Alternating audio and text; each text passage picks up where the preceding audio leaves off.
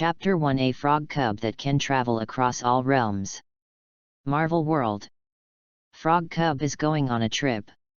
Frog Cubs will send back travel photos from time to time, please check them carefully. After the Frog Cubs return, they will bring back special products and special souvenirs obtained during the trip, please remember to check them. Guo Feng, who was sitting in his office in the Stark Group building, couldn't help but smile when he heard the reminder sound in his mind. This little frog cub is finally going on a trip. 3 days ago, in an accident, Guo Feng traveled to the Marvel Universe. As a senior Marvel fan, he is well aware of the dangers here. The identity of this body is that of an intern of the Stark Group, and it also inherits a multi-billion inheritance. On Earth, this kind of perfect life with all the conditions in place, but in a place like the Marvel Universe, if you don't have enough strength, it will turn into a tragedy at any time. Fortunately, Guo Feng awakened Goldfinger the next day.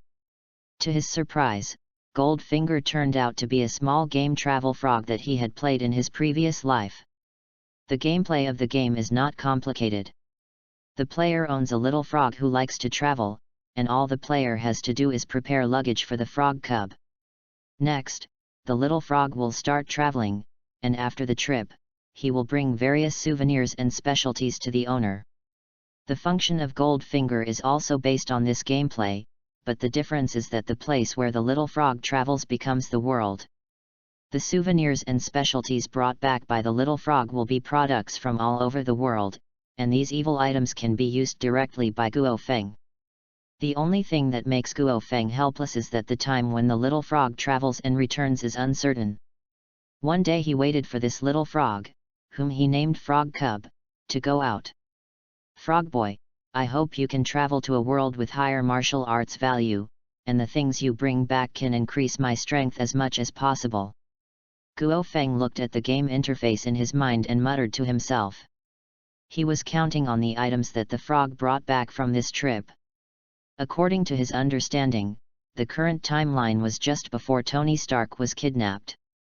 Tony Stark can make a steel suit, but he can't. Without a certain level of strength, the next events may very well kill him. Guo Feng didn't have high requirements for the little frog, just bring back some devil fruits, ninjutsu, zanpakuto and the like. Of course, it would be even better if you could go to the world of high martial arts and get the supreme bone, elixir, etc. At this moment, Guo Feng's phone rang, and the caller displayed on it was his boss. "Tony Stark is looking for him?" After answering the call, Tony Stark told him that he would be going to Dongzhong in 2 days to participate in a practical demonstration of the latest weapons and asked him to accompany him. Guo Feng was not surprised by Tony Stark's invitation. The parents of this body were once friends of Tony Stark, and Tony Stark had always taken good care of him after his parents passed away.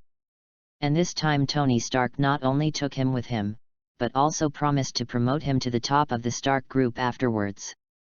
Guo Feng was in a dilemma.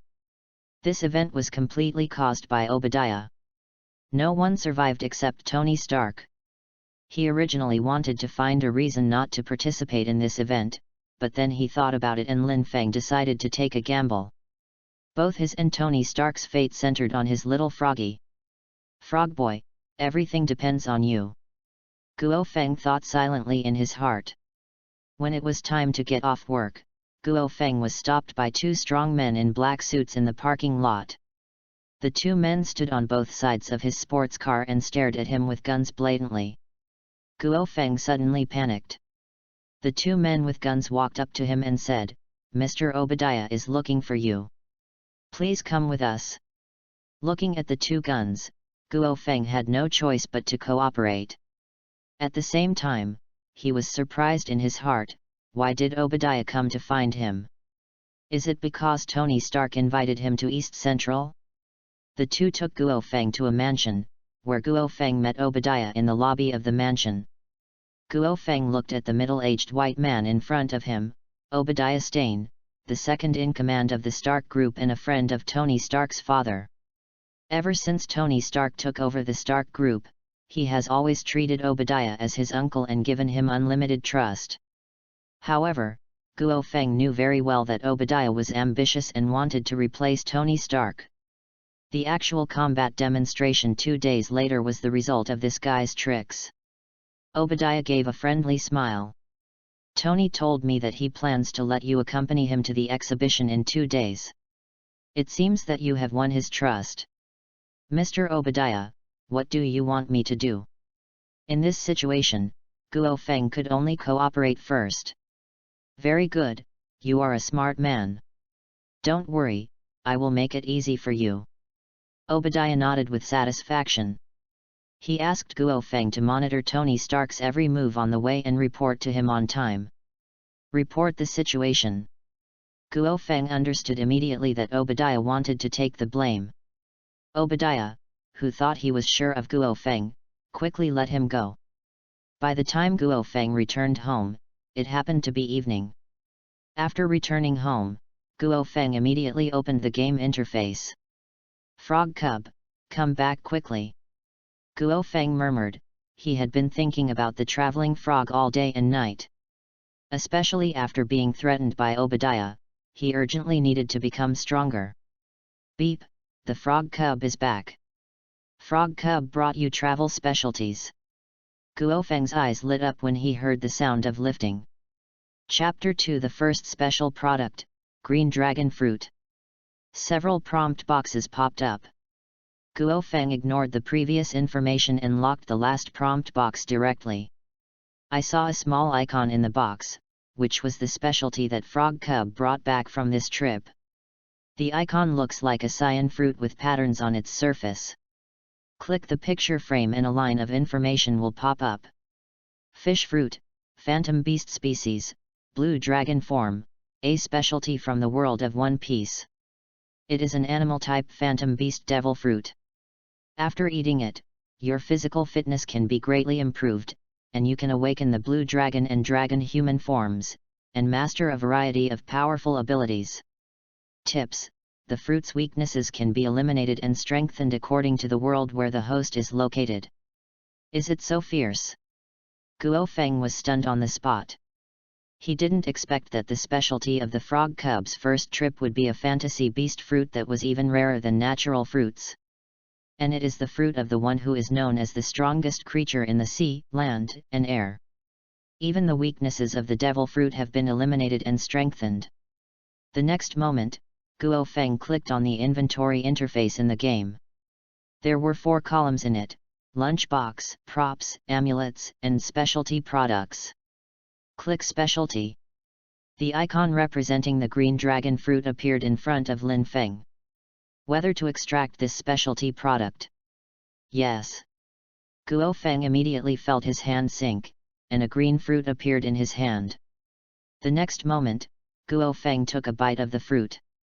The taste was not as hard to swallow as described in One Piece. On the contrary, it was very delicious. Even though it was only effective for the first bite, Guo Feng still finished the whole fruit. After taking the first bite, Guo Feng felt a warm current in his body, continuously impacting his body and improving his physique. His body shape still maintains its original shape, and his muscles have become strong and clear, full of beauty. He quickly adapted to and mastered the violent power brought by the fruit. With his current strength, tearing Stark apart and resisting missiles is not a problem, but the environment he is in does not allow him to practice the power of the fruit. Obadiah, just wait and see. Guo Feng murmured. With the power of the green dragon fruit, he has full confidence in Dong Zhang's next actions. Open the game interface again, and the Frog Cub who has just finished traveling is resting. Guo Feng opened Frog Boy's backpack and prepared his luggage for his next trip. At the beginning of the game, in addition to the cheapest lunchbox, there was also a 4-leaf clover amulet for completing the novice tutorial. On his first trip, Guo Feng only prepared a lunchbox for the Frog Cubs. The harvest of the blue dragon fruit made him decide to equip the Frog Cub with a 4-leaf clover amulet that can increase luck. Maybe this trip will allow the Frog Cubs to reach the Johor Plain and bring better specialties. Don't ask for great things, true immortal inheritance, or special cultivation physiques and techniques. After some thinking, Guo Feng opened the in-game store. Compared with the original simple store of Traveling Frog, the current store has richer content, and of course these items are all for little frogs. For example, lunch boxes. Amulets and props needed for travel can all be purchased here. These items have different effects, which will also affect the places you travel to, as well as the specialties and souvenirs brought back by the frog cubs. The currency used in the store is the game's exclusive clover. There were not many clovers given away at the beginning of the game. Adding in the harvest from the game these days, Guo Feng had about 1,000 clovers. The cheapest bento costs 10 clovers. In order to ensure the effectiveness of this trip, Guo Feng spent 200 clovers to buy a bento. Then he spent 300 clovers to buy a black hat for the frog cub. The hat is a permanent prop. It not only makes the frog cub look more stylish, but also has other bonuses. It is the most cost-effective prop in Guo Feng's current balance. After putting on the last 4-leaf clover amulet, Guo Feng let the frog cub go on a journey. The frog cub has gone on a trip. Guo Feng didn't rest peacefully until he heard the sound of the frog cub going out for a trip. The next day, the first thing Guo Feng did when he woke up was to open the game interface and take a few glances, and then went to Stark Group. As soon as he arrived at the door of the company, a Lamborghini stopped in front of Guo Feng, the window opened, and Tony Stark's head poked out. "Good morning, Jack, I have some bad news for you." "Hello, Mr. Tony, please tell me what you have to say." "I think I can accept it," Guo Feng said calmly. He could see that Tony Stark was not in a good state. He probably played too hard last night. Fortunately, as your life level evolves, there will be no risk of emptiness. There was an emergency situation with the military and they asked us to rush to Dongzhong today. You know, I hate being forced to do so, but someone persuaded me and I reluctantly agreed, but there will never be a next time. Guo Feng was surprised after hearing this. Wasn't the trip to Dongzhong tomorrow? As for the reason for the change, he quickly figured it out. Obadiah. This guy was more decisive and cruel than he thought. Faced with such a situation, Guo Feng did not panic, but was full of expectations. No matter if the incident happened in advance, it would give him a chance to test his own strength. Chapter 3, Attacked, Just Missiles. Near noon, Guo Feng and Tony Stark boarded a private plane and flew to Dongzhong, accompanied by Obadiah and dozens of bodyguards. Guo Feng knew very well that these people were from Obadiah.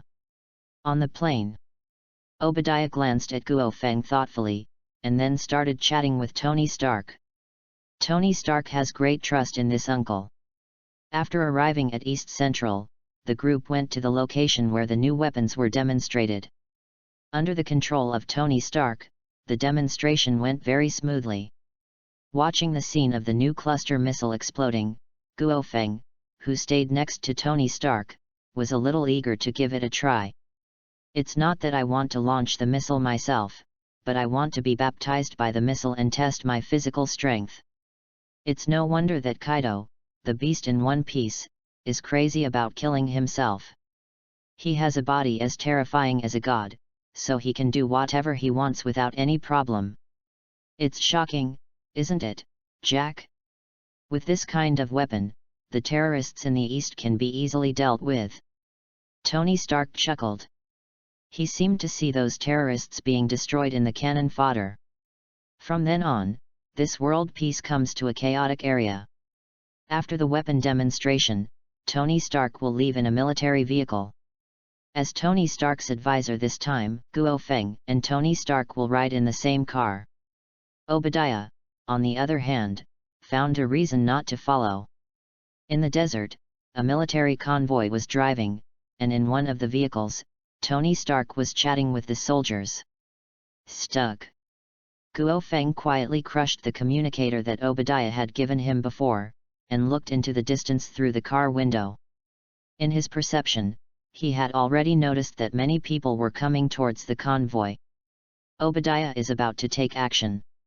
On the other side, Obadiah, who was sitting in the military tent waiting for news, was furious when he heard the news that Guo Feng had lost contact. "This damn yellow-skinned monkey dares to disobey me. I wanted to spare his life this time, but he didn't know how to respect me and just died." Obadiah showed a ferocious smile and asked his men to inform the terrorists that they could take action. Here in the motorcade, Tony Stark saw Guo Feng staring out the window and suddenly had a bad feeling in his heart. "Mr. Tony, there will be an attack next, but don't worry, I will make sure you are fine." "Attack?" Tony Stark looked surprised, then shook his head and smiled. "This is a military convoy, and everything is well prepared. It is completely impossible for those terrorists to do it." "What if they were using Stark weapons?" "Impossible, Stark Group's weapons." Before Tony Stark could finish speaking, the two cars behind him were attacked. The intensive firepower almost instantly made the army lose its combat effectiveness. Looking at the explosion behind him, Tony Stark was in disbelief.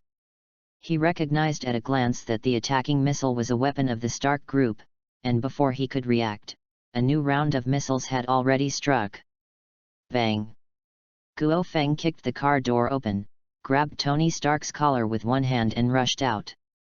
It wasn't until after landing that Tony Stark realized he had reached several hundred meters away. What was that just now? Tony Stark looked at Guo Feng in shock. He charged 100 meters away in the blink of an eye. This was too outrageous. "Jack, what are you?" Guo Feng smiled slightly. "Don't worry, Mr. Tony, I am still a human being, I just have some power." Boom! A terrifying aura erupted from Guo Feng's body, and at that moment, Tony Stark seemed to see a violent dragon. The next moment, the suit on Guo Feng's upper body exploded, dragon scale-like lines spread on his body, and mighty dragon horns sprouted from both sides of his forehead. The military convoy was almost destroyed by several rounds of bombardment. Before the terrorists who were ambushing outside could rejoice, they saw a figure running towards them at an extremely fast speed. "What is that?" After the reconnaissance unit saw Guo Feng's appearance, they were all shocked and shouted quickly, "The devil is a devil." The leader sneered at his subordinates' words. With high-tech weapons, he didn't care about the devil.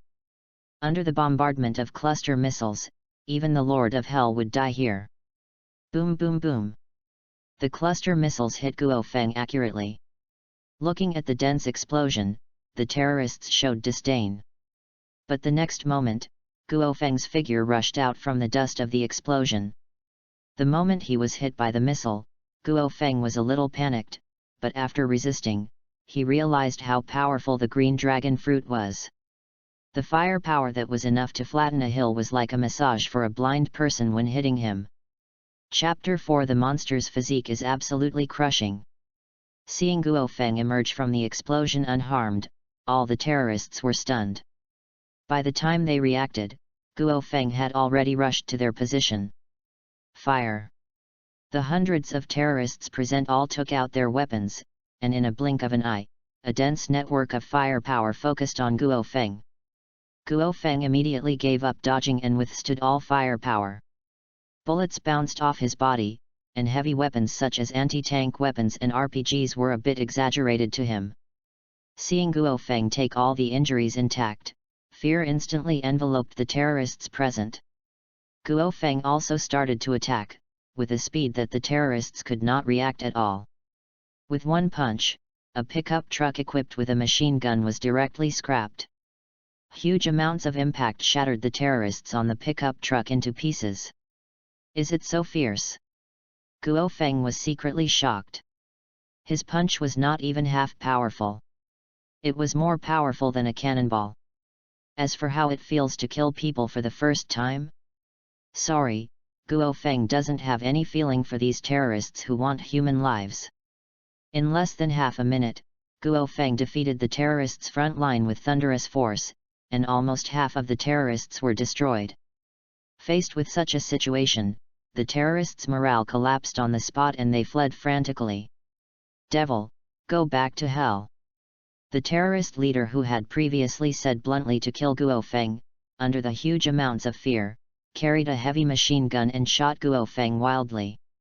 Guo Feng walked straight towards him, easily crushed the barrel of the gun with his fingers, and then slapped the guy to hell. As for the remaining terrorists who fled, Guo Feng did not intend to let them go. The next moment, he breathed out hot breath, and a hot wave of fire swept around. Both the terrorists and their weapons and equipment were instantly evaporated under the shroud of flames, leaving behind the next hot area. Guo Feng was breathing heavily. The current fruit development level was not high, so using the heat breath would take a lot of energy from him. After exiting the dragon form, Guo Feng found Tony Stark. The shock on Tony Stark's face has not faded yet. He has seen the whole process in his eyes, especially when Guo Feng resisted the cluster missile and was still safe and sound, which almost shattered his outlook on life. Once upon a time, he had always believed that flesh and blood life seemed fragile. Even a super soldier like Captain America is still vulnerable to thermal weapons. But Tony Stark can't even think about a situation like Guo Feng's. "Mr. Tony, I have eliminated the terrorists who attacked us, and the current situation is safe." Seeing Guo Feng walking towards him, Tony Stark subconsciously took a step back, but his mentality soon adjusted. "Sorry, my words may be a bit presumptuous, but are you really Jack?" Tony Stark looked at Guo Feng seriously. Guo Feng was not surprised by Tony Stark's doubts. He said patiently, "Of course it's me. Mr. Tony, you also know that this world is far from ordinary as it seems, and I am very lucky to have extraordinary power." Tony Stark nodded, thinking of Guo Feng's previous transformation. He not only had a cool appearance but also had great strength. "Looking at myself, apart from being very rich, I am a complete mortal. Without Guo Feng's protection, I would have suffered the same misfortune as those soldiers." The power of individuals opened a new door for Tony Stark. However, strengthening like Guo Feng is definitely not Tony Stark's wish. The only power he respects from beginning to end is technology. After having an idea in his mind, he looked at Guo Feng and said solemnly, "Jack, after you go back this time, you will be the acting director of Stark Group. I need some time to conduct private research." The reason why Tony Stark asked Guo Feng to be the acting director was firstly because of his trust in the life-saving grace, and also because he suspected that the attack might be related to Obadiah. Taking advantage of this period of temporary disappearance, he could also better see the situation within the Stark Group. Guo Feng suddenly felt complicated. He was originally worried that Tony Stark would deviate from Iron Man's line because of his intervention. Now it seems that not only has he not deviated, but he may also improve the progress. The position of acting director is just what he wants. The relationship between him and Obadiah has long been stalemate, and the Stark Group is a good battlefield. "By the way, Jack, do you have a way to go back?" Tony Stark looked a little ugly.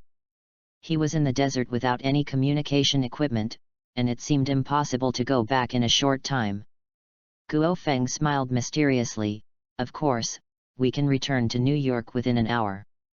Under Tony Stark's shocked gaze, purple flame clouds rose from Guo Feng's feet, wrapping the two of them and flying into the sky in the blink of an eye.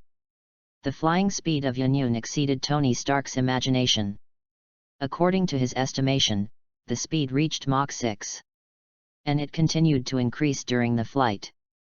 On the other side, Obadiah is still waiting for news in the military tent. He was sitting upright on a chair, holding a glass of wine in his hand, and his face was full of joy. In his opinion, this operation was very sure, and he could win with the equipment and firepower dogs he provided. When his men came in with dull expressions, Obadiah suddenly had a bad feeling. His subordinates reported all the situation there. Obadiah was stunned when he heard the news that the terrorists had been wiped out and Tony Stark was missing. Especially the situation at the scene seemed to him like the legendary divine punishment. "Quick! Return to the Stark Group as quickly as possible. New York. Oh my God, I seriously doubt whether you are some advanced life form. It only took less than 20 minutes for you to return to New York from Dongzhong. On the rooftop of Stark Tower, Tony Stark said in disbelief. Guo Feng smiled and said nothing. Where is this? When he develops the green dragon fruit to the point where he can transform into a dragon, traveling around the Earth will be like playing, and even crossing the solar system will not be a problem. Tony Stark brought Guo Feng to the office and immediately contacted Pepper. After explaining the relevant matters, Tony Stark patted Guo Feng on the shoulder and said, "Next, Potts will cooperate with your management of the group." The next moment, his expression became serious. "Jack, if Obadiah is really the mastermind of this incident, please hand him over to me. After all, this is a grudge between me and him. I can't guarantee so much. If Obadiah does something crazy, I will try to let him breathe." Guo Feng's tone was very firm. He would not allow mercy or carelessness for a crazy careerist. Tony Stark showed a helpless smile and then left in the exclusive elevator. After a while, Pepper came to the office, her face full of worry and doubt. "What happened? Tony made you acting director." Although she knew that the relationship between Tony Stark and Guo Feng was like that of uncle and nephew, in terms of qualifications and ability, Obadiah, who was the second in command of the company, was obviously the most suitable. Guo Feng did not explain the cause and effect to Pepper. Although Pepper was trustworthy, this woman acted impulsively and worried Tony Stark several times. Seeing that Guo Feng didn't answer him, Little Pepper had no choice but to leave. After Little Pepper left, Guo Feng opened the game interface in his mind. The frog cub is still traveling, but he has sent back photos from the trip. In the photo, the frog cub is sitting on the bow of a boat talking to an old man wearing a dog hood. The old man was wearing a white navy uniform, with the word justice so conspicuous on the back. Guo Feng recognized the old man's identity at a glance. "Damn it, isn't this Vice Admiral Garp? It's the world of the Pirate King again. Frog boy, are you the little frog who wants to be the Pirate King?" Complaints are complaints, Guo Feng still has some expectations in his heart. After all, the world of One Piece has many specialties. Last time it was the green dragon fruit, I don't know what the frog cub will bring back this time. After harvesting the clovers in the plantation, Guo Feng turned off the game interface and began to meditate. From eating the fruit to now, he found that the fastest way to develop was combat, followed by meditation. At the same time, Pepper notified the top management of the Stark Group to deploy the matters assigned by Tony Stark. By the time Obadiah rushed back, Guo Feng's appointment as acting director was already a certainty. Obadiah, who had just entered the gate, was so angry that he almost stopped breathing when he heard the news. He had been planning for so long, even for this step, but he was intercepted by Guo Feng. The most important thing is that Tony Stark returned to the Stark Group safely, which made Russia and Pakistan very worried. He immediately prepared to meet with Tony Stark, if not to allay his suspicions. However, Tony Stark refused Obadiah's meeting and told Obadiah that Guo Feng would be responsible for all matters before he returned as chairman. "Damn it, what kind of ecstasy soup did this yellow-skinned monkey pour into Tony?" Obadiah cursed, but what puzzled him most was how did Guo Feng and Tony Stark return to the company. Even a supersonic fighter plane cannot be so fast. Is it possible that there is a magic like the legend of the Dragon Kingdom? Not long after, Obadiah received another bad news. Guo Feng announced the temporary removal of Obadiah's position on the board of directors and launched an investigation into him in the name of the board of directors. "You're going too far. Do you think you can challenge me with Tony's support? I'm going to make this yellow-skinned monkey pay the price." Obadiah was furious on the spot. He was at a disadvantage in the workplace, so he used other means to make up for it. Tony Stark, who left the Stark Group, came to his Sea View villa and started research in the basement. Regarding the research direction, he had already thought about it after watching Guo Feng's battle. Using the Stark Group's arc core as an energy source to create a suit with excellent individual performance, according to Tony Stark's vision, this research can yield results within a month. On the other side, Guo Feng went home after imposing a series of sanctions on Obadiah's position. As soon as he arrived at the door of his house, Guo Feng frowned and then smiled. Obadiah was more decisive than he thought. He sent armed forces to kill him as soon as the sanctions were completed, intending to completely break up the relationship. At this time, in Guo Feng's mansion, more than 100 mercenaries armed to the teeth were ambushing them. They were all confidants trained by Obadiah, and each one of them was an elite. Such a luxurious lineup made these people think that Obadiah had gone crazy, and Guo Feng's information was thoroughly investigated. He is just an ordinary person from a wealthy background. Even if he suddenly gains power, he is at the level of an ordinary mutant at most. He can be destroyed with just a little bit of firepower. Guo Feng got out of the car at the door and walked briskly into the mansion. As soon as the sniper on the roof saw Guo Feng appear, he quickly aimed and shot in the head. The bullet hit Guo Feng's head. The imagined headshot did not happen. Instead, the bullet was scrapped and left no trace. What? Everyone who saw this scene was collectively dumbfounded. Realizing that Guo Feng was not a simple man, they immediately used the free fire mode, pouring ferocious firepower towards Guo Feng. Faced with this level of firepower, Guo Feng didn't even bother to activate his dragon form and rushed into the mansion to clean up the militants with his bare hands. When the hot weapons in their hands were unable to cause damage, these people were vulnerable to Guo Feng. Guo Feng is not Batman from the universe next door. He will show no mercy to those who try to harm him. The frequency of gunfire in the mansion decreased at an extremely fast speed, and within a moment of a cup of tea, the gunfire completely became silent. Guo Feng walked out of the mansion and put on a new suit. Chapter 5 Meeting Peter Parker for the first time. Even though Obadiah chose to take action, Guo Feng would not sit still and wait for death. Flame clouds entangled in his body and flew towards Obadiah's manor. SHIELD. Nick Fury looked at the several photos on the table with a solemn expression. These photos were taken by the agent from Dongzhong. A big battle obviously took place there, but apart from the wreckage of the American army, all traces of the attackers were wiped out, leaving only a piece of scorched earth. The only clue is that this incident is related to Tony Stark. Thinking of this person, Liu Dan's mood was a little complicated. You must know that Tony Stark's father is one of the founders of SHIELD, and the influence of the original is very troublesome to find out. At this time, Coulson came to Liu Dan and reported the latest information about Stark Group. What? Stark Group changed an acting director and Tony Stark disappeared. Liu Dan was stunned. The acting director of Stark Group was not a member of the original board of directors, but an airborne dragon courier. After reading the information about Guo Feng, the braised egg is full of temptation. He is just an ordinary rich second generation, even if his parents are related to Tony Stark. But with Tony Stark's way of doing things, he would never let such a person serve as acting director. He should choose Obadiah as his second-in-command. East Central Battlefield, the acting director, and Tony Stark are missing. Liu Dan narrowed his eyes. These events may be related to this airborne director.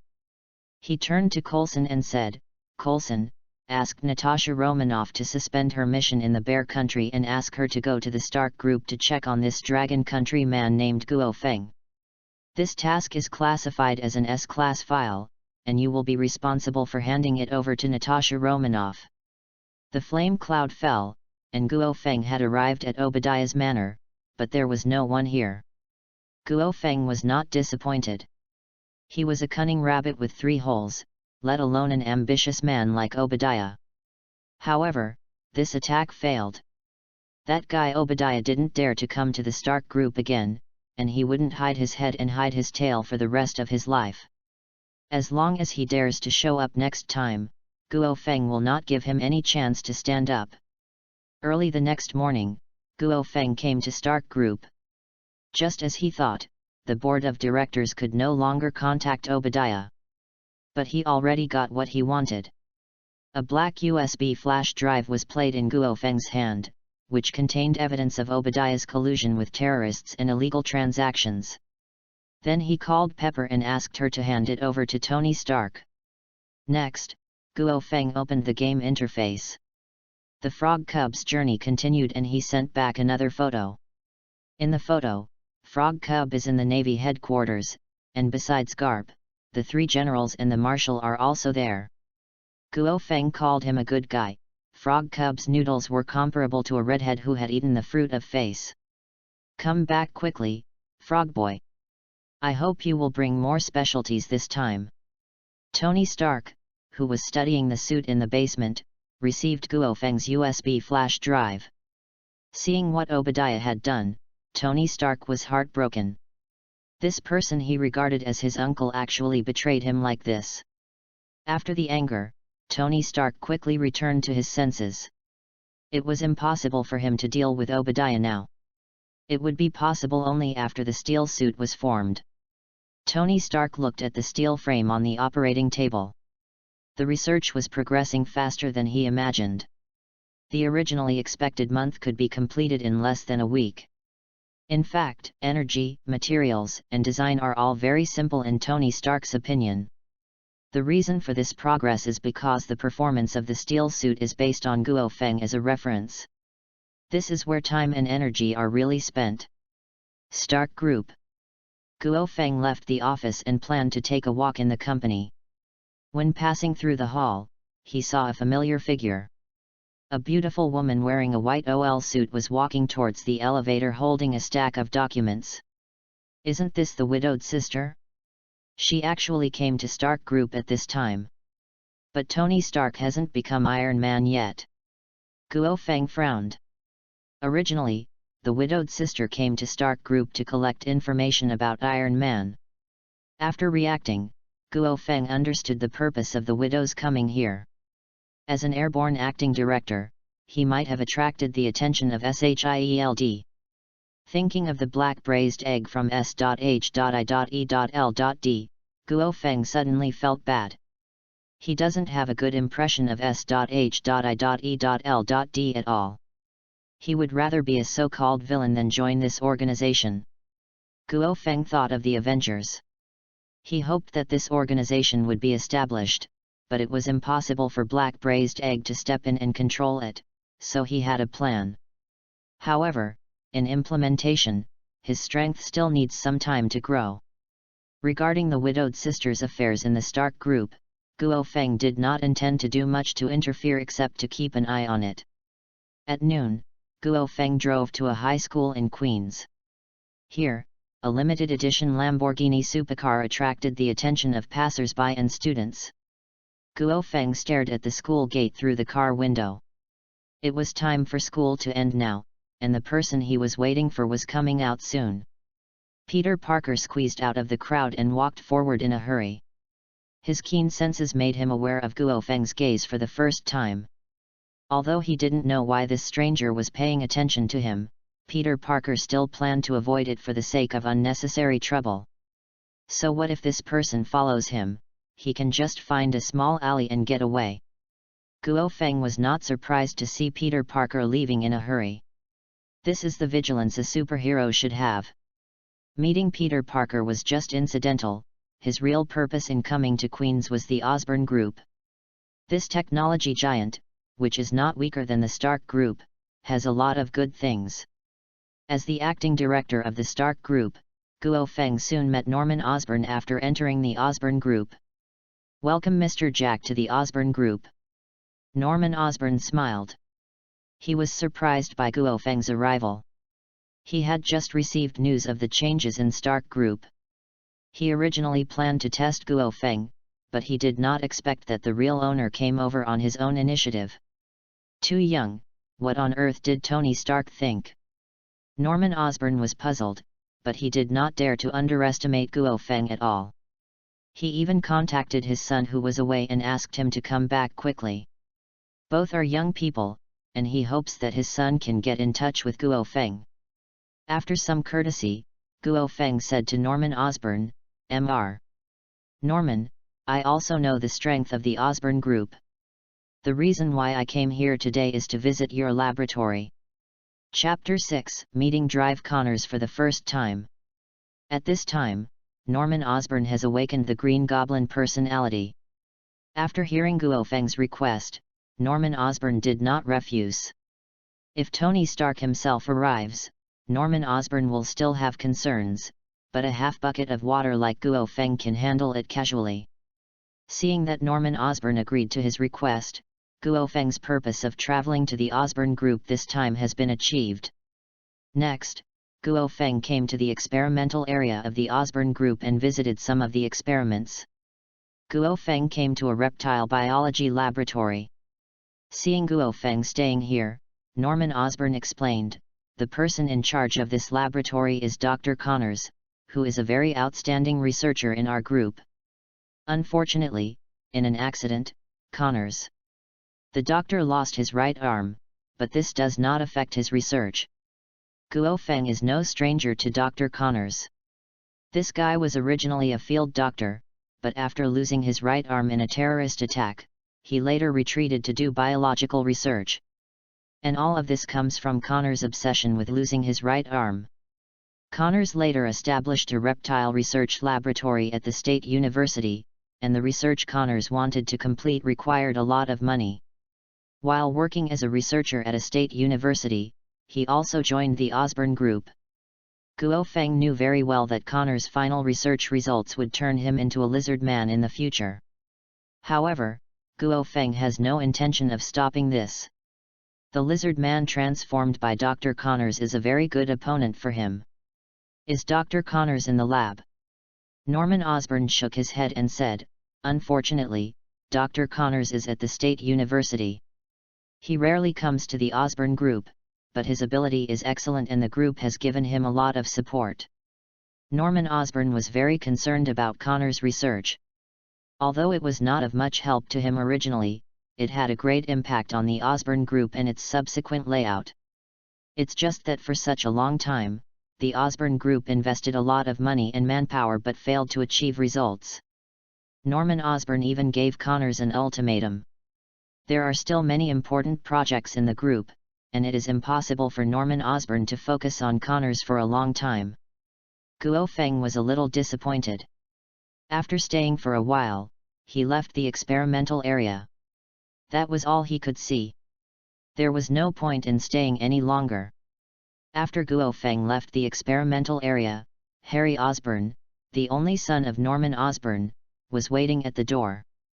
"Harry, let me introduce to you, this is Mr. Jack, the acting director of Stark Group."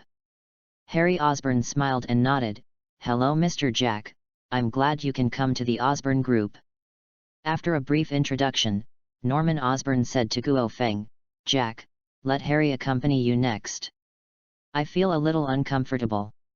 After that, Norman Osborn took the exclusive elevator and left alone. Harry was afraid that Guo Feng would be unhappy, so he explained, "My father has been like this recently. Suddenly he feels unwell, maybe because he works too hard. Has your father's situation improved?"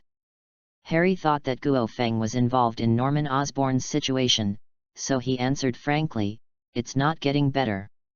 Sometimes my father leaves for a long time, and even calling a doctor can't help." Harry lowered his voice. "And sometimes my father makes me feel like he is a different person, but this should be my illusion." "Silly boy, of course it's not an illusion, a devil was born in your father's consciousness." Harry's words allowed Guo Feng to roughly determine the situation of Norman Osborn. The danger of the Green Goblin was not low, and he needed to be prepared to deal with it. The moment the elevator closed, Norman Osborn's originally amiable face turned into pain, and Norman Osborn's face reflected on the smooth staircase was smiling ferociously. The next moment, Osborn's expression became the same as in the scene. The aura of that man from the Dragon Kingdom is very strange. He is definitely not an ordinary person. He is from the Stark Group, so don't mess around. "Shut up, I am the one who controls this body, I never care about this." Norman Osborn's personality soon fell silent, and the Green Goblin had already begun planning to take action against Guo Feng. After Guo Feng exchanged greetings with Harry for a while, he said goodbye and left the Osborne group. He has gathered enough information during this trip, and he only needs to wait for major events to happen. After leaving the Osborne group, Guo Feng came to State University and happened to bump into Peter Parker, who had returned from Dr. Connors. Peter Parker walked restlessly, and he learned about the relevant research progress from Dr. Connors. Peter Parker always had a bad premonition about the so-called regeneration potion, but it was hard to say anything in the face of Dr. Connors' persistence. Sensing that someone was watching him, Peter Parker turned around and was stunned when he saw it was Guo Feng. "Isn't this the guy who was staring at me at the school gate? Why did he follow him here?" Peter Parker quickened his pace, and after he passed Guo Feng, he stopped him with a hand. "You look very anxious. Do you need help?" "Peter," Guo Feng said with a smile. He met Peter Parker here and didn't let it go. Peter Parker was a little dumbfounded and shook his head. "Sorry sir, I don't know you, and I'm going to be late." After saying that, Peter Parker walked away from Guo Feng's hand. When he took steps forward, Guo Feng put his other hand on his shoulder. In an instant, Peter Parker felt as if a huge mountain was pressing on him, and his whole body stayed in place uncontrollably. "What the hell?" Peter Parker's expression changed drastically, and he looked at Guo Feng in horror. After being strengthened by the mutated spider, his strength is no problem even if he pulls a train, but this person can immobilize himself with just a hit. How terrifying is the power he possesses. "Peter, I know your little secret very well, but don't worry, I don't mean any harm." Guo Feng's strength increased a little and he continued, "You'd better calm down. I don't want you to suffer losses because of the conflict. Relax and let's find a place to have a good talk." After hearing these words, Peter Parker was even more shocked. Seeing that the spider sense had no warning, he had no choice but to agree to Guo Feng's request. He is not afraid that Guo Feng will regret it temporarily. Even if he has no chance of winning in a head-on battle, he has sufficient confidence in escaping. Guo Feng didn't say anything more and took Peter Parker to the parking lot. When he saw Guo Feng's stylish car, Peter Parker admitted that he was very envious. In his eyes, Guo Feng was a wealthy man. Chapter 7 New Intern, Peter Parker. After Guo Feng introduced his identity, Peter Parker's concept of rich people was refreshed again. Acting director of Stark Group, personal advisor to the rumored super-rich man, Playboy Tony Stark. This is much stronger than his friend Harry. After all, Harry mainly relies on his father Norman Osborn, and the Stark Group is larger than the Osborn Group. There is no comparison between the two. Peter Parker suddenly became nervous. He really couldn't figure out how a big shot like Guo Feng could come to him personally. Guo Feng chuckled and said, "Don't be too nervous, Peter. The reason why I'm looking for you is to invite you to work in Stark Group. Based on your situation, I will temporarily let you be an intern, but the salary will be compared with that of a regular employee." Huh? Peter Parker was stunned. He didn't expect Guo Feng's purpose to be this. Based on Guo Feng's knowledge of his secret, he thought he would make many complicated requests, such as cooperating with Stark Group's research and serving as a personal bodyguard. "Are you sure you're not joking, Mr. Jack?" Guo Feng smiled calmly, "What I said is true. You don't need to worry so much. I respect your secrets. Working at Stark Group will not affect your personal actions. After all, I don't want New York to there is one less hero. Also, remember to call me Brother Feng from now on." Guo Feng passed a business card to Peter Parker and told him, "You have a lot of time to think about this matter. You can contact me at any time after you think about it carefully." After saying that, Guo Feng turned around and left for the State University. Peter Parker looked at Guo Feng's back with a complicated expression, and then carefully put away his business card. Inviting Peter Parker to join the Stark Group was a plan that Guo Feng had long thought of. Having a good impression of Peter Parker is one thing, but the main reason is that he wants to draw Peter Parker into his camp before S.H.I.E.L.D. affects him. I believe that under his own guidance and Tony Stark's touching fatherly love, Peter Parker will be extremely loyal. After a while, Guo Feng came to Dr. Connor's Research Institute. With the help of the State University, he and Dr. Connors got a chance to be alone. Dr. Connors was delighted when he heard that the Stark Group's big shot was going to meet him. He is worried about the ultimatum from the Osborne Group.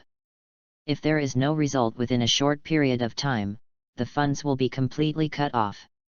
If he can get investment from the Stark Group, he still has a chance to continue research. After Guo Feng met Dr. Connors, he directly stated his purpose. Dr. Connors, I have learned a lot about your research. If it is really successful, it will be good news to the disabled people in the world. Dr. Connors was very happy for Guo Feng's recognition. What you said is not complete, Mr. Jack. Once my research is completed, it will not only allow the body to self-heal, but also greatly improve the human body's quality. From now on, humans will be free from injury and illness. This is only theoretical, but as far as I know, your research has not been fruitful. Dr. Connor's originally excited expression suddenly became embarrassed. His research direction was correct, but it was still an incomplete product after many years. Guo Feng continued, Dr. Connors, I support your research. You may wish to add this to your next research. He took out a small tube of reagent from his arms, which contained a drop of his blood. Dr. Connors was immediately confused. How could this look like the blood of ordinary people? However, in order to get investment from the Stark Group, he still planned to satisfy Guo Feng's bad taste. If it succeeds, remember to notify me as soon as possible. After saying that, Guo Feng stood up and left. Dr. Connors put away the reagents and planned to conduct the test tonight. After finishing the operation in Queens, Guo Feng returned to Stark Group. As soon as he entered the gate, he saw a fat man pointing at nearby employees. Seeing those people bringing their work permits as required, Happy turned around and left with satisfaction, and met Guo Feng head-on. Happy, I see you have a lot of free time. You need to work hard. Happy spared his head innocently, Jack, this is my job, and Tony allows me to do this. The two were already old acquaintances, and Happy asked directly, I want to know what happened to Tony? I'm very worried about him. He's fine. You'll see him soon.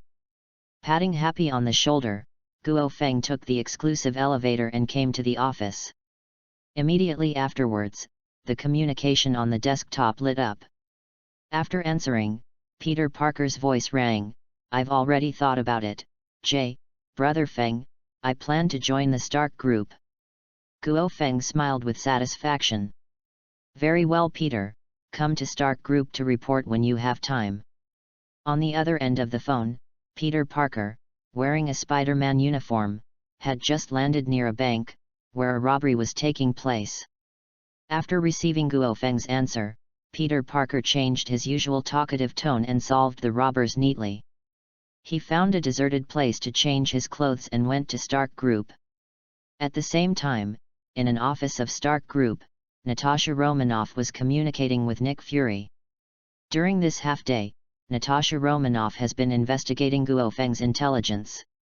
There is no substantial gain so far. The only thing worth noting is that after Guo Feng announced sanctions on Obadiah completely disappeared the next day. This left Nick Fury confused behind the scenes. Obadiah is not a good person. He has a large number of armed forces and connections. It is impossible for such a character to sit back and wait for death when being sanctioned by an acting director with no foundation.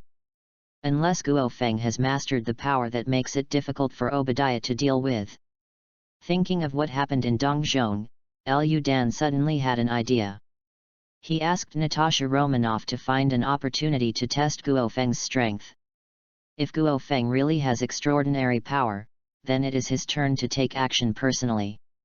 He believes that under the righteousness of mankind, Guo Feng will join Shield Xiongguo. In a luxurious villa, Obadiah sat on the sofa with an extremely gloomy face. After the failed assassination of Guo Feng, he flew to Xiong country overnight to hide. What made him angry was that Guo Feng not only cancelled his position on the board of directors, but also froze most of his property. In one night, Guo Feng's series of measures caused Obadiah to suffer heavy losses. But when he thinks of Guo Feng's overwhelming power and the full support of Tony Stark behind him, Obadiah can only be incompetent and furious no matter how unwilling he is. At this moment, Obadiah received a message. The scientist who once collaborated with Howard Stark, Anton Vank's child Yvonne Vank, is in the Bear Country, and this guy is also a technical genius. Obadiah, who was eager for revenge, decided to take a gamble on Yvonne Vanko. Chapter 8 Dr. Connor's Mutation. It's finally here. Calm down, Peter Parker, you are already an intern at Stark Group, there is no need to be nervous. Peter Parker, who got off the bus at the entrance of Stark Group, cheered himself up repeatedly. After entering the Stark Group, Happy, who had been waiting at the door for a long time, stopped Peter Parker and motioned to follow him. You are the intern that Jack was talking about. Oh my God, you are too young. Are you still in school? In the elevator, Happy looked at Peter Parker curiously. Peter Parker nodded and said hesitantly, yes, I still go to school. I really envy you, young man. Happy regarded Peter Parker as a connected person like Guo Feng. Not to mention skipping the interview process, even Peter Parker could be his boss. After arriving at Guo Feng's floor, Happy explained the location and precautions to Peter Parker and left. Soon, Peter Parker came to Guo Feng's office. I didn't expect us to meet again so soon, Peter. Guo Feng put his hands on the table and looked at Peter Parker. Peter Parker immediately became nervous. Brother Feng, is there really no need for an interview? Guo Feng shook his hand. I said that the interview will be successful as long as you come. If you are free, just come to Stark Group to check in. If there is any emergency on the way, let me know in advance. After that, Guo Feng handed a bracelet to Peter Parker. This was a communicator made by Tony Stark. It not only provided accurate positioning and timely contact, but also had some self-defense gadgets. After asking Peter Parker some things, Guo Feng asked Peter Parker to leave. State University. In Dr. Connor's biology laboratory, a new round of experiments still failed. Dr. Connors was not discouraged by this result, but looked delighted. He had already figured out the mix ratio before the final completion of the study. After the final adjustment, a green test tube slowly rose up on the workbench. Finally done. Dr. Connors trembled with excitement. When he grabbed the test tube with his left hand, the smile on his face was close to crazy. After so many years, he was finally able to get rid of his identity as a disabled person and usher in a new life. Dr. Connors did not drink the potion immediately, but glanced at another test tube containing Guo Feng's blood on the workbench. Because of the breakthrough progress in the experiment, he did not infuse this drop of blood. Forget it, I've succeeded. The Osborne Group has already given instructions, so there's no need to bother. Dr. Connors threw away Guo Feng's blood as waste, and then drank the potion with an excited expression. In the blink of an eye, the flesh and blood on Dr. Connors' right arm began to squirm, quickly forming a new arm at a visible speed. Feeling the regenerated arm, Dr. Connors burst into tears. Not only was his right arm regenerated, but his once weak body was also getting stronger. I have really succeeded. Humanity as a whole will gain new evolution through my invention. Dr. Connors murmured excitedly, not noticing the changes in his body at all. Until Connors reacted, severe pain spread all over his body, and finally with a beast-like roar, he turned into a monster with a body similar to a lizard. Seeing that he had turned into a monster, Connors suddenly fell into panic. but the violent consciousness filled his mind all the time. No, no, no, that's not true. It's true, drive. Connors, you've become a monster. The sound outside the research institute shocked Dr. Connors, and then the heavy alloy door of the research room was torn open. Guo Feng, wearing a black suit, walked in leisurely and locked eyes with Dr. Connors. What a pity, Dr. Connors, you didn't listen to my request. Look at what you are like now. Your so-called research is simply wrong. It's you. Mr. Jack. After Dr. Connors came to his senses, he quickly explained, this was just a mistake. I just need to make some adjustments to get it back to normal. Recognize the reality, Dr. Connors. As an expert in this field, you should know very well that your mutation is irreversible. I still say the same thing, your research cannot benefit mankind, but can only create monsters like you. Guo Feng's words deeply stimulated Dr. Connors, and his ferocious lizard face became crazy. You don't understand my research at all. Dr. Connors looked at his hands, his expression changed, and he said firmly. You are right, this kind of mutation is irreversible, but it is undeniable that it can bring evolution to human beings, even if they are monsters. This is the new human being. Guo Feng sighed. Dr. Connors had already integrated into the identity of the lizard man. For a paranoid like him, once the goal is confirmed, it is almost impossible to change, and the next step is to use physical means to solve it. Dr. Connors turned his gaze to Guo Feng and said calmly, so Mr. Jack, do you want to be the vanguard of new human evolution? After saying that, he had already arrived in front of Guo Feng. I refuse, a monster like you is like a joker. Facing Guo Feng's ridicule, Dr. Connors was very angry. He was just a mortal. Do you really think that he would not dare to touch him because of his status as a member of the Stark group? Then it's not up to you. Dr. Connors stretched out his claws to grab Guo Feng's shoulders. Guo Feng raised his hand casually and grabbed Dr. Connors' wrist. Dr. Connors' expression immediately froze, and his arms were actually tightly restrained. Impossible! Dr. Connors roared and tried his best to break free, but still couldn't break free at all. Stuck! Guo Feng directly crushed Dr. Connors' wrist and kicked him in the abdomen with his backhand. Boom! Dr. Connors flew upside down like a cannonball and crashed directly through the laboratory wall under the terrifying inertia. In the corridor, Dr. Connors climbed up from the rubble with difficulty and looked at Guo Feng, who was walking towards him with horror. Impossible, you are just an ordinary person. Guo Feng smiled contemptuously. How can a mere lizard be compared with a real dragon? Dr. Connors, this world is more complicated and dangerous than you think. People like you have no place on the stage. Roar! Being stimulated repeatedly by Guo Feng, Dr. Connors' ferocity completely exploded, and he came to kill him without hesitation. Well done! Guo Feng punched out and faced Dr. Connors' sharp claws. Chapter 9 The Frog Cub is back. Unexpected gains. Puff! At the moment of the collision, Dr. Connors' right arm was blown into a mist of blood.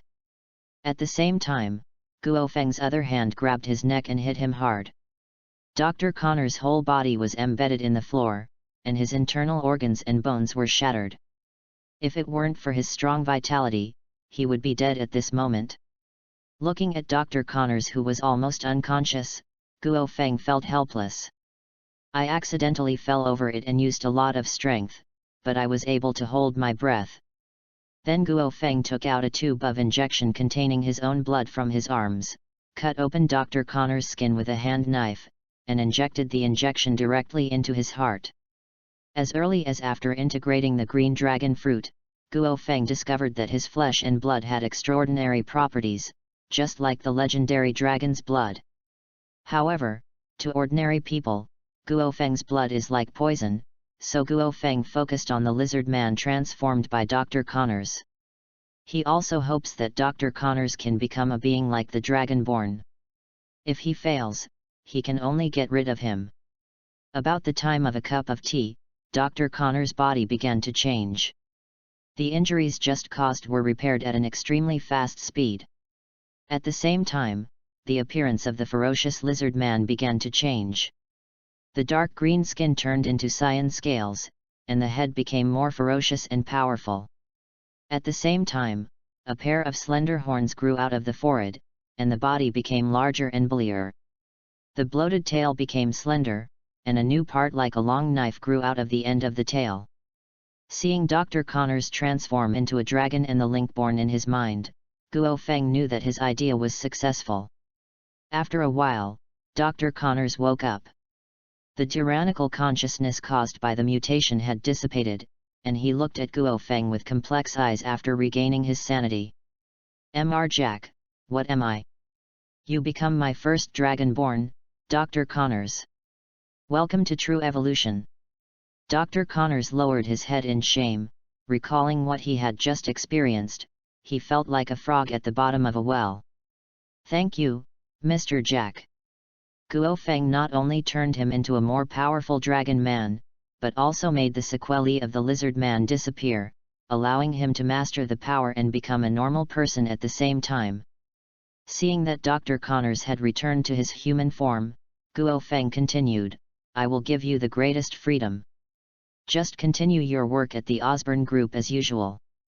If you have any important information, please contact me in time, especially Norman." Osborne's thing.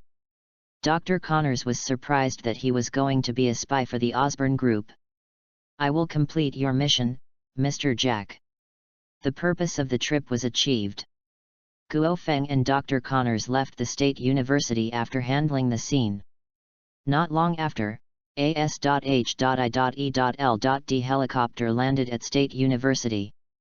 Several agents led by Coulson came to the scene, but after some exploration, they found no substantial results. Coulson's face looked a little ugly. There have been frequent accidents in New York recently, involving many extraordinary events. Even if these incidents are investigated, it is difficult to get substantive treatment. The main reason is that S.H.I.E.L.D has too few supernatural powers. Because of this, Coulson, in addition to investigating the incident, also needs to look for talents with extraordinary powers. Nick Fury, who was far away at the S.H.I.E.L.D headquarters, was a little troubled after hearing Coulson's report. State University, Natasha Romanoff said that Guy has been active in Queens recently. Lu Dan thought of Guo Feng and intuitively told him that this matter was related to Guo Feng. Lu Dan immediately contacted Coulson. "Coulson, stop what you are doing and go to Stark Group." The next day, Guo Feng, who came to the company early in the morning, immediately opened the game interface. Just now, he heard the system prompt that the frog cub was back from his trip. "The frog cub is back. Frog cub has brought you souvenirs and specialties. Good guy, you are indeed wearing a 4-leaf clover amulet. The harvest this time is really rich." Ignoring irrelevant prompts, Guo Feng clicked on souvenirs and specialties. Inside the frame marked souvenir is a book with the cover of Domineering written on it. Guo Feng's breathing suddenly became rapid. Clicking on the picture frame, a line of information bar appeared. Book of Haki, a souvenir from the world of One Piece, which records the cultivation method of special power Haki, and contains the seeds that directly unlock all the power of Haki. Really? Guo Feng looked happy. After collecting the Book of Dominance, he clicked on the special product prompt. It was also a book, with the words 6 styles written on the cover. Guo Feng's smile became even brighter, he was so surprised. Click on the icon and the information bar will appear. 6 style gift, a specialty from the world of One Piece, compiled by Vice Admiral Garp himself, recording the power of the complete 6 style. After learning it successfully, the gift of life return can be unlocked. It's amazing, it's actually Garp's personal biography. Guo Feng looked surprised. After collecting the souvenirs and specialties, his attention turned to another reminder. Ding! the frog cub got a special opportunity during this trip. He learned the three-color domineering force and got it strengthened. It is detected that the frog cub is in poor condition and it is recommended to recover immediately to avoid affecting the subsequent journey. Guo Feng. Frog cub actually mastered three-color domineering. Looking at the harmless little frog in the interface, Guo Feng felt mixed. Who would have thought that a traveling frog could still fight? But it's also reasonable. After all, frog cubs travel all over the world, and their cute appearance alone is definitely not enough. While restoring the frog cub, Guo Feng also discovered a new function. Some of these functions provide healing for frog cubs, and some are specifically designed to strengthen frog cubs. Click on the healing interface, and a lot of special items will appear immediately. Golden Sore Medicine, Water of Life, Revival Pill. On the enhanced interface, the optional content is also very rich. Indestructible King Kong, Super Speed, Super Strength. It contains all aspects of enhanced characteristics, which made Guo Feng a little jealous. Of course, these additional functions all require the use of clover. Guo Feng took a rough look and found that the cheapest ones require 4-digit clovers. Fortunately, the frog cub's injury is not serious and can be solved with 100 clovers healing function. In addition, Guo Feng also discovered that in addition to traveling, frog cubs can also summon the material world to help him fight. But for now, there is no need for frog cub to appear. After restoring the frog cub's state, Guo Feng began to strengthen the frog cub. The clover in his hand now, excluding the preparation of luggage for the next trip, can strengthen the frog cub's characteristics twice. Of the two characteristics, Guo Feng mainly focuses on protecting his life. They are static invisibility and automatic stand-in. The former can greatly improve the hiding ability of the frog cub, while the latter allows the frog cub to automatically appear a substitute to evade when it suffers high damage. Chapter 10 Practicing Domineering and 6 Styles. After strengthening the characteristics, Guo Feng began to prepare the luggage needed for the frog cub's next trip. 100 clover bento. 500 clover amulet. After preparing his luggage, Guo Feng immediately asked the frog cub to start his next trip. The frog cub has gone on a trip. Frog cubs will send back photos from time to time, please check them carefully. After sending away the frog cubs, Guo Feng couldn't wait to open the warehouse and took out the Book of Domineering and the 6-Style gift. After the two books came into contact with Guo Feng, they turned into light and disappeared into his mind. At the same time, Guo Feng quickly mastered the use of 3-color domineering and 6 postures and directly reached the entry level. The subsequent improvement and use of skills are related to Guo Feng's progress in digesting the knowledge in his mind, and meditation will greatly promote this process. Just when Guo Feng was finishing his meditation, Xiao Jiao came to his office. Tony asked me to tell you that his research progress has reached the final step and he will be able to return to the Stark Group soon. Speaking of this, Little Pepper's expression became helpless. Upon his return, Jack, you will remain acting director of Stark Corporation.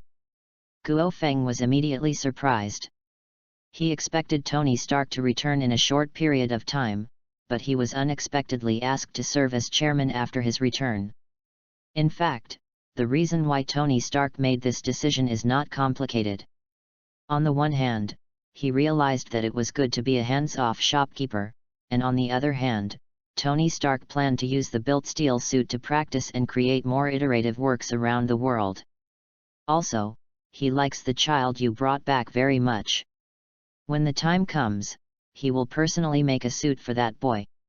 After finishing what Tony Stark said, Pepper placed another document on the table before leaving. The file contains a list of Stark Group's recent employees. When he turned to the last page, Guo Feng looked a little stunned. Coulson is here, what are S.H.I.E.L.D. thinking? Guo Feng closed the document. S.H.I.E.L.D. stretched out his hand a little too long, and it was time for him to make some counterattacks. He contacted the Human Resources Department and arranged Coulson to the most powerful position so that the old agent could have a good experience of workplace life. And Coulson's boss is still happy. After the arrangements were made, Guo Feng continued to meditate. Xiang Guo. Obadiah successfully bailed Ivan Vanko out of prison and took him to his safe house. The enemy of both sides was the Stark Group, and cooperation was quickly established. Are you sure you're not kidding me? Is that Dragon Kingdom man really that powerful? Ivan Vank frowned. The Guo Feng in Obadiah's mouth seemed like a myth to him. Obadiah said seriously, "Everything I said is true. That yellow-skinned monkey has indeed mastered inhuman power. Tell me, do you have a way to deal with it?" Ivan Vank smiled and said, "Of course, I can not only help you destroy that monster, but also completely attack the Stark Group." In order to avenge the Stark family, Ivan Vank did a lot of work. Stark Group's current arc energy is also due to his father's contribution. This energy has extremely high utilization rate. And his plan is to improve the arc energy into miniaturization and use it as the core of individual armor. This was his idea a long time ago, but it could not be implemented due to financial reasons. After hearing Ivan Vank's plan, Obadiah looked happy. Once this plan is completed, he will not only be able to complete his revenge, but also annex the entire Stark Group in one fell swoop, and even go one step further. Queens. Osborne Group. Norman Osborne hurried to the experimental area, and just now he received news about Dr. Connors. As soon as he arrived at the experimental area, he saw Dr. Connors surrounded by a group of doctors. Norman Osborne's eyes were fixed on Dr. Connors' right arm. It was unbelievable that this guy's arm had really grown. "Dr. Connors, congratulations on recovering your arm. It seems your research has been completed." Seeing the arrival of Norman Osborne, all the doctors dispersed in a wise manner. "I'm sorry, Mr. Norman, my research has not been completed. At present, it can only achieve regeneration effect, and there is also the risk of mutation. It will take time to adjust," Dr. Connors emphasized. "That's really regrettable.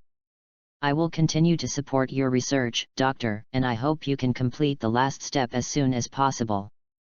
Norman Osborne looked at Dr. Connors, and then left with a few words of encouragement. Dr. Connors breathed a sigh of relief. With his evolved perception, he could feel that Norman Osborne had been strengthened like him. It's just that Norman Osborne's aura is very strange, as if there is a devil living in his body. Sure enough, none of the leaders of these large groups are simple. Norman Osborne is like this, and his boss Guo Feng is also like this and even more outrageous.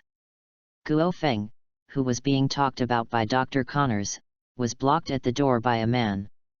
"Booze, I have something to discuss with you." The person who blocked Guo Feng was Natasha Romanoff, and her position in Stark Group happened to be in the Human Resources Department. She arranged for Coulson to join Stark Group, but there was a sudden transfer from above and Coulson was transferred away. That position not only restricted Coulson's actions, but also had a top boss who made Coulson want to take out a gun and kill him. Coulson found Natasha Romanoff within less than half a day of getting along with Happy. "Sorry, I won't agree to transfer the guy named Coulson back. That position suits him very well. If he is not satisfied, then get out of the Stark Group." Natasha Romanoff. She also knew that Coulson was in jail in Hapana, and regarding Guo Feng's arrangement, she even suspected that his identity was exposed. However, the current situation is pretty good, and Natasha Romanoff does not intend to show off. Natasha Romanoff changed the topic. "So boss, I know there is a Hyuxia restaurant that just opened nearby, and I know you are from the Dragon Kingdom." Faced with the invitation from the widowed sister, Guo Feng simply agreed. After they separated, Natasha Romanoff told Coulson Guo Feng's original words. "What the hell, is this BD here to torture me?" Coulson felt very miserable. Happy's pointing made him want to shoot him to death. He could only hope that Natasha Romanoff would complete the task quickly and take him back to SHIELD. In the evening, Guo Feng drove to a nearby street. After a while, he saw Natasha Romanoff wearing a red cheongsam. I can only say that he is worthy of being an agent from a red house, and he knows a lot about honey traps. Chapter 11 The Temptation of S.H.I.E.L.D. Good evening, boss. Natasha Romanoff smiled and got into the passenger seat. Guo Feng looked at Natasha Romanoff and chuckled, sure enough, beautiful people look good in any clothes. In the words of our dragon country, it is called beautiful and delicious. It just so happens that I am hungry too. What you say is a defeat, boss, but you like it.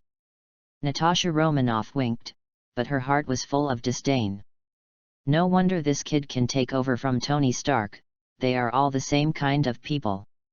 Of course, it was not just the beauty trap that targeted Guo Feng tonight, Nick Fury also took relevant actions. On the way, Natasha Romanoff mentioned Coulson again after chatting with Guo Feng. I still say the same thing. If he doesn't want to obey the company's arrangements, he can just get out. And you care about him so much. It seems that your relationship is unusual. Guo Feng looked at Natasha Romanoff playfully, and the latter said calmly, he is a relative of mine, and I also happen to work in the personnel department, so I just want to take more care of him. After all, his ability and conditions are very good, right? They are very good, so there is no problem in training at the grassroots level for a period of time. Coulson's matter is considered dead, and Natasha Romanoff can only wish her heart. Not long after, Guo Feng arrived at the Huxia restaurant. After parking the car at the door, he held Natasha Romanoff's arm and entered. After all, the widowed sister cooperated with his acting so much that she couldn't let go of the advantage she deserved. Just after the two of them took their seats and had just finished ordering, the entire Huxia restaurant suddenly had a power outage. Then there was a burst of panicked screams, followed by several gunshots. When the power in the Huxia restaurant was restored again, only a mess was left on the scene. All the surrounding customers had disappeared, and only a few guys in masks stood next to Guo Feng. The cold muzzles of the gun were pressed against the heads of Guo Feng and Natasha Romanoff. Don't move, I'll beat you to death if you move.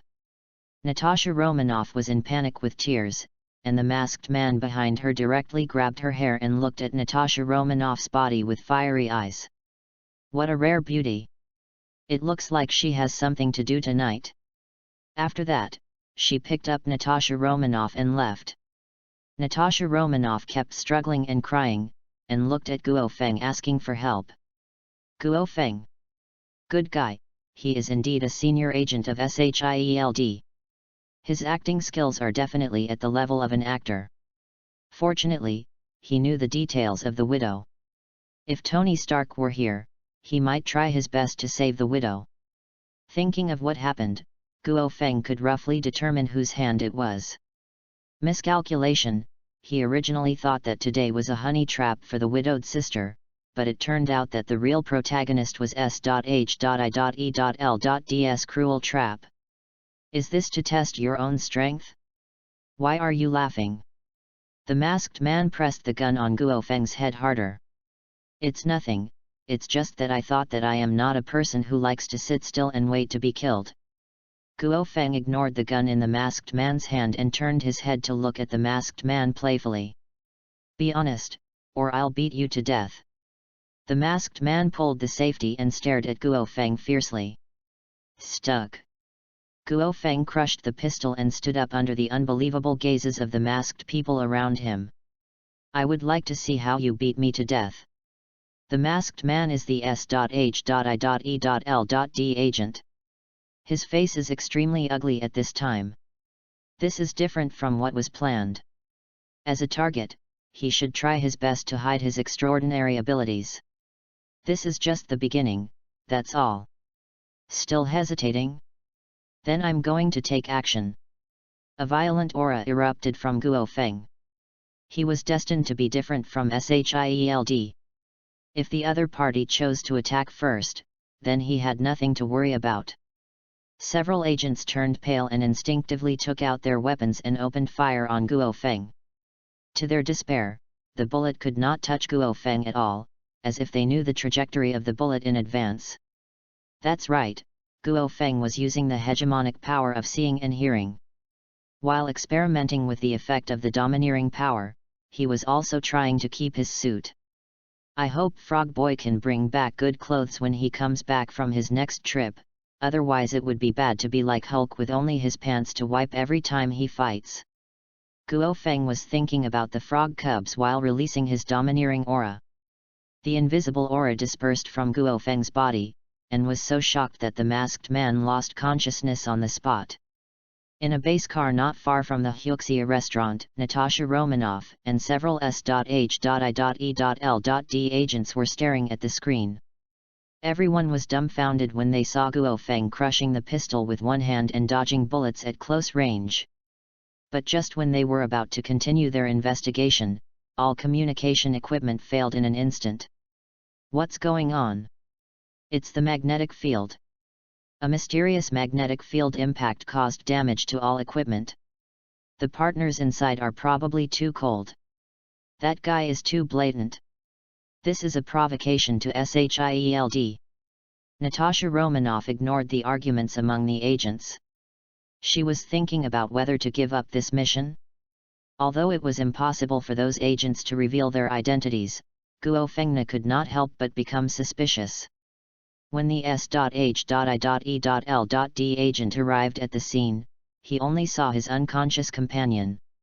After waiting for communication to be restored, Natasha Romanoff reported today's situation in detail to Nick Fury and expressed her concerns. Natasha Romanoff agent, continue to approach him, even if your identity is exposed. When disaster strikes, either he or Tony Stark will be on our side.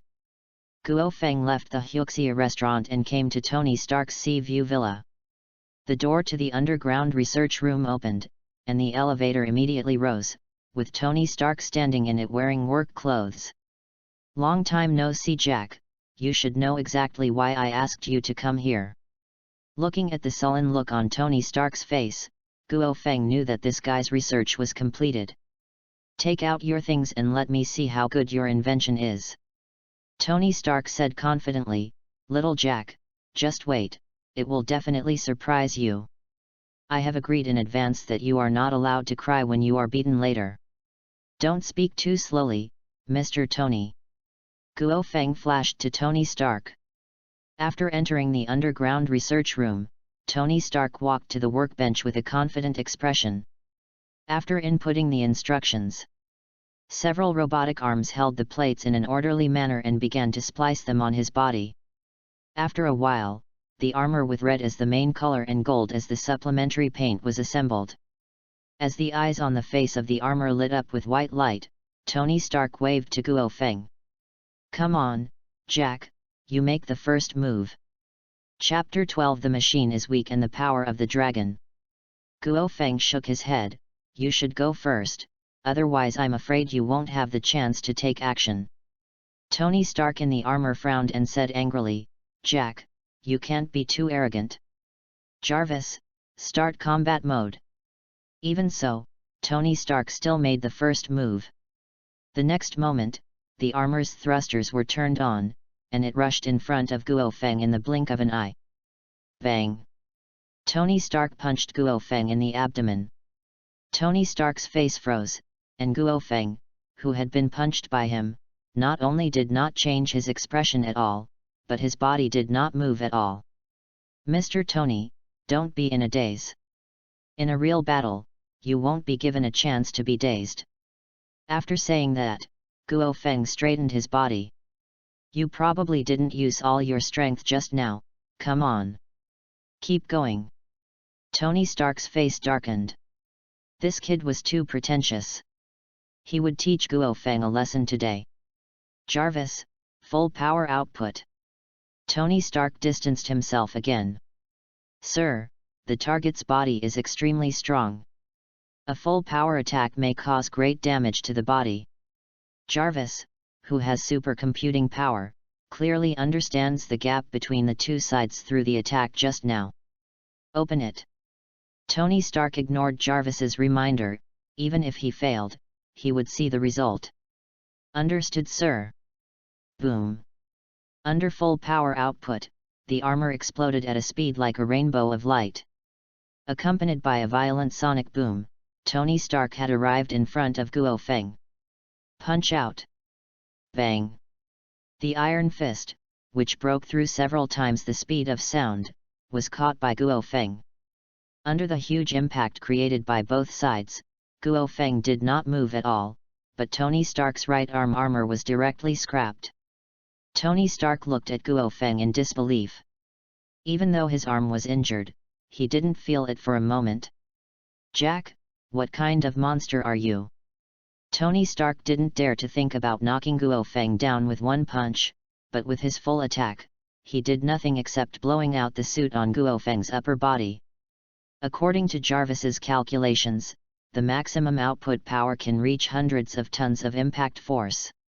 Don't be too surprised, Mr. Tony. I made it very clear from the beginning. If I strike first, you won't even have a chance to test. Guo Feng smiled. At the same time, he was also surprised at his own growth in the past few days. Even when he received the attack from the armor just now, he didn't contribute much. Otherwise, it would not be as simple as the right arm armor being scrapped. At this point, Guo Feng knew that the green dragon fruit in the system did not just delete the negative effects, but was enhanced accordingly according to the situation of the Marvel Universe. The final level of growth is definitely one dimension stronger than Kaido in the One Piece world. Are you kidding? You were not at this level when you were in Dongzhong. Tony Stark broke the defense. The performance reference of the first-generation armor was exactly the data of Guo Feng when he fought in Dongzhong. The final performance is still higher than that data, which is based on Guo Feng's growth in the past few days. But the reality is so unreasonable. Guo Feng's growth in the past few days is as outrageous as super evolution. Guo Feng swept his shoulders and chuckled. You can't predict the changes in people. It's over too quickly. Mr. Tony. Do you want to test the firepower system? You are really pushing your limits, little Jack. Tony Stark removed his visor and glared at Guo Feng. What I carry are high-end armor-piercing ammunition. The deck of the main battle shell can be used as paper, and there are laser weapons. I am afraid of accidents when using these. Speaking of this, Tony Stark's tone was full of pride. Although his strength was crushed, he still had confidence in the firepower system. After all, this was the core of his design. That's all you need. Don't worry, my vitality is very strong. If you are worried, you can try the single shot first. Are you serious? Of course, you don't really want to see the results. Tony Stark looked at Guo Feng seriously, then distanced himself, opened a small groove in the shoulder armor, and aimed a swarm missile at Guo Feng's arm. Even if an accident does happen, blowing off an arm is better than losing your life. Boom! The missile exploded on Guo Feng's arm, leaving a somewhat conspicuous red mark, and then it returned to its original state in the blink of an eye. Tony Stark. This was completely different from what he thought. It was a missile that could easily penetrate even dozens of centimeters of steel plates, leaving only a mark similar to a mosquito bite. Isn't it so outrageous? Don't be like this, Mr. Tony, I still have some feelings. After listening to Guo Feng's words, Tony Stark's face turned even more ugly. No, he had to teach Guo Feng a lesson today. Armor-piercing bullets couldn't do it. Lasers should be able to break through the defense. Red light spurted out from the palm of the armor and hit Guo Feng's arm in an instant. Guo Feng frowned. The power of the laser was stronger than he imagined, and it actually burned through the surface of his skin and muscles. As time went by, Guo Feng's self-healing speed caught up with the laser's destructive speed. After the energy was exhausted, Tony Stark looked at Guo Feng in disbelief. Hell, not even a laser can penetrate your body. Tony Stark shook his head helplessly. but soon, his somewhat depressed face turned fiery. Although this test was crushed by Guo Feng, fortunately, Jarvis accepted all the experimental data this time, which can be used as a reference for the iteration of the next generation of armor. Of course, Tony Stark still has the idea of defeating Guo Feng. He firmly believes that as long as he collects more data and iterates new technologies, sooner or later he will be able to create an anti-Guo Feng armor, and then give Guo Feng a good beating. Next, Tony Stark repaired the first-generation armor and started a research project on the second-generation armor. Guo Feng left the laboratory and meditated in Tony Stark's villa. Until the next day, Tony Stark and Guo Feng returned to the Stark Group. On the top floor of Stark Group, Tony Stark restarted the laboratory here and planned to make it his permanent residence. In the experiment, Tony Stark had already put on his armor. He looked at Guo Feng sitting aside and asked, "Jack, starting from today, there will be a special hero in this world. And a hero should always have a title. I want to hear your thoughts." Looking at Tony Stark, who looked embarrassed, Guo Feng replied perfunctorily, "How about calling him Ironhide Superman? I think this name will make people remember him deeply." "You're such a naming genius, Jack." Tony Stark spread his hands. "Okay, actually, I have already thought about the title. Iron Man, this is a title that I have been thinking about for a long time before I am satisfied with it." "I guess you've thought about Iron Man Superman." "Shut up, Jack, don't mention anything about Iron Man Superman to me again.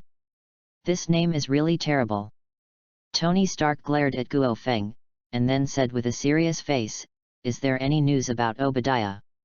"The only thing I know is that he is in Bear Country, but when it comes to finding someone, Mr. Tony, you should have something to do."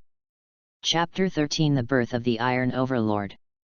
After listening to Guo Feng's words, Tony Stark's eyes looked a little sad. Although he read the USB flash drive sent by Guo Feng before and learned what Obadiah had done, Obadiah's care for him over the years was true. It's a pity that Obadiah still chose to kill Guo Feng in the end, which has touched Tony Stark's bottom line. With Jarvis' help, we should be able to determine his location within a day. What happens next? What are you going to do? Guo Feng asked seriously, but Tony Stark took into account the old relationship and chose to keep Obadiah alive. He wouldn't hesitate to leave Tony Stark and go out on his own. Tony Stark sighed deeply and said with a somewhat painful expression, "Jack, promise me to give him a pain. After all, he has taken care of me like a father for so many years." "No problem." Guo Feng nodded. "By the way, I should have told you that I found a very good intern." "You're talking about the guy named Peter Parker. I heard you said that guy is very extraordinary." Tony Stark said with interest. "It's time for him to meet the big boss like you." After speaking, Guo Feng sent a message to Peter Parker. Far away in Queens, Peter Parker is taking advantage of his time off from school to fight a wave of crime. After receiving the news from Guo Feng, Peter Parker looked a little excited. As a technology enthusiast, Tony Stark is one of the few idols of Peter Parker. At the same time, Xiangguo. In the empty underground base, Obadiah walked into Ivan Vanko's research institute accompanied by dozens of security personnel. "Ivan Vanko, I always thought Tony Stark was the real genius. I didn't expect you to be the same." Obadiah stared at the blue structure in Ivan Vanko's hand with burning eyes. He was very familiar with this thing.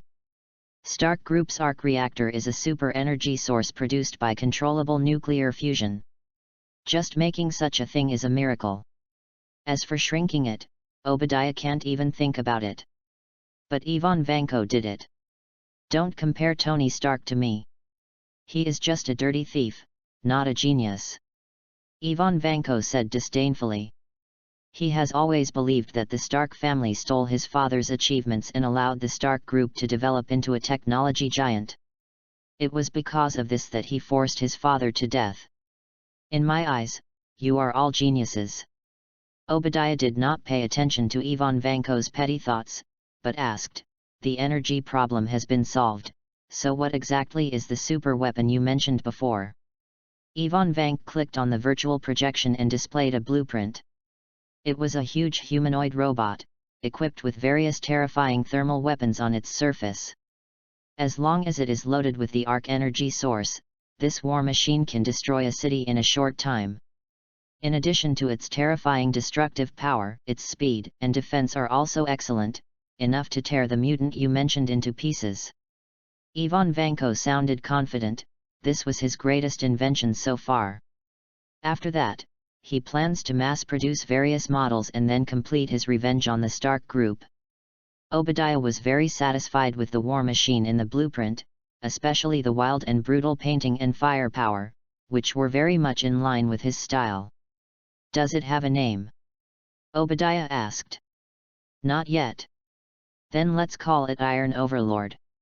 How long will it take to make it? Ivan Vank said casually. If there are enough materials, I can do it in one night with the conditions here. Upon hearing this, Obadiah's face suddenly became excited. Okay, I will try my best to meet all the conditions you need. Finish Iron Overlord quickly. I can't wait to tear that yellow-skinned monkey into pieces. Guo Feng, who was being talked about by Obadiah, was taking Peter Parker to meet Tony Stark. Relax, Peter, you don't need to be too reserved when you see Mr. Tony, just be in your normal state. Guo Feng patted Peter Parker on the shoulder.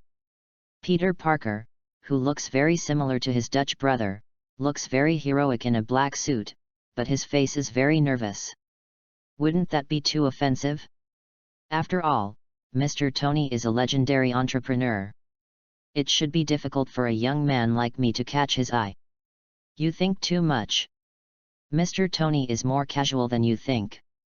People like him won't be so pretentious. After a while of conversation, the elevator door opened, and Tony Stark stood at the door with his arms folded. He locked eyes with Peter Parker at first sight. This nervous young man actually made him feel an inexplicable sense of intimacy, like a father and son. What the hell, why do I feel like this? Tony Stark complained in his heart, and Peter Parker, who was staring at him, suddenly became more nervous and said hesitantly, "Hello, Mr. Tony, I am Peter Parker, and I am an intern at the Stark Group." Tony Stark smiled and said, "There is no need to be nervous, Peter. Jack has already told me about your situation. You have gone far beyond your peers. As for the identity of the intern, it doesn't matter. The person next to you was also an intern some time ago, but now he is on an equal footing with me." Peter Parker looked at Guo Feng in disbelief, and the latter nodded calmly. "Oh my God, Brother Feng, is this really the case?" Guo Feng smiled slightly and said, "Anyone with skills will be reused there. Compared with my affairs, you and Mr. Tony should have more in common." With Peter Parker's confused expression, the group came to Tony Stark's studio. When he saw the Mark I armor standing on the workbench, Peter Parker was stunned on the spot. Is this armor real?" Even Peter Parker, who is a tech nerd, thinks that the individual soldier exoskeleton armor is like science fiction, and cannot be built with existing theories and technologies. Tony Stark is very satisfied with the way Peter Parker behaves. This is how a genius like him should be treated, not like a toy in the eyes of some terrifying monster. And the monster in someone's eyes was sitting on the sofa drinking tea with a slight smile on his face. "Peter, don't use common sense to measure my wisdom. It's more powerful than you think," Tony Stark said with pride. After hearing this, Peter Parker looked at the armor with fiery eyes. Chapter 14 New news about frog cubs, Frog Ninja. This is the romance a man should have. Compared with Tony Stark's suit, the suit he made himself seems weak. Do you want a suit of your own, Peter? Ha! Peter Parker looked shocked. He wondered if he heard it wrong. Tony Stark actually wanted to give him a suit of armor? Tony Stark swiped his right hand, and a virtual projection appeared showing the blueprint of the armor. "Jack told me about your secret. You are very powerful and very responsible, Peter, but with the blessing of the armor, you will become even more powerful. At this time, Peter Parker's attention was entirely on the blueprint, which was a gold and red armor. Its appearance and style are similar to the battle clothes he made. Can I really do that? Of course, you deserve this. Just think of it as your reward for being a hero for so long. When it comes to this, Peter Parker can only accept it happily. Immediately, Peter Parker looked at Guo Feng and asked Tony Stark, "Mr. Tony, I would like to know if Brother Feng also has his own armor." Puff. Tony Stark, who had just picked up the coffee, couldn't hold back and didn't know how to answer for a moment. Is he going to tell Peter Parker that Guo Feng can easily blast his armor with his physical strength alone? Damn it, with a physical condition like Guo Feng's, his current skills simply can't match it. Ahem, cough, cough, Jack's situation is quite special. It will take me a while to design it. I prepared it carefully for him. After hearing this, Peter Parker looked at Guo Feng with envy. Guo Feng. Tony Stark carefully prepared the armor for him, which was indeed no problem. But given Tony Stark's character, the armor is definitely not for him to wear, but is specifically used to check and balance him. After a while, Peter Parker left the Stark group, and the evils in Queens were still waiting for him to solve. As for Tony Stark, after Peter Parker left, he also wore a suit and flew to the East Central battlefield. He will fight the first battle of Iron Man in that once shameful place. Guo Feng returned to the office and opened the game interface. Just now, Frog Cub sent back a photo. In the photo, the Frog Cub is in a dark cave, and there are many figures wearing black-red cloud robes next to the Frog Cub. Behind one of the figures, there is a huge wooden statue. The Heretic Golem and the Akatsuki organization. Frog Boy, you are so good at this. Guo Feng had a complicated expression. Although the Frog Cub did not go to the High Martial Plane on this trip, the world of Naruto was not bad. After all, this world has many specialties, especially those blood inheritance limits and forbidden techniques, which are also very helpful to him. After closing the game interface, Guo Feng was about to meditate when he received a communication from Natasha Romanoff. You're still staying in the Stark group? Are you planning a showdown with me? Guo Feng thought for a while and decided to meet Natasha Romanoff. Natasha Romanoff came to Guo Feng's office wearing a white OL suit. I think what happened last night was not an accident. I didn't go to you immediately. You should be very aware of the problem. Guo Feng looked at Natasha Romanoff calmly. In the Marvel Universe, it is difficult to keep a low profile with extraordinary powers. Various events and wars will always force you to show your face. The moment S.H.I.E.L.D. targeted him, Guo Feng had no intention of hiding. Natasha Romanoff originally wanted to test Guo Feng's attitude, but seeing that Guo Feng said it so straightforwardly, she didn't want to pretend anymore. The gentle and charming expression he had previously put away immediately. Jack, you are more decisive than I thought. I am sorry for what happened last night, but you believe that we have no ill intentions towards you.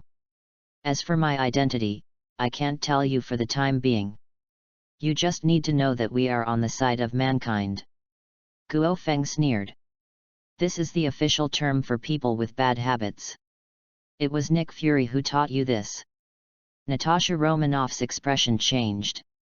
She didn't expect that Guo Feng actually knew Nick Fury, so the identities of S.H.I.E.L.D. and herself were probably also known. S.H.I.E.L.D's operating style has always been secretive, and the information about her and the director is classified as top secret. Is there a mole in S.H.I.E.L.D? She did not ask stupid questions about why Guo Feng knew this, but left silently. The Stark group could no longer stay. The first priority now was to contact Nick Fury to investigate the personnel issues of SHIELD. I hate leaving without saying goodbye. At least, you have to give me an explanation. Guo Feng closed the door and his eyes gradually became cold. Are you going to do something to me? Natasha Romanoff turned to look at Guo Feng, with no fear in her eyes. Despite Guo Feng's amazing performance last night, Natasha Romanoff doesn't think she will definitely lose. Guo Feng moved Natasha Romanoff's hands back. You want to fight me with those little s.h.i.e.l.d gadgets? That will just make the fight more boring. Natasha Romanoff remained unmoved and stared at Guo Feng closely. The next moment, Guo Feng disappeared from Natasha Romanoff's sight. By the time Natasha Romanoff made a move to pick up a weapon, Guo Feng had already come behind her and put his left hand on her back. You better give me an honest explanation, Miss Natasha Romanoff. If you still want to make the so-called counterattack, I will not show mercy to you. To be honest, Widow Sister is indeed one of the few female characters that Guo Feng likes in Marvel, but from a realistic standpoint, he will never give in due to this. Natasha Romanoff let go. She didn't feel murderous intent from Guo Feng, so she chose to compromise. What explanation do you want? If it is S.H.I.E.L.D's investigation against you, that is what we must do. After all, you are a being with extraordinary power. Guo Feng shook his head. I still know what S.H.I.E.L.D is doing. I just want to know what Nick Fury means to me. I don't have permission to know this. Then call Coulson over. He should know very well. Guo Feng threw Natasha Romanoff on the sofa in the office and immediately dialed Coulson's number. Coulson, who was working hard under Happy, was extremely excited when he heard that Guo Feng wanted to see him. As long as we can stay away from that idiot Happy, let him perform in the red light district. When Coulson arrived, he was surprised and puzzled to see Natasha Romanoff with a dull look on the sofa. Boss, who is this? No need to act stupid here, Coulson, I know the details of you two very well. What's the details? I don't know her at all. Coulson still wanted to defend, but after seeing Guo Feng's eyes, he and Natasha Romanoff had been exposed. Hell! How does he know our details? Like Natasha Romanoff, Coulson also suspected that there was a mole in SHIELD, but he didn't know how much Guo Feng knew. Chapter 15 Sorry, I refuse to join S.H.I.E.L.D. Stop talking about the meaningless official rhetoric, Coulson, I want to hear what Nick Fury means. Coulson's expression became formal and said, Jack, I know you are angry about what we did, but you actually know SHIELD. You should know the responsibilities of SHIELD. Guo Feng said calmly. So, you want to invite me to join you and protect the earth and mankind with you. Seeing Guo Feng being so successful, Coulson's eyes lit up. Whether it was Guo Feng's identity or original strength, it would be a great help to SHIELD. I'm glad you think so, but don't worry, you don't need to act like Natasha Romanoff agent. Our director has already set up an organization for special people like you. As long as you get enough, it can be established immediately. And you will become the core backbone of this organization. Guo Feng sneered. I'm not interested in so-called extraordinary organizations. Go back and tell Nick Fury not to try to test my bottom line. Jack, you can. Coulson still didn't give up on winning over Guo Feng. My words are clear enough. Now, you can leave the Stark group. Coulson wanted to say something else, but when he saw Guo Feng's increasingly cold eyes, he sighed and left with Natasha Romanoff. Guo Feng stared at the backs of the two people. He knew very well that even if Coulson and Natasha Romanoff left the Stark group today, it did not mean that S.H.I.E.L.D had given up infiltrating the Stark group. And the degree of penetration will become higher and higher. After leaving the Stark group, Coulson immediately contacted Nick Fury to report Guo Feng's situation. This guy seems to be very wary of us, but we haven't provoked him before. Nick Fury wondered. Of course, Liu Dan doesn't buy Guo Feng's so-called determination. For him, a being like Guo Feng who possesses powerful extraordinary power has only two choices, teammates and enemies. As for Guo Feng's knowledge of the S.H.I.E.L.D. intelligence, Liu Dan was also on high alert. He had suspected that there was a mole in S.H.I.E.L.D. many years ago, and this time he used this reason to investigate thoroughly. However, not long after, Liu Dan received a video from Dong Zhang's agent. In the video, in a village occupied by terrorists, a robot wearing gold and red paint was fighting fiercely with the terrorists. The terrorists' counterattack did not cause any harm to the robot, but the robot's random attacks quickly defeated the terrorists. After defeating the terrorists, the robot flew directly into the sky. Under the detection of satellites, the destination of the flight was New York, USA. What the hell, why is it New York again? Liu Dan turned off the video with a complicated expression. He suspected that the robot was related to the Stark Group. The video of the mysterious robot killing terrorists is not unique to SHIELD. This video has become popular on major social media. Xiangguo. Obadiah hurriedly came to Ivan Vanko's laboratory. Seeing him acting so glum, Ivan Vanko said dissatisfied, "I have already said that it will take some time to complete Iron Overlord. You should not be impatient. Mr. Obadiah." Obadiah's face became angry and he shouted, "Shut up, you self-righteous guy, Tony Stark has already completed the single soldier mecha one step ahead of you." What? Ivan Vank was stunned on the spot and murmured, "Impossible, how could Tony Stark think of this?" Obadiah placed the video in front of him and said angrily, "Nothing is impossible. Take a good look at this video. Damn it, the Stark Group is stronger." Ivan Vank looked extremely complicated after watching the video. As a technical genius, he can roughly judge the Mark I's combat ability from this video alone. It was obvious that his Iron Overlord was no match. Damn Tony Stark! Ivan Vank gritted his teeth. He thought he could win with Iron Overlord, but he didn't expect to lose so completely. Obadiah grabbed Ivan Vank's collar, "I don't care what method you use, complete the Iron Overlord for me within today." After speaking, he took out a new blueprint, which Obadiah convened several scientists to improve based on the original blueprint. After reading the blueprint, Ivan Vank looked angry, "You actually rewrote my blueprint without authorization. You don't believe me?" Obadiah sneered, "Of course I believe in your technology, but the Iron Overlord you designed can no longer meet my needs.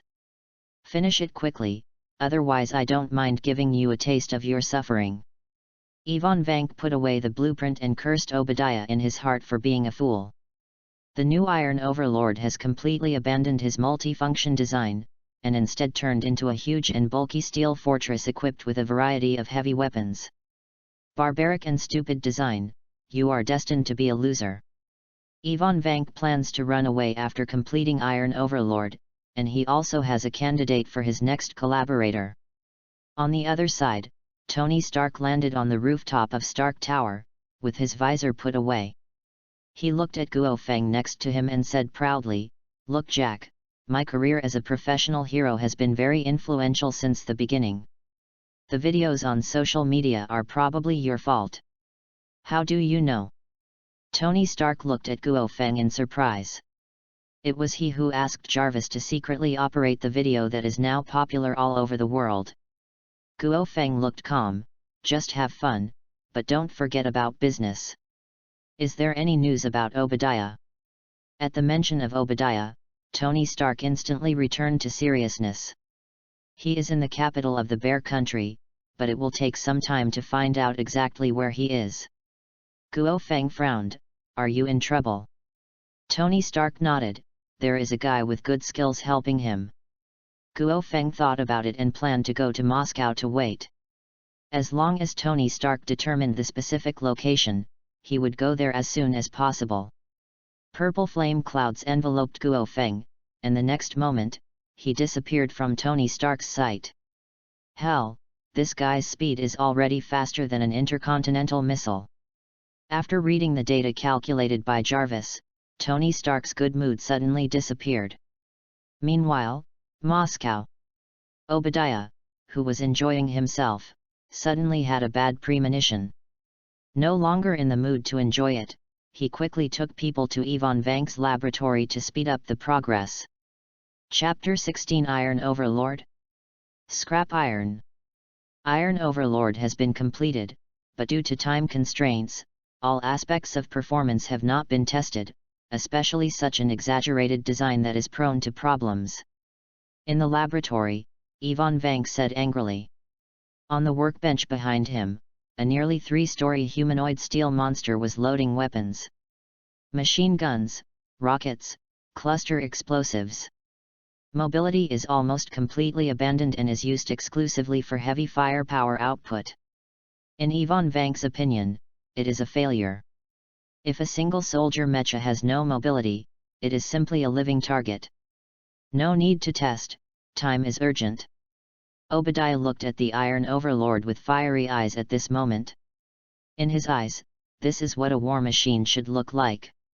A armor like Tony Stark is the difference between a rabbit and a tiger in front of Iron Overlord. In the face of this kind of firepower, even Guo Feng will turn to ashes. After Iron Overlord completed loading weapons, Obadiah immediately entered the cab behind Iron Overlord. As the arc energy is activated, the entire machine function is turned on simultaneously. Immediately afterwards, Iron Overlord walked out of the laboratory with heavy steps. The past few days of hiding had already driven Obadiah crazy. Now that he is no longer afraid of the threat of the Stark group, he naturally wants to vent his anger. This madman, he is destined to fail. Ivan Vank looked at Iron Overlord's back and shook his head, then packed up his things and prepared to run away. As soon as Iron Overlord left the laboratory, his signal was immediately captured by the Stark group's satellite. Tony Stark immediately shared his location with Guo Feng. Moscow. Guo Feng was meditating on the roof of a building. After receiving the news from Tony Stark, he looked east. Obadiah's location is not far from him, about 100 kilometers away. This time, you can't escape. A dragon roar sounded in Guo Feng's body, and a majestic green dragon could be vaguely seen hovering above him. Since taking the blue dragon fruit, he has finally developed to the point of transforming into a dragon, but there is still a lot of room for improvement before he can transform into a dragon at will like Kaido of the beasts. Obadiah controlled the Iron Overlord to stop in an empty green belt. Based on his understanding of the Stark group, his position had been locked, but this was exactly what he wanted. Whether it's Guo Feng or Tony Stark, just come to him and be crushed by the Iron Overlord. Just when Obadiah was thinking about the moment of revenge, a purple flame cloud fell from the sky towards the Iron Overlord's head. Yunyun's speed was so fast that Iron Overlord's automatic defense system had no time to activate. Boom! Huge amounts of impact almost knocked Obadiah unconscious in the cab. Warning, warning, high degree of head damage. The system prompts made Obadiah startle, but in the outside world, the Iron Overlord's head was already dented. Guo Feng stood in the depression with his hands folded, raised his foot and stepped down, completely destroying the Iron Overlord's head. As soon as the battle began, Iron Overlord suffered heavy losses, causing Obadiah to lose his vision. As soon as he received the attack prompt, Obadiah showed a crazy face and operated the firing command. Seeing Iron Overlord's firepower system activated, Guo Feng distanced himself calmly. Boom boom boom. Intensive firepower poured in, and Obadiah was looking at the scene through the backup observation device, and he roared ferociously. Jack, I know it was you, you cunning and despicable yellow-skinned monkey, who took away everything that should belong to me. Go to hell. After saying that, Obadiah exhaled happily. He didn't believe that Guo Feng could still be alive under this kind of firepower. What he just did was just to vent his emotions. Obadiah, what you say is as ridiculous as your piece of scrap metal. Are you worthy of being called a white-eyed wolf from the Stark group? The smile on Obadiah's face froze immediately, and he said in disbelief, Impossible, how can you still be alive? At the same time, he fired even more crazily, until the weapon was overloaded and could not be forcibly turned off. Obadiah still operated the weapon with red eyes. And not far from the battlefield, 1,000 meters in the air, Tony Stark watched all this silently. He came here not only to see Obadiah being punished, but also to collect Guo Feng's battle data. However, the results of the latter were somewhat unsatisfactory. Iron Overlord was really rubbish and was not even qualified to take Guo Feng seriously. In that round of seemingly terrifying firepower, according to Jarvis's observation, Guo Feng suffered all the damage, which was the damage to his clothes. In the smoke of the explosion, Guo Feng walked out in the posture of a dragon. The blue scales covered his body like a luxurious armor, and the dragon horns on his head looked even more majestic and domineering. Guo Feng looked at the Iron Overlord and sneered, "Even if you were in the same situation as in the incident in Dongzhong, I could easily dismantle you. Obadiah, without the help of Mr. Tony, you are nothing." Although the Iron Overlord in front of him was made by Yvonne Vank, the Whiplock, and became much more powerful than before. Not to mention dealing with Guo Feng, even the Mark I Iron Overlord built based on Guo Feng's initial data is no match. Without enough mobility, Tony Stark can be solved with a wave of laser cutting. Obadiah almost lost his mind when he saw that Guo Feng was intact. He roared unwillingly, "You monster, why did God favor you so much and give you such a powerful power? This power should be mine. There is no if in reality, you can die." Obadiah's inner defenses had collapsed, and Guo Feng had no intention of continuing to play. Guo Feng clenched the dragon's claw, and a red flame ignited and he punched out. The flame turned into a red dragon dozens of meters long and flew towards the Iron Overlord. Under the red dragon, everything is ashes. Tony Stark, who was watching the battle not far away, was stunned when he saw this scene. Taking another look at Jarvis's data report, he said helplessly, "Damn it, less than 2 days have passed, and there has been such an outrageous enhancement. That red dragon, let alone taking it head-on, even if it just brushes against it, it will evaporate including the person and the armor." Then his expression turned melancholy. He had feelings for Obadiah. Without Guo Feng's intervention, even if he defeated Obadiah, he would have spared his life and let him spend his whole life in prison. The current result cannot be said to be satisfactory, but it is the best ending. "Sir, he has discovered you." "What?" After being interrupted by Jarvis.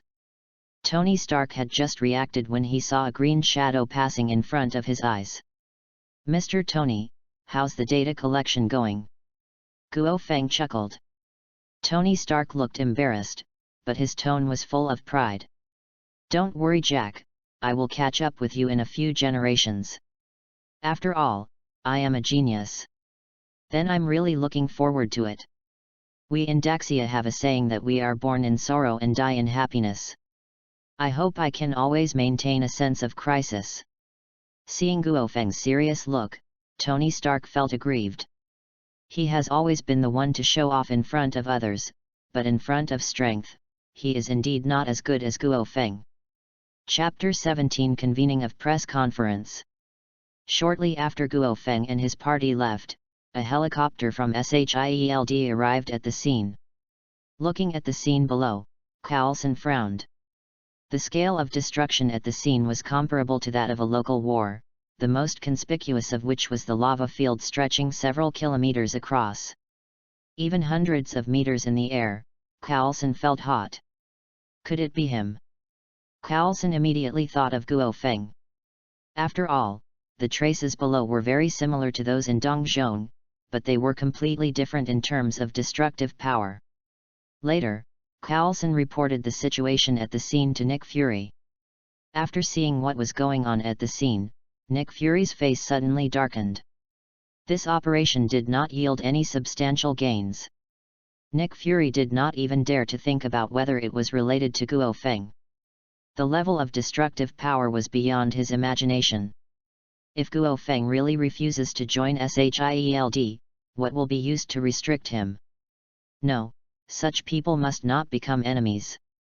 Nick Fury immediately planned to go to the Stark Group in person, even if Guo Feng did not join, to make the relationship between the two friendly. New York. Stark Group. After returning, Tony Stark and Guo Feng parted ways. This time they were not doing research in the laboratory, but taking Pepper to the Sea View Villa to prepare for a party. Guo Feng stayed in the office and meditated as usual. Well, there's some new news from Frog Cub. Upon hearing the system prompt, Guo Feng immediately opened the game interface. Frog Cub sent back new photos, 2 in total. In the first photo, under a big green tree, the Frog Cub is standing in the middle, with Sasuke and Naruto standing on the left and right. Zuzu's expression is still the same as before. After complaining, Guo Feng looked at the second photo. Good fellow, Frog Cub, you can find fellow villagers even when you travel to another world. The scene in the second photo is Mt. Miyaboku, with the Frog Cub standing on top of the Toad Sage's head, and in front of him are all the toads of Mt. Miyaboku. After putting away the photos, Guo Feng exited the game interface and continued to meditate. At the same time, Ivan Vanko, who left Obadiah, came to New York and found the Stark Group's so-called mortal enemy, the Hammer Group. Justin Hammer, who was attending the weapons exhibition, heard someone coming to him, and he also brought the technology to suppress the Stark Group. Where does this lunatic come from and suppress the Stark Group? Justin Hammer sneered. Although he said that Hammer Group and Stark Group were competitors, in fact Hammer Group was picking up the leftovers of Stark Group. Geniuses like Tony Stark are rare once in a century. Justin Hammer has never had the idea of suppressing the Stark Group unless Tony Stark died. Just when he was about to have someone take Ivan Vank out, Ivan Vank shouted excitedly, "You should know who the red armor in Dongzhong is from. No one in this world can catch up with him except me technology." What did you say? Justin Hammer signaled his men to stop, and there was no smile on his face. Of course he knew who owned the armor in the East. That was why he felt desperate. Not to mention the performance of the armor, he couldn't even handle the miniaturized arc energy. "Yes, I can help you make a armor belonging to the Hammer Group." Ivan Vank took out an arc energy from his bag. The moment he saw arc energy, Justin Hammer's expression changed drastically. He quickly brought it to the scientists under him for inspection. After getting the confirmation, he immediately became enthusiastic towards Ivan Vank. "I never thought I would be so lucky to meet a genius like you. Tell me, what do you want?" "I only want one thing: you cannot interfere during my research, and I will give you satisfactory results." Ivan Vank said calmly, "If Justin Hammer interfered with his research as casually as Obadiah did, he will leave without hesitation." "No problem, my greatest advantage is respecting other people's requests." After speaking, Justin Hammer ordered his men to take Ivan Vank away. The next day, Justin Hammer held a press conference and announced that the Hammer Group had achieved huge amounts of technological breakthroughs and developed a single-soldier exoskeleton armor. It will be presented at the weapons exhibition a week later, and the order will be signed with the military on the day of the weapons exhibition. As soon as the Hammer Group's press conference was held, Tony Stark hurriedly found Guo Feng. "Justin Hammer actually plagiarized my idea. How could he possibly develop a armor based on the level of his group?" Guo Feng said calmly, "Of course it's impossible to rely on the technology of Hammer Group alone, but they have external help. Do you remember Iron Overlord?" After Guo Feng reminded him, Tony Stark's eyes became sharp. "You're saying that the guy who helped Obadiah create the Iron Overlord went to the Hammer Group, but there's nothing to worry about." From the design of Iron Overlord, Tony Stark can tell that Ivan Vanko's level is just barely enough for the eyes. Guo Feng. He knows Tony Stark very well. This guy is not afraid of the Hammer Group overtaking him, but he is worried that his limelight will be robbed. Sure enough, Tony Stark told him that he would hold a press conference this afternoon to announce his identity as Iron Man. Guo Feng didn't care much about this matter. Neither Hammer Group nor Ivan Vank was a threat in his eyes. That afternoon, on the eve of the press conference, Guo Feng found Peter Parker. Little Spider-Man could not miss this historic moment. Guo Feng followed the signal from the communicator and found Peter Parker in a narrow alley. At this time, Peter Parker was fighting with more than a dozen people carrying automatic weapons. Under the spider sense, Peter Parker nimbly dodged the bullets and took the opportunity to launch spider webs. Guo Feng happened to recognize the identities of these people. It is the infamous Hell's Kitchen, an organization that has great dominance in the underground world. Compared with their evil deeds, the leader of the organization, Kingpin, is also a legendary figure. After a while, Peter Parker beat up these Hell's Kitchen personnel, packed them with large spider webs, and hung them up until law enforcement officials received them. Brother Feng, is it really okay for you to just watch from the side? Peter Parker looked at Guo Feng at the entrance of the alley, his tone somewhat resentful. Guo Feng glanced at the cobweb and chuckled, if I take action, these people may not even be able to leave any scraps of their bodies. They should be very lucky to have met you. That's true. Peter Parker spared his head. His strength, which could pull a train, was not enough in Guo Feng's hands. Ordinary people would be completely destroyed if they fought against him. Chapter 18 Hell's Kitchen. You haven't come to the company in the past few days. Is it because of these people? Peter Parker sighed. Yes, the crime index in Queens has been very frequent recently, and there are many groups of people who come to me specifically to cause trouble, like the one you met this time belongs to Ziobo. Guo Feng was silent after hearing this. It seems that Peter Parker's recent frequent actions have caused dissatisfaction in Hell's Kitchen. As long as Peter Parker does not disappear, this kind of revenge will only become more and more powerful. Only when gold and defeat can you get a short break. Can you help me, Peter? Peter Parker shook his head. I'm used to this kind of thing. Believe me, Brother Feng, I will be able to settle this matter after a while. After all, I am Spider-Man.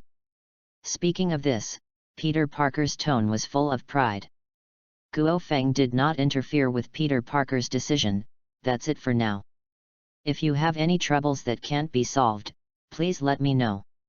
Now follow me to attend the group's press conference.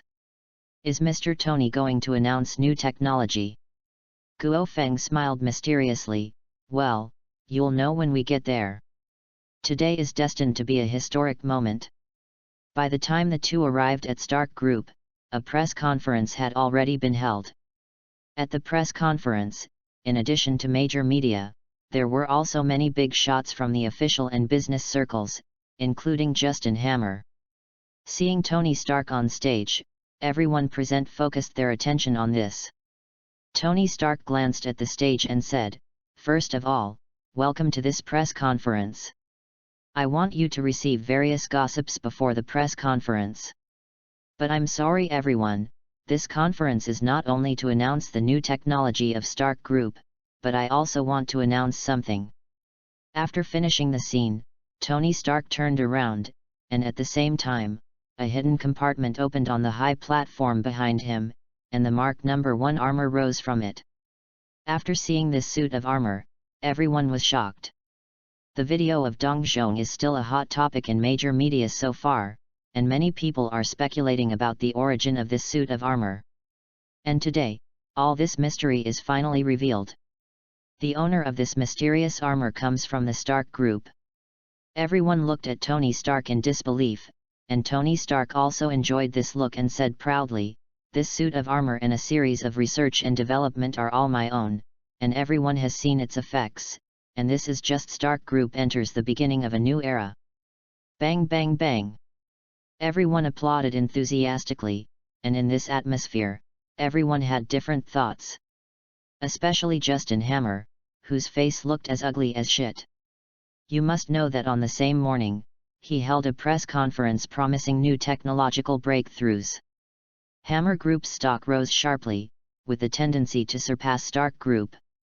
Although he held a press conference first, the technical results would not be presented until a week later. Tony Stark, on the other hand, directly used ready-made technology, and the previous traffic effect was still there, so this move directly disrupted his plan. If Ivan Vank's results cannot surpass Tony Stark's in a week, Hammer Group will be said to be the second best in a plagiarism dog again, and the stock may even plummet. No, we must grab the first place this time. Otherwise Hammer Group will never have a chance to turn around. Justin Hammer thought of this and found an excuse to leave the scene in a hurry. He just wanted to stay in the laboratory and supervise Ivan Vanko's research. Seeing Justin Hammer leaving, Tony Stark didn't care. To be honest, he has never regarded Justin Hammer as an opponent. In his eyes, this guy is just following him to pick up the slack. Seeing that the atmosphere was almost over, Tony Stark faced the camera and said solemnly, "Now, I want to announce another thing." The scene grew quiet, eyes focused on Tony Stark. "Style, do you think it's okay for Mr. Tony to declare his identity like this?" Peter Parker, who was in the private room, said with some worry. He had already guessed what Tony Stark wanted to say. Guo Feng's expression on the side remained unchanged. "You don't understand, Mr. Tony. Aside from his loving personality, his original reputation no longer allows him to keep a low profile." He patted Peter Parker on the shoulder. "You are a good neighbor to the citizens of New York, and Mr. Tony is the Iron Man of the world. Of course, people like him are destined to be targeted by many people." Speaking of this, Guo Feng's tone turned cold. "In my memory, he took good care of me like an uncle. Those who have ulterior motives want to use him as a gunman. I will kill them with my own hands." Peter Parker fell into silence, and Guo Feng's words deeply touched him. At this time, Tony Stark also made that historic declaration. "I'm Iron Man." A simple sentence, but it caused a huge sensation. After finishing the declaration, Tony Stark announced the end of the press conference. At the same time as the press conference ended, the official found Tony Stark and wanted to sign an order for the suit. After some conversation, Tony Stark did not agree to the army's order. This was his personal equipment, but the military could select a person to cooperate. The candidate has not been finalized yet, but Tony Stark likes his good friend, Colonel Rhodes. And on the other side, Justin Hammer has returned to the Hammer Group and brought a group of consultants and bodyguards to Ivan Vanko's laboratory. Chapter 19 Tony Stark's Declaration. In less than a day of events, Ivan Vank has made preliminary progress. Seeing Justin Hammer arriving, Ivan Vank frowned, and he immediately asked, "Mr. Hammer, I have agreed beforehand that I don't like outsiders to interfere with my research. What do you mean by suddenly bringing so many people here?" Justin Hammer was very polite. "Don't get excited, I have already said that I am a person who keeps my promises. The topic changed. Just because I keep my promise, I can never make mistakes." Tony Stark held a press conference this afternoon, and the armor was successfully put on stage. "Do you know what this means?" Ivan Vank looked surprised, but quickly calmed down. "What do I think it is? It's just a poor product. It doesn't matter if I let it be prestige for a few days. Soon the Stark family and that damn group will taste the taste of failure." "Oh, it seems you are very confident. Let me see the progress first." Justin Hammer smiled again. After a while, a silver model machine was presented. Justin Hammer's smile disappeared immediately. He looked up and down and asked Ivan Vanko, "Why can't it hold a human?" "You know, what I need is a armor like Tony Stark." Ivan Vank said calmly, "So it is a poor product. A real war machine does not require humans to control it." "Shut up." Justin Hammer was a little angry. "What I want is not a robot, but a armor that can carry people. Revise the plan for me immediately. If I don't see what I want within 7 days, you can disappear." After speaking, Justin Hammer asked several consultants to stay here. "My people will stay and supervise you, Don't try to be clever. Seeing Justin Hammer leaving the laboratory, Yvonne Vank looked angry. Stark Group. Guo Feng and Tony Stark returned to the office on the top floor of Stark Group. When they arrived at the door, Guo Feng looked a little unhappy. What's wrong? Jack Tony Stark asked. There are guys who show up uninvited. Tony Stark, who was originally in a good mood, immediately turned cold when he heard this. You must know that only he and Jack have the authority to come here, and the identities of others who can come here are definitely not simple. Is it official? That's right. Speaking of which, I have some connection with Mr. Howard. Go in first and your questions will be answered. The two walked into the office and saw Nick Fury sitting on the sofa. Nick Fury was wearing yellow casual clothes at this time, looking like a simple and honest farmer. I've been waiting for you two here for more than a while. Who are you? Tony Stark asked. Nick Fury replied casually, Who am I? You should ask Jack, of course, Tony Stark, I know you originally too. Stop being mysterious, Nick Fury, or I won't mind throwing you out of here. Guo Feng came to Nick Fury and said angrily, Isn't what I said before clear enough? Or are you unwilling to give up and think you can succeed by taking action yourself? Nick Fury's expression remained unchanged. If you actually understand us, you should know our position. The world is never as peaceful as it seems. Stop talking, let that damn position go to hell. I don't really agree with the saying that with greater power comes greater responsibility. I just think that with greater power, you can do without slippers. The exchange between the two made Tony Stark confused, and he quickly interrupted. Before you two talk about that damn position, could you please tell me your identity clearly? Guo Feng nodded, then let Mr. Braised Egg explain it clearly to you. Nick Fury looked at Tony Stark and informed Tony Stark about S.H.I.E.L.D. and Howard. Of course, if Guo Feng had not been present, Lloydon would have definitely continued to deceive him, especially with the character of Tony Stark, who cannot refuse the mission of protecting mankind and promoting justice.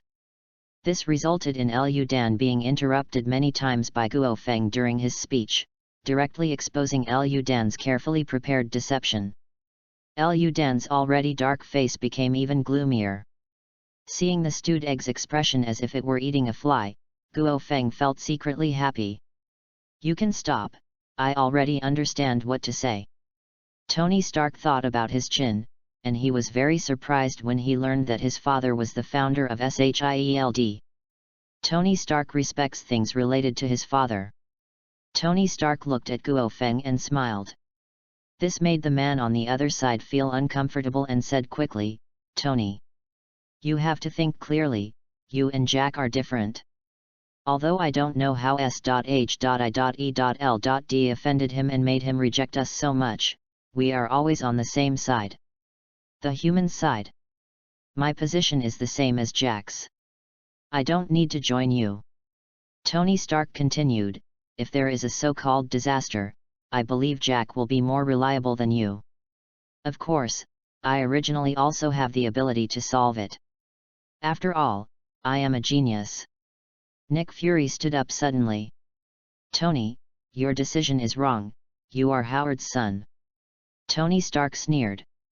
I am indeed Howard's son, but I am Tony Stark, but if you can meet my one request now, I will reconsider it. Tony Stark's tone was a little playful, but Nick Fury was very serious. Tell me, S.H.I.E.L.D's energy is more powerful than you think. Find someone who can beat Jack in a duel. What did you say? Nick Fury's expression changed. He had seen the photos of Dongzhong and Moscow. Their destructive power was comparable to strategic weapons.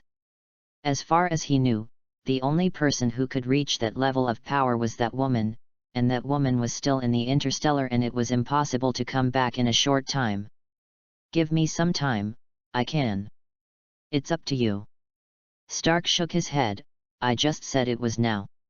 Today's topic ends here. You can go. Nick Fury wanted to say something else, but Guo Feng next to him picked him up with one hand and threw him out of the door.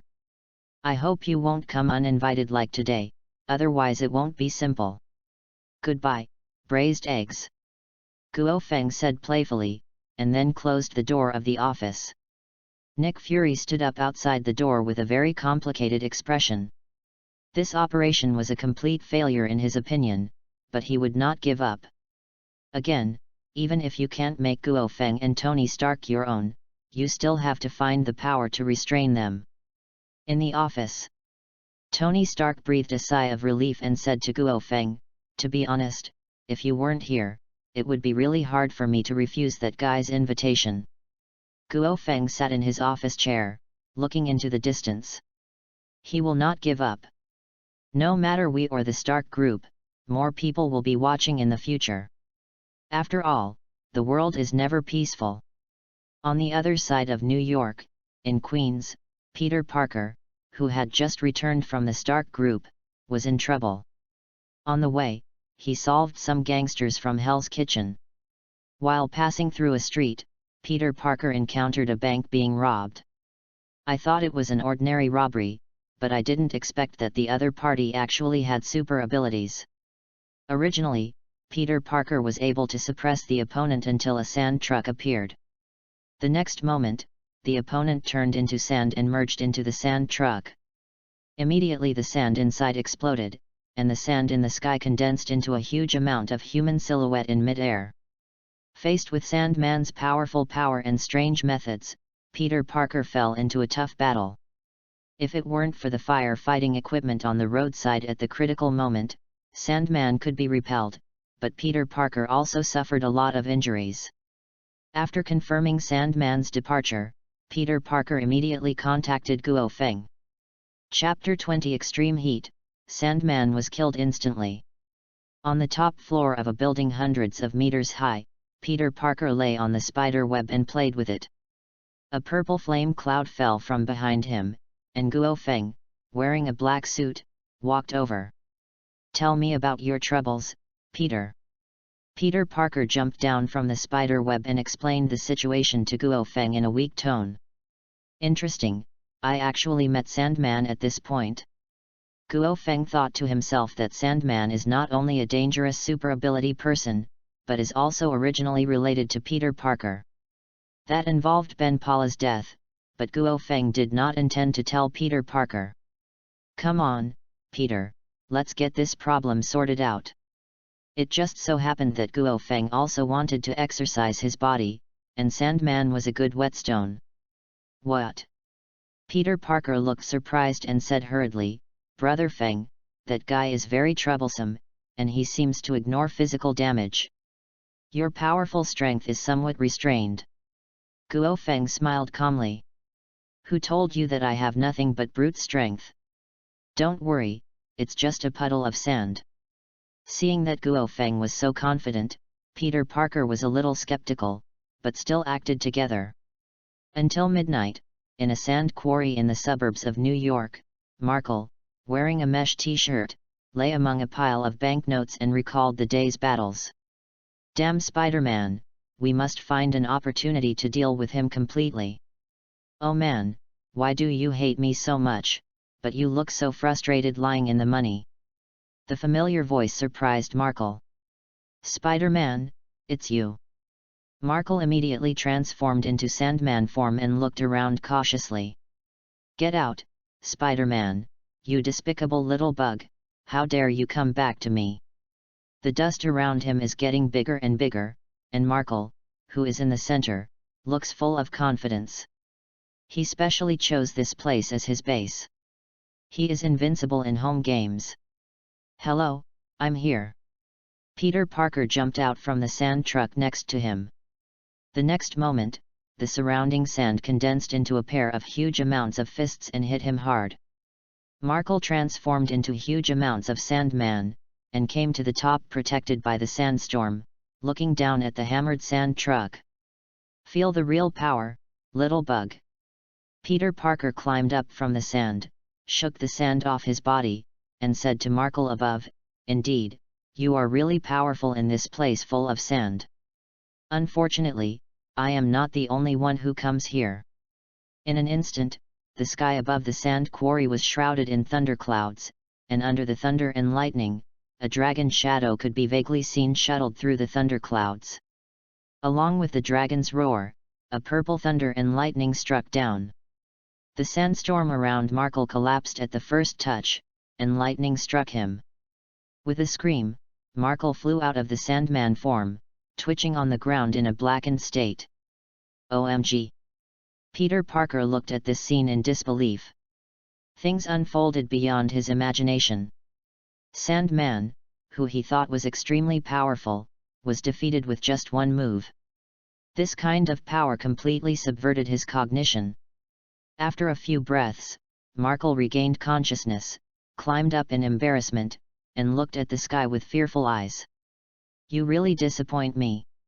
Your home game is only of such a low standard. Guo Feng stepped on the flame cloud and fell from the sky, looking at Markle with a somewhat disappointed expression. You must know that the blow just now was just done casually, and it almost killed Markle. In fact, Guo Feng was also surprised by the speed at which his strength was increasing. Especially the three-color domineering obtained some time ago has been developed to the intermediate stage. I believe it will be possible to reach the advanced or even top level before long. Spare me, I will never dare to commit a crime again. Markle begged for mercy very sensibly. As for being sent to jail or something, he could escape at any time.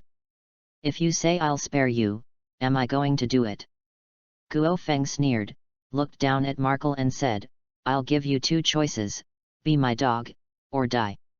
Don't be like this, Brother Feng, we can hand him over to the police. Peter Parker stood up and said.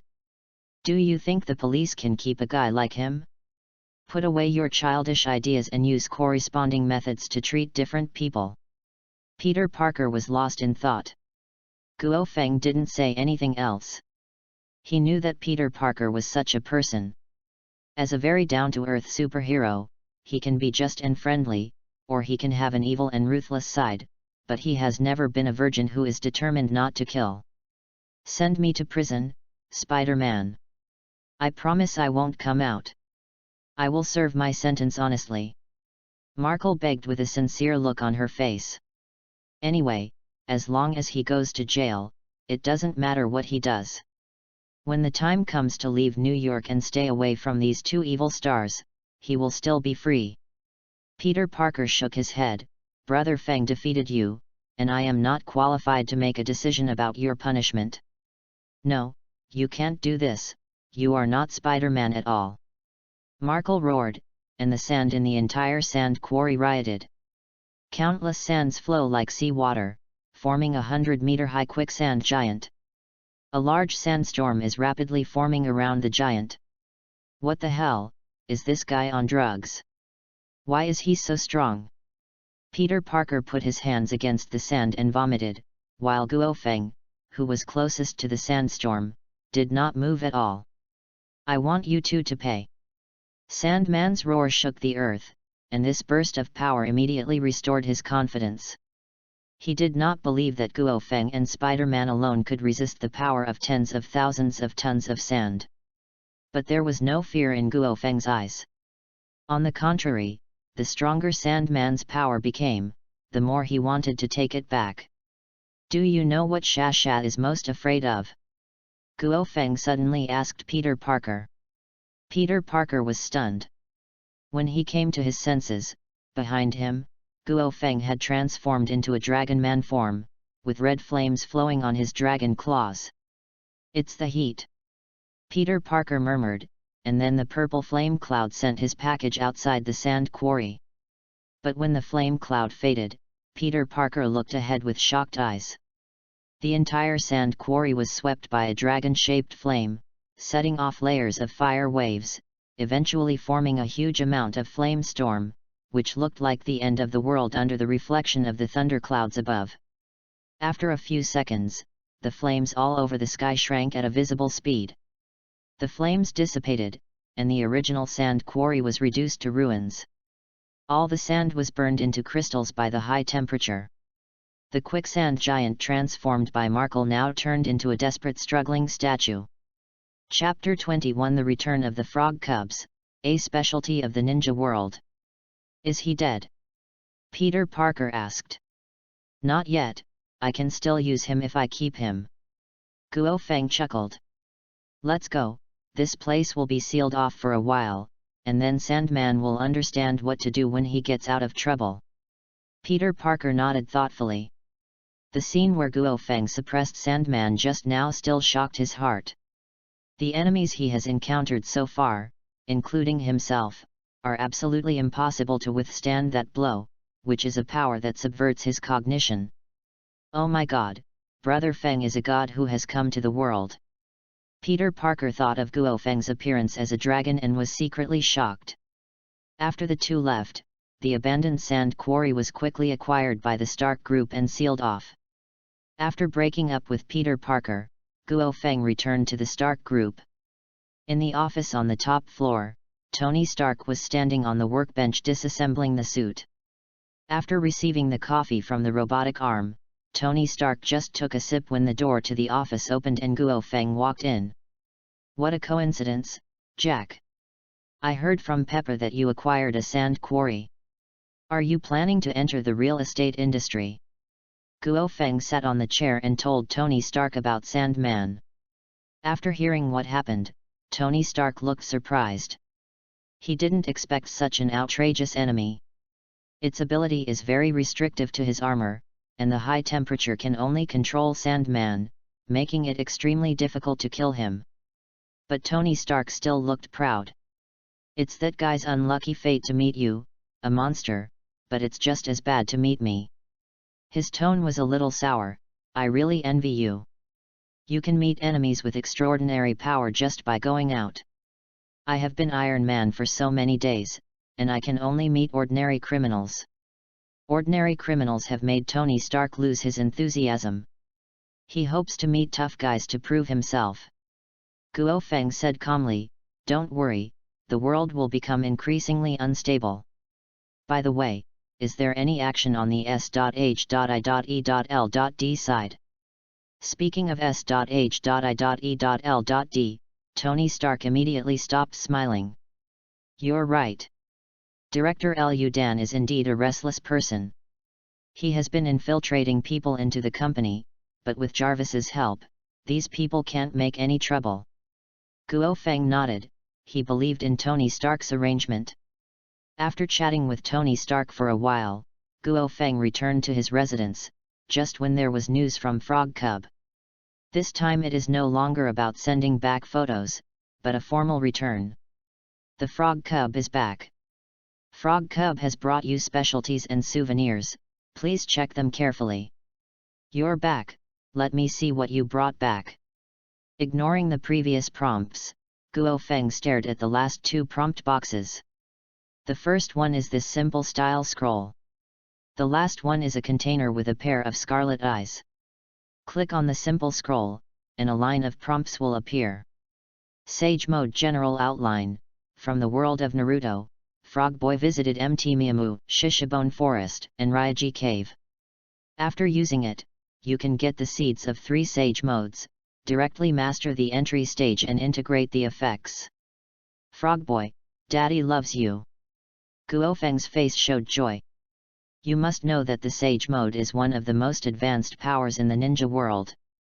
After mastering it, you will get a qualitative hint of your strength. Not to mention that the 3 Sage Modes come together, and the effect is by no means as simple addition. Then the second specialty should be the Sharingan. Eternal Mangeki Sharingan, integrate from the world of Naruto. Froggy integrates the ability of the modern Uchiha Mangeki Sharingan. It was a simple introduction, but Guo Feng knew exactly how abnormal these eyes were. The Mangekyo Sharingan of the Uchiha clan in modern times was at its peak, including illusion, space, attack, etc. After integration, the ability is almost all-round. The most important thing is that when these special products come to the Marvel Universe, they will be improved accordingly according to the force value of the universe. It's a pity that it's not the reincarnation eye. I don't know if the frog cub can go to the ninja world again next time and just bring it to Hashirama's cells. Guo Feng murmured. Then he took out the specialties that the frog cub had brought this time and used them. After integrating the immortal mode, a mysterious energy circulated in Guo Feng's body, and he could feel his own strength increasing significantly. When Guo Feng opened his eyes, a pair of scarlet and cold dragon eyes appeared. After integrating into the body, the Manjiki Sharingan becomes the subordinate power of the blue dragon fruit. Including the immortal mode, this change is in line with Guo Feng's wishes. He would rather maintain the form of a green dragon than become a strange person due to the integration of various powers. Opening the game interface again, Guo Feng began to prepare the luggage needed for the frog cub's next trip. The clovers accumulated in the past few days are enough to improve the frog cubs in all aspects. First of all, amulet, Guo Feng bought a paper crane, which cost a total of 2,000 clovers. In addition to significantly increasing the luck of the frog cubs, it can also designate a systematic world. The green paper crane can reach the world of immortality or fantasy. The white paper crane can reach the fantasy world. The red paper crane can reach the magical and strange world. The blue paper crane can reach the world of science fiction. What Guo Feng bought was a green paper crane.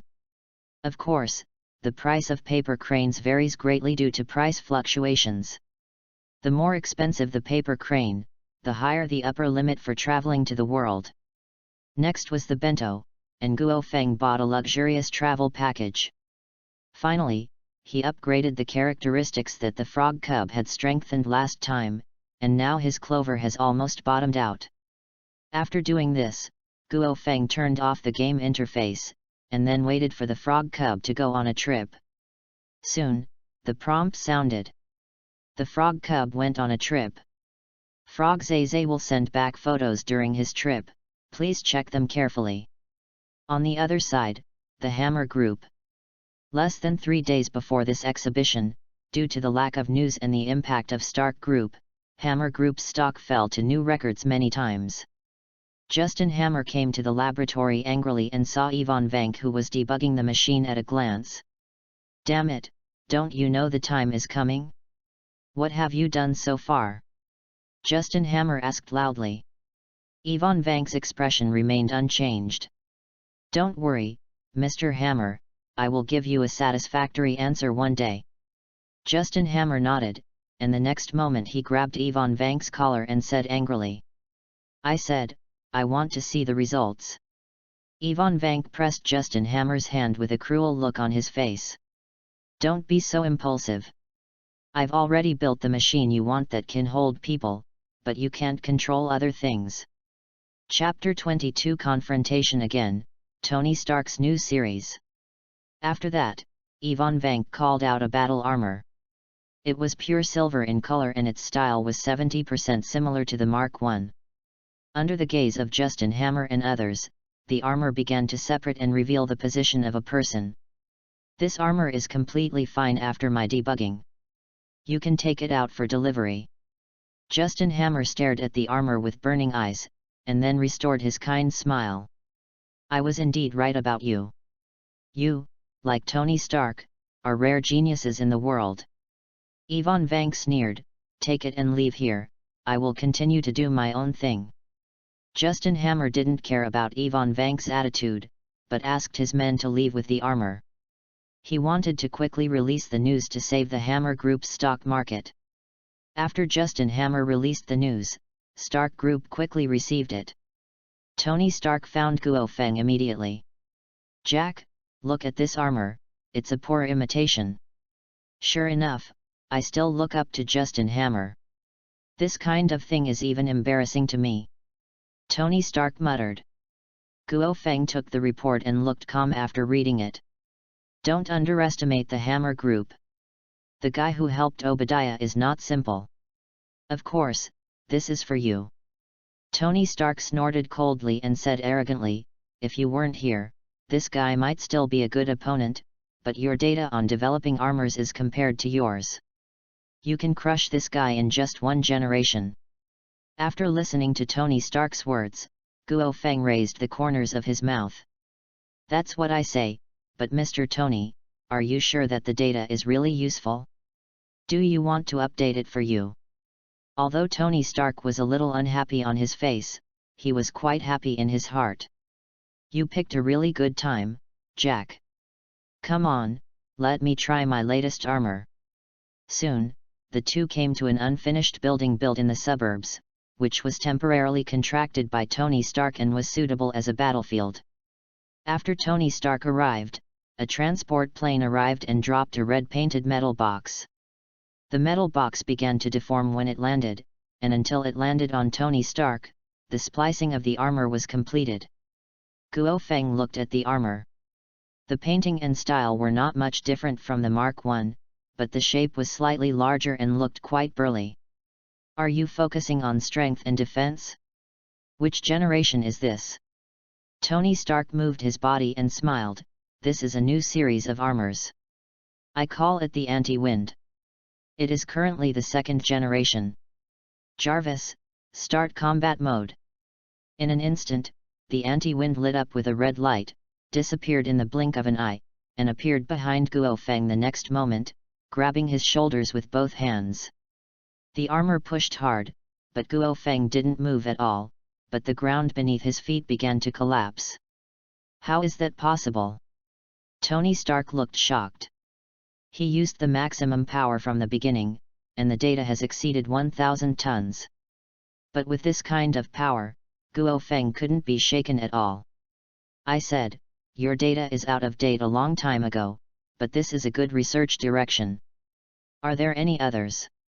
FK, Jack, you monster, you are growing faster than before. Tony Stark cursed, then pulled away, and the back armor behind him opened and quickly formed a cannon barrel. Tony Stark did not fire the cannon immediately, but introduced. This weapon called the Vulcan Cannon was developed by me based on the data you gave Fire Fist last time. The maximum temperature can reach 10,000 degrees. After listening to Tony Stark's introduction, Guo Feng was a little surprised. I know you can bear it, but at least give me some injuries, Jack. Tony Stark said excitedly, and immediately started the Vulcan run. The scorching high temperature quickly filled the entire barrel, and with a roar that tore the air, the barrel fired magma-like energy and hit Guo Feng. But Guo Feng, who was enveloped in the red stream, just felt like taking a bath. Until the Vulcan cannon was overloaded and stopped, Tony Stark stared solemnly at the pool filled with lava in front of him. Puff! Guo Feng emerged from the lava pool and leaned on the edge like he was soaking in a hot spring, looking at Tony Stark with a smile. To be honest, this is my first time taking a lava bath. It's very comfortable. Do you want to come with me? Hell, how could you not have anything wrong? This is 10,000 degree molten lava. Tony Stark was a little angry. The Vulcan cannon was his strongest weapon at this stage, but it did nothing except destroy Guo Feng's clothes. I still remember that during the previous test, using laser could damage Guo Feng's skin. Now using laser may be like shining a flashlight on Guo Feng. Guo Feng spread his hands. Actually, I don't know. This is probably talent. Mr. Tony, aren't you the same? 100 of my heads can't compare to yours. Tony Stark. This sentence was his mantra, but he had to admit that he completely failed in this actual combat test. Jack, don't be too proud. Sooner or later you will be defeated by the Anti-Wind. Tony Stark said unconvinced, and then drove the suit back to the laboratory. Jarvis got a lot of data from this simple battle, and he couldn't wait to develop a new armor.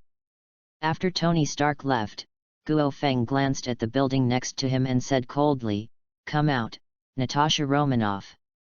It's not a good behavior to spy on men fighting. You are really a monster, Guo Feng." Natasha Romanoff, wearing a black combat uniform, walked out of the shadows of the building, the shock on her face not yet gone. After returning to S.H.I.E.L.D., she was appointed by Nick Fury to monitor the movements of Tony Stark and Guo Feng.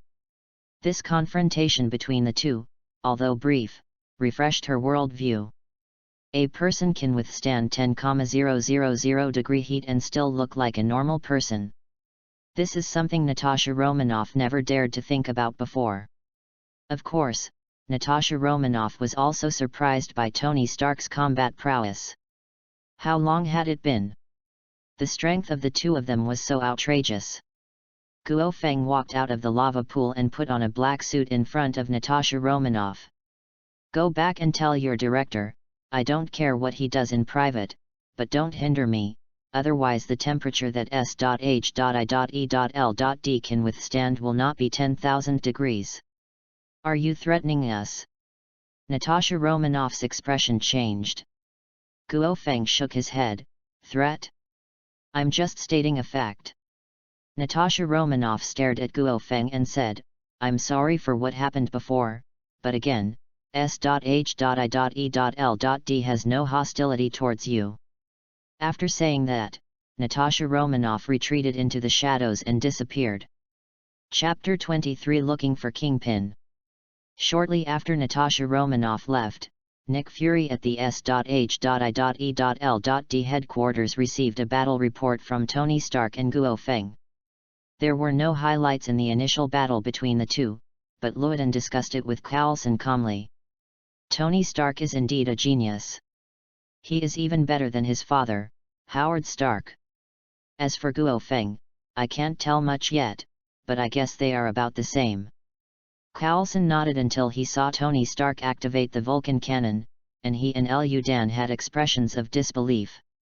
Oh my god, Tony Stark has developed such a terrifying weapon! Liu Dan exclaimed. When he saw Guo Feng receiving the Vulcan cannon head-on, his eyes were filled with confusion. With an attack like a physical chop, does Tony Stark want to kill Guo Feng? Hell, that's impossible.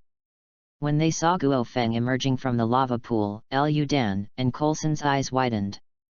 Under such a level of attack, Guo Feng was actually intact. Until the end of the battle report, the two of them still maintained their shocked expressions. After a while, Luo Dan came to his senses and said in a serious tone, Guo Feng's strength has exceeded my expectations, and based on previous intelligence comparisons, his strength has increased too much. Coulson said solemnly, Director, Guo Feng has not shown much so far. What we have seen is just the tip of the iceberg of his strength. Llewellyn sighed. Yeah, it's just that such a person cannot work for SHIELD. If he is here, we will save a lot of trouble. For Guo Feng, Liu Dan has a love-hate relationship.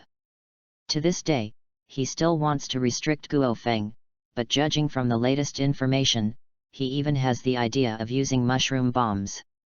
Let Natasha Romanoff continue to follow up first. Llewellyn's eyes were deep. S.H.I.E.L.D. has been in a lot of troubles recently. In addition to external threats, there are also serious internal problems. After several investigations, braised eggs can confirm one thing. At the time, S.H.I.E.L.D's old enemy Hydra was not destroyed, but was lurking in SHIELD. However, he didn't know the extent of the lurking yet. New York, Queens. Since the Sandman incident, Peter Parker has not encountered any special incidents, but the frequency of attacks on him in Hell's Kitchen has become more frequent. When Guo Feng came to see Peter Parker after get off work, he had just repelled a wave of attacks. A spider web was hung above the alleyway, and Peter Parker was lying in it playing with his mobile phone. You're so fast, Brother Feng. Peter Parker looked at Guo Feng who walked into the alley.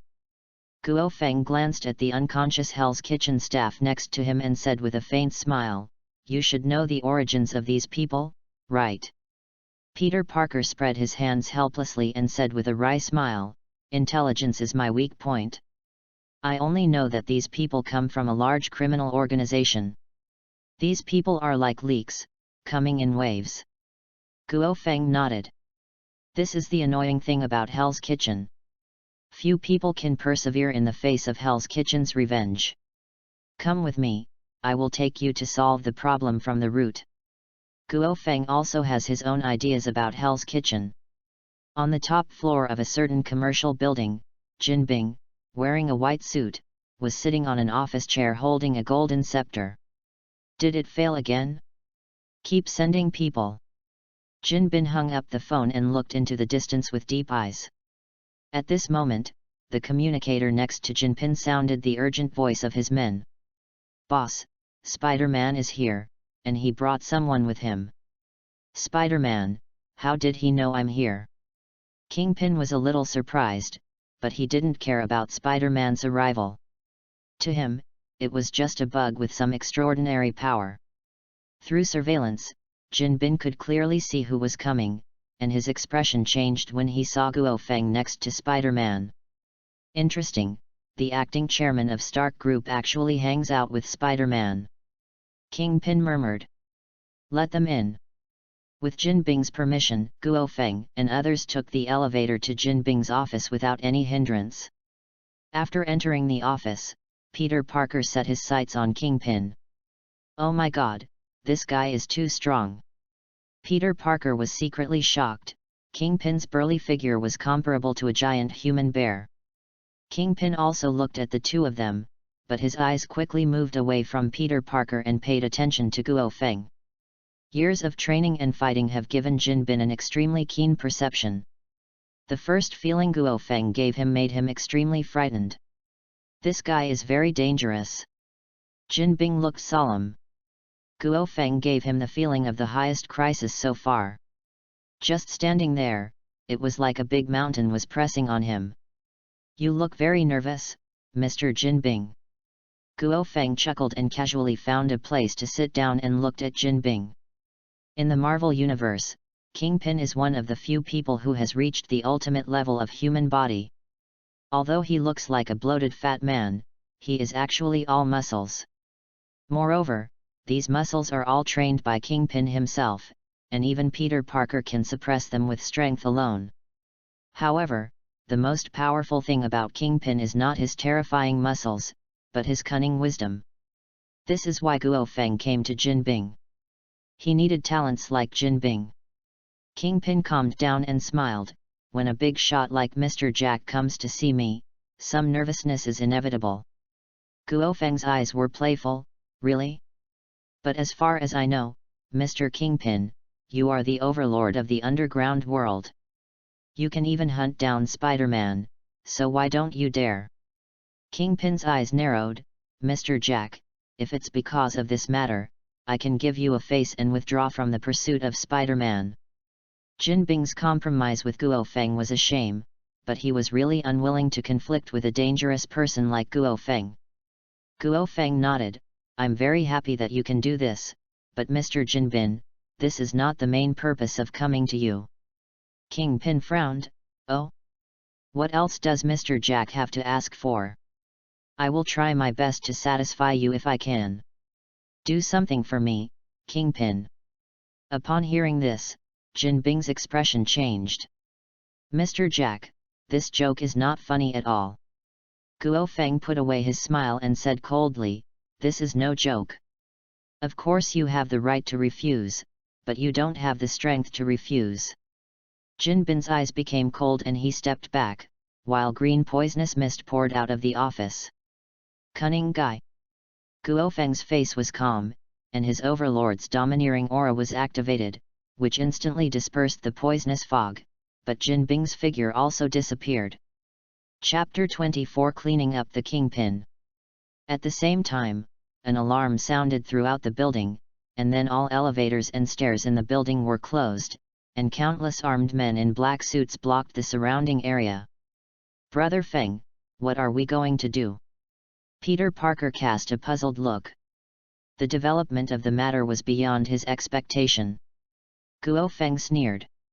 Of course I'm chasing him. Fatty Jin can't escape today. Immediately, Guo Feng stood up and walked out of the office. The moment he walked out, the surrounding doors opened, dozens of Hell's Kitchen personnel rushed out, and intensive firepower poured in. The dense rain of bullets suddenly stopped when it approached Guo Feng. Guo Feng waved his hand and the bullets returned and killed all these people. The next moment, an invisible aura erupted from Guo Feng's body and enveloped the entire building. Under the wave of overbearing domineering energy, almost everyone lost consciousness in an instant. Jin Bin, who had reached the escape tunnel, suddenly paused, and his consciousness felt like he had been hit by a heavy hammer. But with amazing willpower, Kingpin still survived, but all his men around him lost consciousness. Kingpin looked horrified. This unknown attack frightened him. Did Jack do it? Damn it, this guy is too scary. Kingpin was secretly frightened and rushed out of the escape tunnel to the apron. The pilot inside had lost consciousness, so he had to drive the helicopter away himself. On the rooftop of the building, Peter Parker pointed at the helicopter that gradually disappeared from sight. Brother Feng, where is that guy? Purple flame clouds surrounded Guo Feng, and then enveloped the two of them and chased Jin Bin. Guo Feng did not choose to take action in the air, but followed Jin Bin all the way to a base. Kingpin stepped off the helicopter and breathed a sigh of relief, his face regaining its dignity. Guo Feng's threat was too great, so he decided to let Hell's Kitchen calm down for a while to avoid being called upon again. Yahoo! Peter Parker fell from the sky, and the spider web hit Kingpin's legs, and he landed on the helicopter and pulled hard. Kingpin almost fell down, and with an angry look on his face, he pulled hard, causing Peter Parker to lose his balance and almost fall to the ground. What? Peter Parker looked confused. Kingpin's power could actually resist him. Not believing in evil, he began to wrestle with Kingpin. Seeing this, Kingpin became fierce and threw away the scepter in his hand. He grabbed the spider web with both hands and pulled hard. Damn it, is this guy so strong? Peter Parker vomited. After a struggle, he was the one at a disadvantage. At the same time, a large number of Kingpin's men arrived, with countless weapons aimed at Peter Parker. Just when Peter Parker couldn't hold on anymore and was about to be pulled over by Kingpin, a hand placed on the spider silk and pulled gently. Jin Bin on the other end was pulled over without any resistance. Jin Bin fell to the ground in embarrassment. He raised his head just in time to see Guo Feng looking down at him. How is that possible? Jin Bin couldn't believe it. He couldn't even resist the power that just came from the spider thread, and this was just a casual pull from the man in front of him. It's hard to imagine how terrifying this guy's true power is. I ran off in the middle of the conversation, Kingpin. And I need an explanation. Jin Bin wanted to stand up, but Guo Feng stepped on his back. Jin Bin felt like he was unable to move under the pressure of a huge mountain. Damn it, UBD.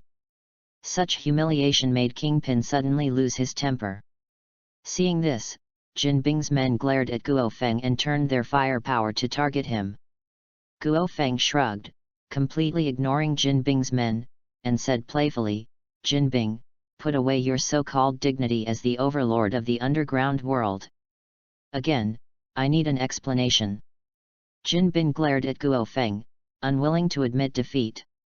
Jack, you are indeed powerful in terms of strength, but you can't take care of the whole world. Believe it or not, something will happen to the Stark Group in less than 5 minutes. Is this your threat? Guo Feng looked indifferent. Kingpin smiled and said, this is just a fact. After all, this is what we villains are good at. Jack, don't you want an explanation? Let me go.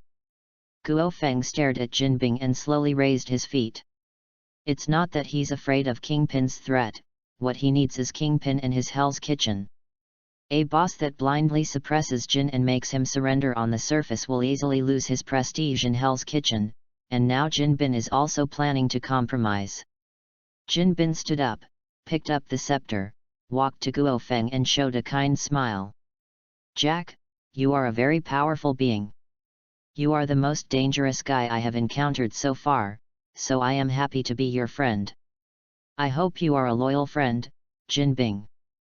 Guo Feng said calmly, and then pulled Peter Parker aside and left. On the way, Peter Parker said doubtfully, Brother Feng, just let this guy go. He is an evil criminal. Guo Feng shook his head. Peter, the criminals in this world are as inexhaustible as leaks, especially a huge criminal organization like Hell's Kitchen. Do you know what will happen if the kingpin is missing? Those criminals will be more restrained, after all, they lack a leader. No, those guys will be more unbridled. Kingpin is their rule. Even if one kingpin is eliminated, other villains will appear. This result is the best. Guo Feng chuckled and said, of course, when those villains come out to commit crimes, you can still send them to prison. This is what you should do as Spider-Man. Peter Parker mused. After a while, the two arrived at the Stark Group, and upon arrival they received news from Tony Stark.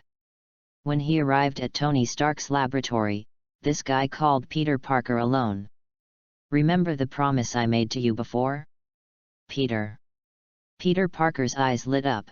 Mr. Tony, are you talking about the spider armor? Tony Stark looked proud, and he snapped his fingers in a very pretentious manner, and a nearby workbench rose up. After unfolding, a spider armor painted in black and red appeared. The cool armor with a sense of science fiction immediately caught Peter Parker's attention, and he hurriedly got closer and looked at it passionately. Tony Stark is very satisfied with Peter Parker's performance. This is how a genius should be treated, not like some guy sitting around drinking tea. Mr. Tony, this is too expensive. I think I can't accept it. After all, I have not made any contribution to the Stark Group. Even though he coveted the spider armor, Peter Parker still felt embarrassed. Take it, Peter, I made it specially for you. If you can't use it, this armor will be meaningless. Faced with Tony Stark's tough attitude, Peter Parker had no choice but to accept it. Chapter 25 The Birth of Whiplock. By the way, I remember Mr. Tony, you said that you were going to prepare a suit of armor for Brother Feng, is there any result? Peter Parker's inadvertent question made Tony Stark's smile suddenly freeze. Cough cough cough. Peter, you should know Jack's power. Even with my genius and wisdom, it will take some time to create the corresponding armor. Peter Parker nodded and immediately began to put on the spider armor. Tony Stark specially prepared a venue for Peter Parker to test the performance of the suit. After Peter Parker entered the test venue, Tony Stark looked at Guo Feng. You've been quite active in Queens lately, any news? Guo Feng looked at Tony Stark's eager look and said casually, there is a special guy who has been causing trouble for Peter recently. I went over to solve it. You should leave this opportunity to me. It feels so boring to deal with ordinary villains every day. Guo Feng shook his head. Even though you were easily defeated by me, with your current strength, you are still overqualified for this incident. Don't worry, Hammer Group has been able to meet your requirements in the recent period. Tony Stark narrowed his eyes and said doubtfully, Justin Hammer?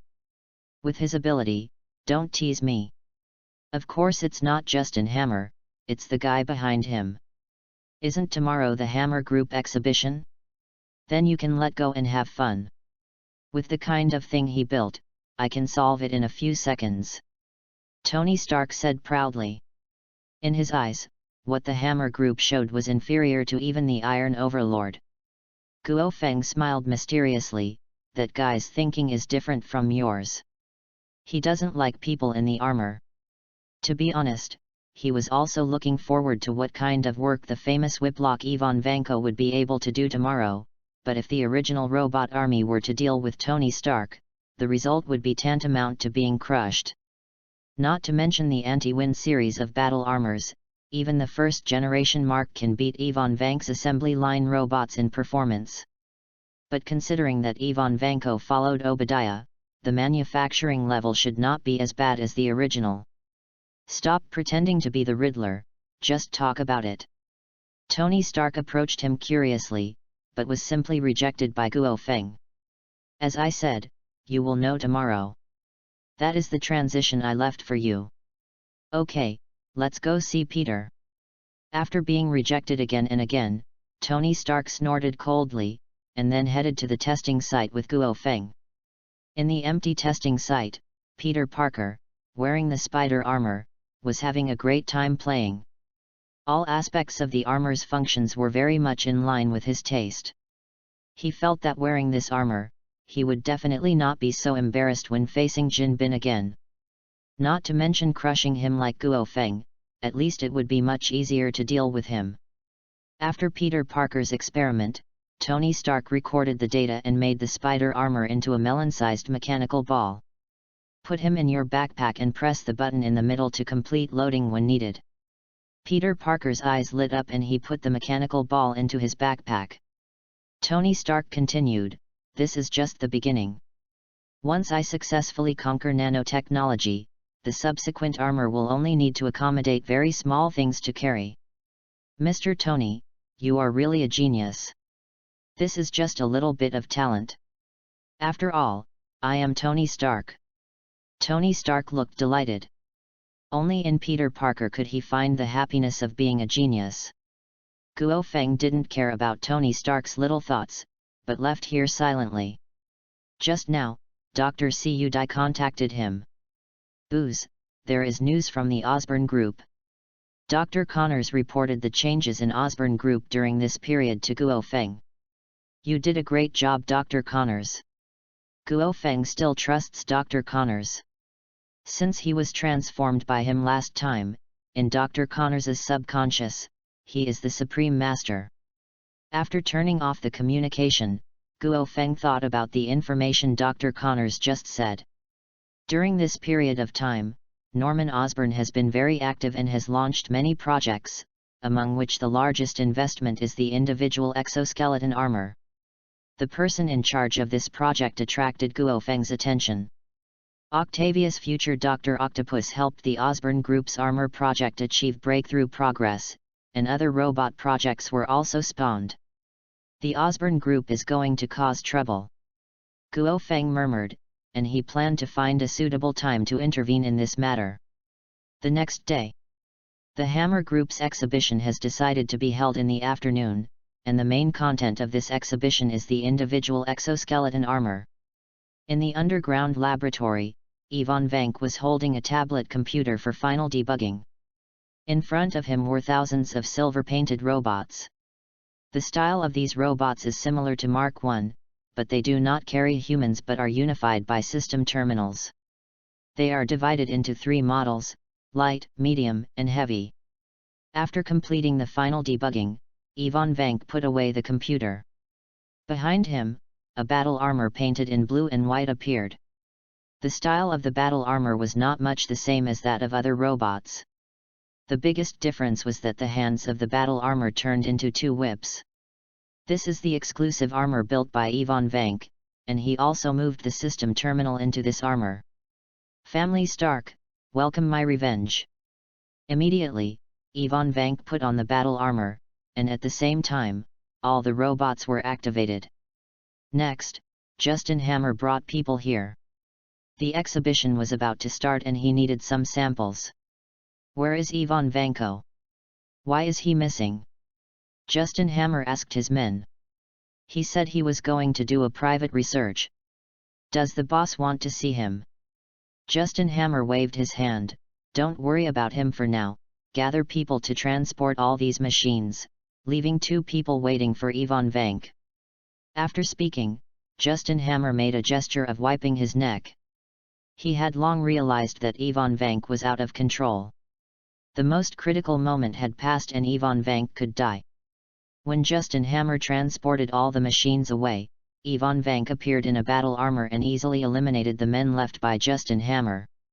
On the other side, the Hammer Group's exhibition is about to begin. Tony Stark and Guo Feng arrived just as the exhibition was being held, and at this time Justin Hammer was standing on the high platform giving an explanation. Chapter 26, The Whiplock appears. Looking at the armor presented on the stage, everyone present showed great interest, except Tony Stark and Guo Feng.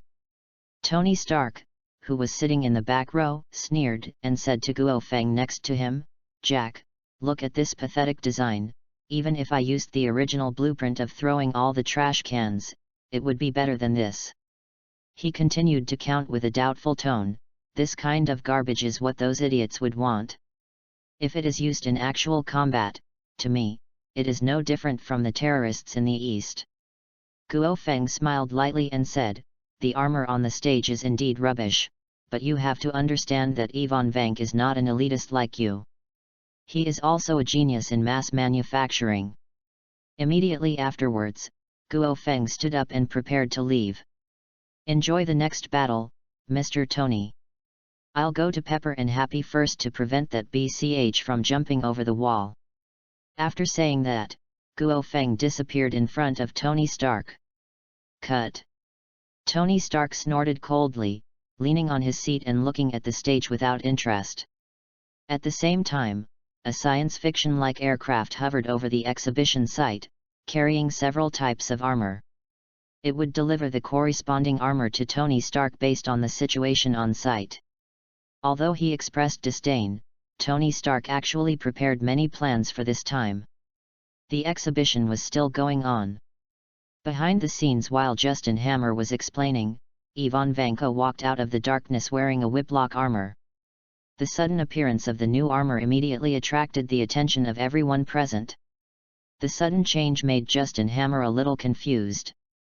He looked at the whiplock armor and asked doubtfully, Ivan Vank, is that you? Yes, it's me, Mr. Hammer. Ivan Vank's cold voice came from within the armor. Justin Hammer looked at the whiplock armor, his expression suddenly filled with joy. Look at this armor, you're actually researching it behind my back, but it's a surprise that you came here in time. After saying that, Justin Hammer came to the side of the whiplock armor, and his face became a little darker when he came over. Give me some face. I was wrong in what happened before, but this time is a good opportunity. After it's over, I will give you a compensation fee and we will write it off. Ivan Vank was silent for a few seconds, then raised his hand and grabbed Justin Hammer's neck. The strong force made Justin Hammer miserable. Cancel it with one stroke? That's right, that's why I came here today. This time the grudge between you and the Stark family will be wiped off. Such a turn of events shocked everyone at the venue. Before they could react, the power in the entire venue suddenly stopped, and countless scarlet eyes lit up in the dim venue. It was a row of silver-painted war robots. Interesting. Tony Stark, who was sitting in the back row, watched all this calmly. At the same time, the ceiling of the venue exploded and a metal box quickly fell on him. In the blink of an eye, Tony Stark put on the suit. This suit of armor is the second generation of the Anti-Wind series, and it is also Tony Stark's strongest suit so far. Ivan Vank on the stage noticed this, threw away the unconscious Justin Hammer, and said in a crazy tone, Tony Stark, how dare you come here alone, where is your yellow-skinned friend? Shouldn't you be scared away? Come on. Tony Stark jumped up and landed in front of Ivan Vank and said disdainfully, Jack told me about you. I can only say that my father's decision was right. As for Jack, you should be glad that he is not here, otherwise it will be crushed to death by him like a piece of trash. Faced with these words, Ivan Vank directly broke through and roared, you will pay the price for this today. If I kill you, I will destroy the Stark group and completely eradicate everything in your family. Suddenly, the surrounding robots attacked Tony Stark, while Ivan Vanko stepped aside. He also knew that the quality alone was not comparable to that of Tony Stark. When thousands of robots were consumed, he believed that Tony Stark could not withstand it. When Tony Stark was besieged, Ivan Vanko led hundreds of robots to the Stark group, preparing to control his relatives and friends. At the venue, Tony Stark stood still and allowed the firepower network of the war robots to output. As a armor made using Guo Feng's data, Guo Feng's defense is the core reference. Although it is impossible to take a bath at 10,000 degree temperatures like Guo Feng, standard equipment like war robots can withstand it without any problem. Sir, I want to remind you that although you are cool like this, you consume a lot of energy. Jarvis reminded. I know, but this feels so good. No wonder Jack likes this. After saying that, several grooves opened on the arms and back of the armor. Almost instantly, Jarvis completed the target lock, and countless hummingbird file-sized missiles poured out. Each shot accurately hit the war robot and destroyed it. Immediately afterwards, the arm of the armor deformed and revealed an orange blade. The flight mode is turned on, and Tony Stark walks among the war robots, tearing the war robots apart with his blade. On the other side, Ivan Vanko led the war robots to the top of the Stark group and surrounded it. Under the systematic scanning, Ivan Vank quickly determined the location of the target. In the office, Guo Feng was drinking tea leisurely. Behind him, Chili Pepper and Happy were sitting in special protective cabins. "Jack, wouldn't it be dangerous if you left Tony alone outside?" Pepper said worriedly, as did Happy next to him. Guo Feng chuckled and said, "Don't worry, Potts, Mr. Tony is having a lot of fun over there, and we are not just waiting here, the enemy is already here."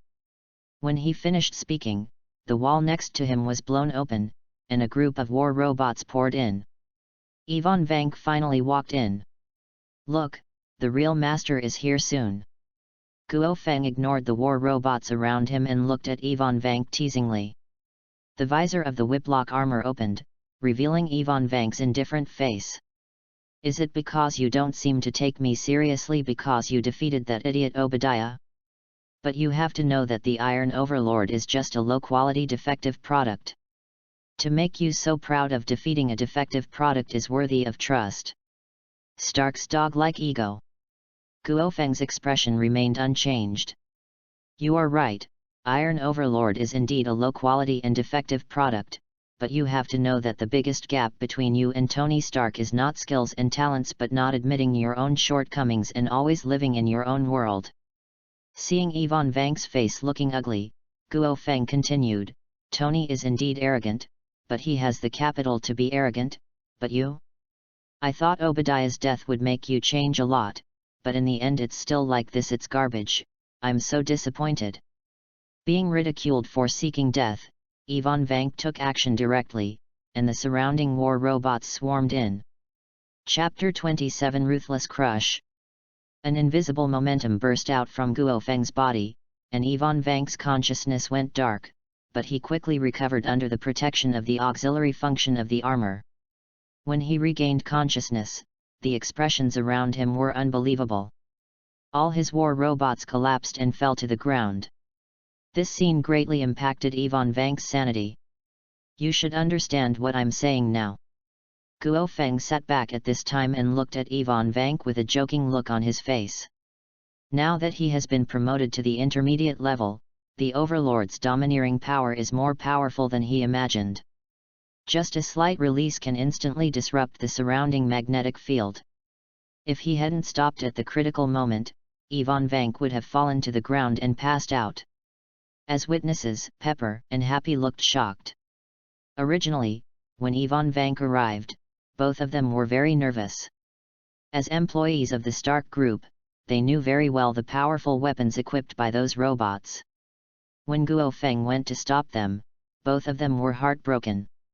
As a result, in the blink of an eye, all the robots crashed.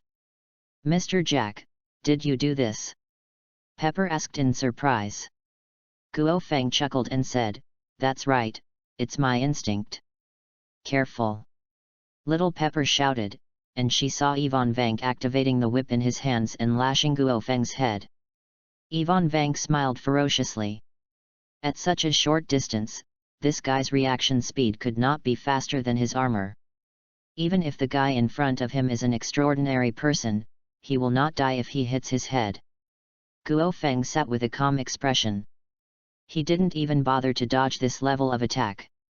The next moment, the energy whip hit Guo Feng's head. Bang! The energy whip exploded immediately, and Ivan Vank's expression changed drastically. How is that possible? He thought about many situations, but the reality was that nothing happened to Guo Feng. Instead, he overloaded most of his armor and scrapped it. "From this I can see the difference between you and Tony Stark. At least he can make me feel a little pain," Guo Feng said calmly. "This is not realistic at all. How can a human win against a machine?" Ivan Vank roared, but he was still unwilling to admit defeat. You are indeed very strong, but what about Tony Stark? He faces thousands of enemies. As long as he dies, even if I am killed by you today, it will still be a success. At least I have completed my revenge. Oh. It's that idiot who wants me to die. A joking word sounded behind Ivan Vank. Ivan Vank trembled all over and looked back in disbelief. Tony Stark. Ivan Vank couldn't believe it, and then his expression became dejected.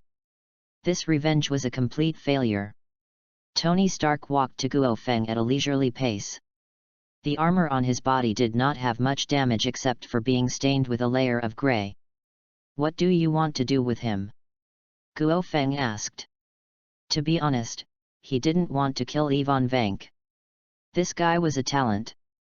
If he didn't do it behind closed doors, he would be a low-end version of Tony Stark. Tony Stark was thoughtful, but Ivan Vank next to him saw this opportunity and rushed towards him angrily. Stuck. Ivan Vank suddenly knelt down, and an invisible force pressed down on him like a mountain. Don't cause trouble, Ivan Vank. You are a loser now. If you do something small again, your legs will be broken next time. Guo Feng said coldly. Tony Stark glanced at Ivan Vanko and chuckled, send him to prison and live out his life with today's shame. Kill me. Ivan Vank was so anxious that he would rather die than go to jail with humiliation. Then you make the arrangements. Guo Feng waved his hand, and Ivan Vank suddenly lost consciousness, and then came to the protection cabin to release Little Pepper and Happy. It's safe now, go about your business. The shock on their faces had not faded away, and it took them a while to react and leave with complicated expressions. Next, Ivan Vanko was sent to prison by Tony Stark.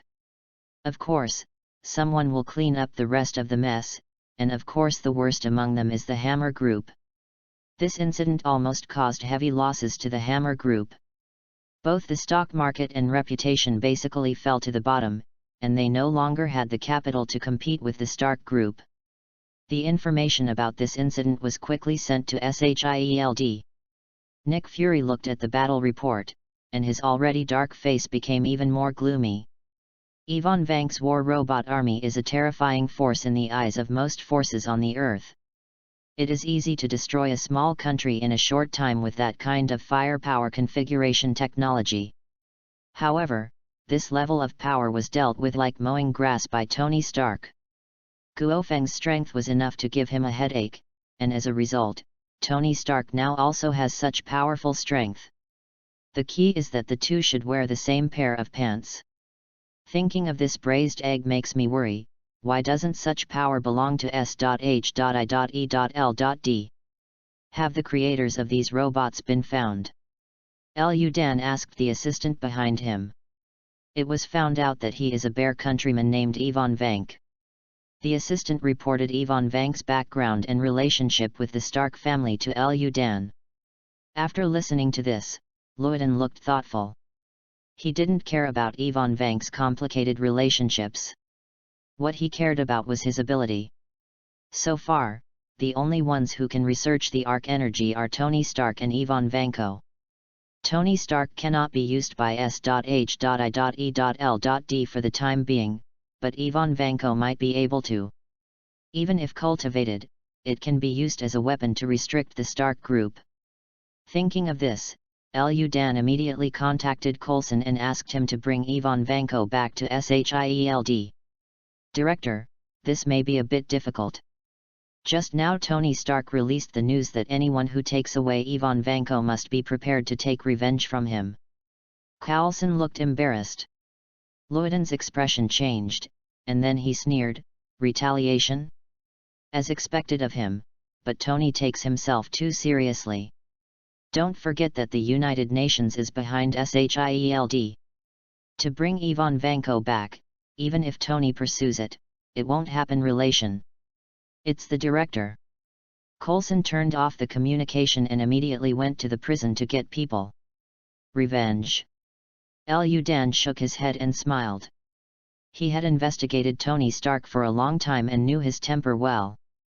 Maybe Tony Stark would be brave enough to do this to other organizations. But officials will still make concessions if they do. There's just one thing I'm not sure about, and that's Guo Feng behind Tony Stark. Chapter 28 S.H.I.E.L.D. is causing trouble again. Stark Group. Has the news been released? It has been released, but I don't think anyone will be willing to rescue Ivan Vank. He is just a loser. Tony Stark chuckled and sat next to Guo Feng holding a cup of coffee. He said curiously, I heard Little Pepper say that you didn't even use your hands to deal with these robots yesterday. You just stood there and solved them all. Guo Feng smiled mysteriously.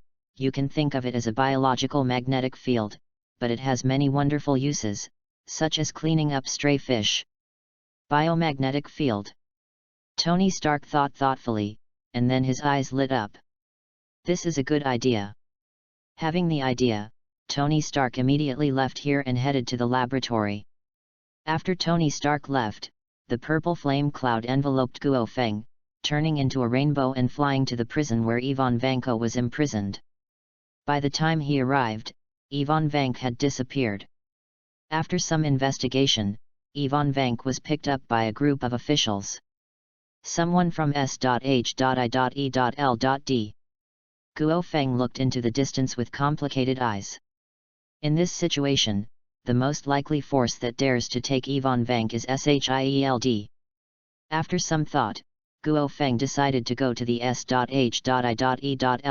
headquarters to have a look. At the same time, at S.H.I.E.L.D.'s base in New York, several black transport trucks arrived. After the two leading vehicles stopped, Ivan Vanko walked out of them with a chain. Ivan Vank looked a little numb. This is the second time he has been released from prison. Come with me, Ivan Vank. Coulson said coldly, leading Ivan Vank into the base.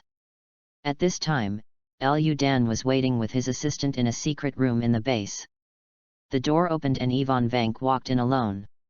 He took a look at the environment and then focused on the braised eggs.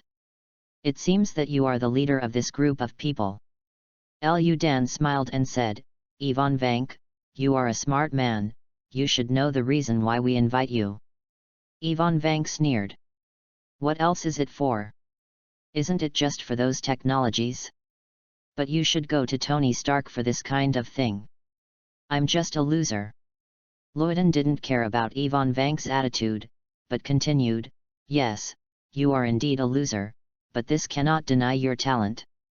First of all, you have to know one thing, we are not guys like Justin Hammer. We have a place where your talents can make a real difference.